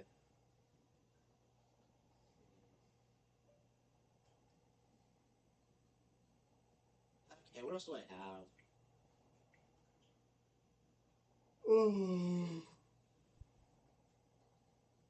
I said last time we would play more like Hitman, but no, I guess not. I mean, we played a lot of it the other night, so I guess we don't really need to. I mean, we played more Game Crew tonight than we have in a long time. That's good. Like, I'm addicted to Wind Waker, honestly. Like, 20 years, and yeah, I'm still in love with that game. I think I always will be.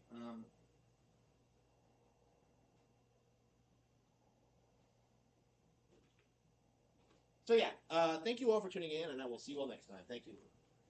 Devil Summoner. Oh yeah, that is another game I've been neglecting. Yeah, I love Rido, but like I just haven't found the time to play it because I'm so busy, playing so much, so many other RPGs. Like I love what I played at Rido, and I just haven't gotten around to playing it yet. Like playing much of it yet. I do need to play it more, absolutely. And I'm gonna try to get around to it, but like, yeah, with Suikoden 2 and everything else, I started playing. It's like I'm definitely gonna do it, but yeah, definitely. I'm definitely gonna have to find the time to do it. Yeah, it might be not. It might not be until the next couple of days because I'm so busy. But yeah, thank you all for tuning in, and I will see you next time. I predicted that SMT5 would go multi-plat before you beat it. By the way, just like darn it. I don't. I have no recollection of that. I don't know. I'm gonna have to go back. I have SMT5 out. I'm gonna play that like after I beat Rido. So yeah, it'll be I don't know sometime. So yeah, thank you all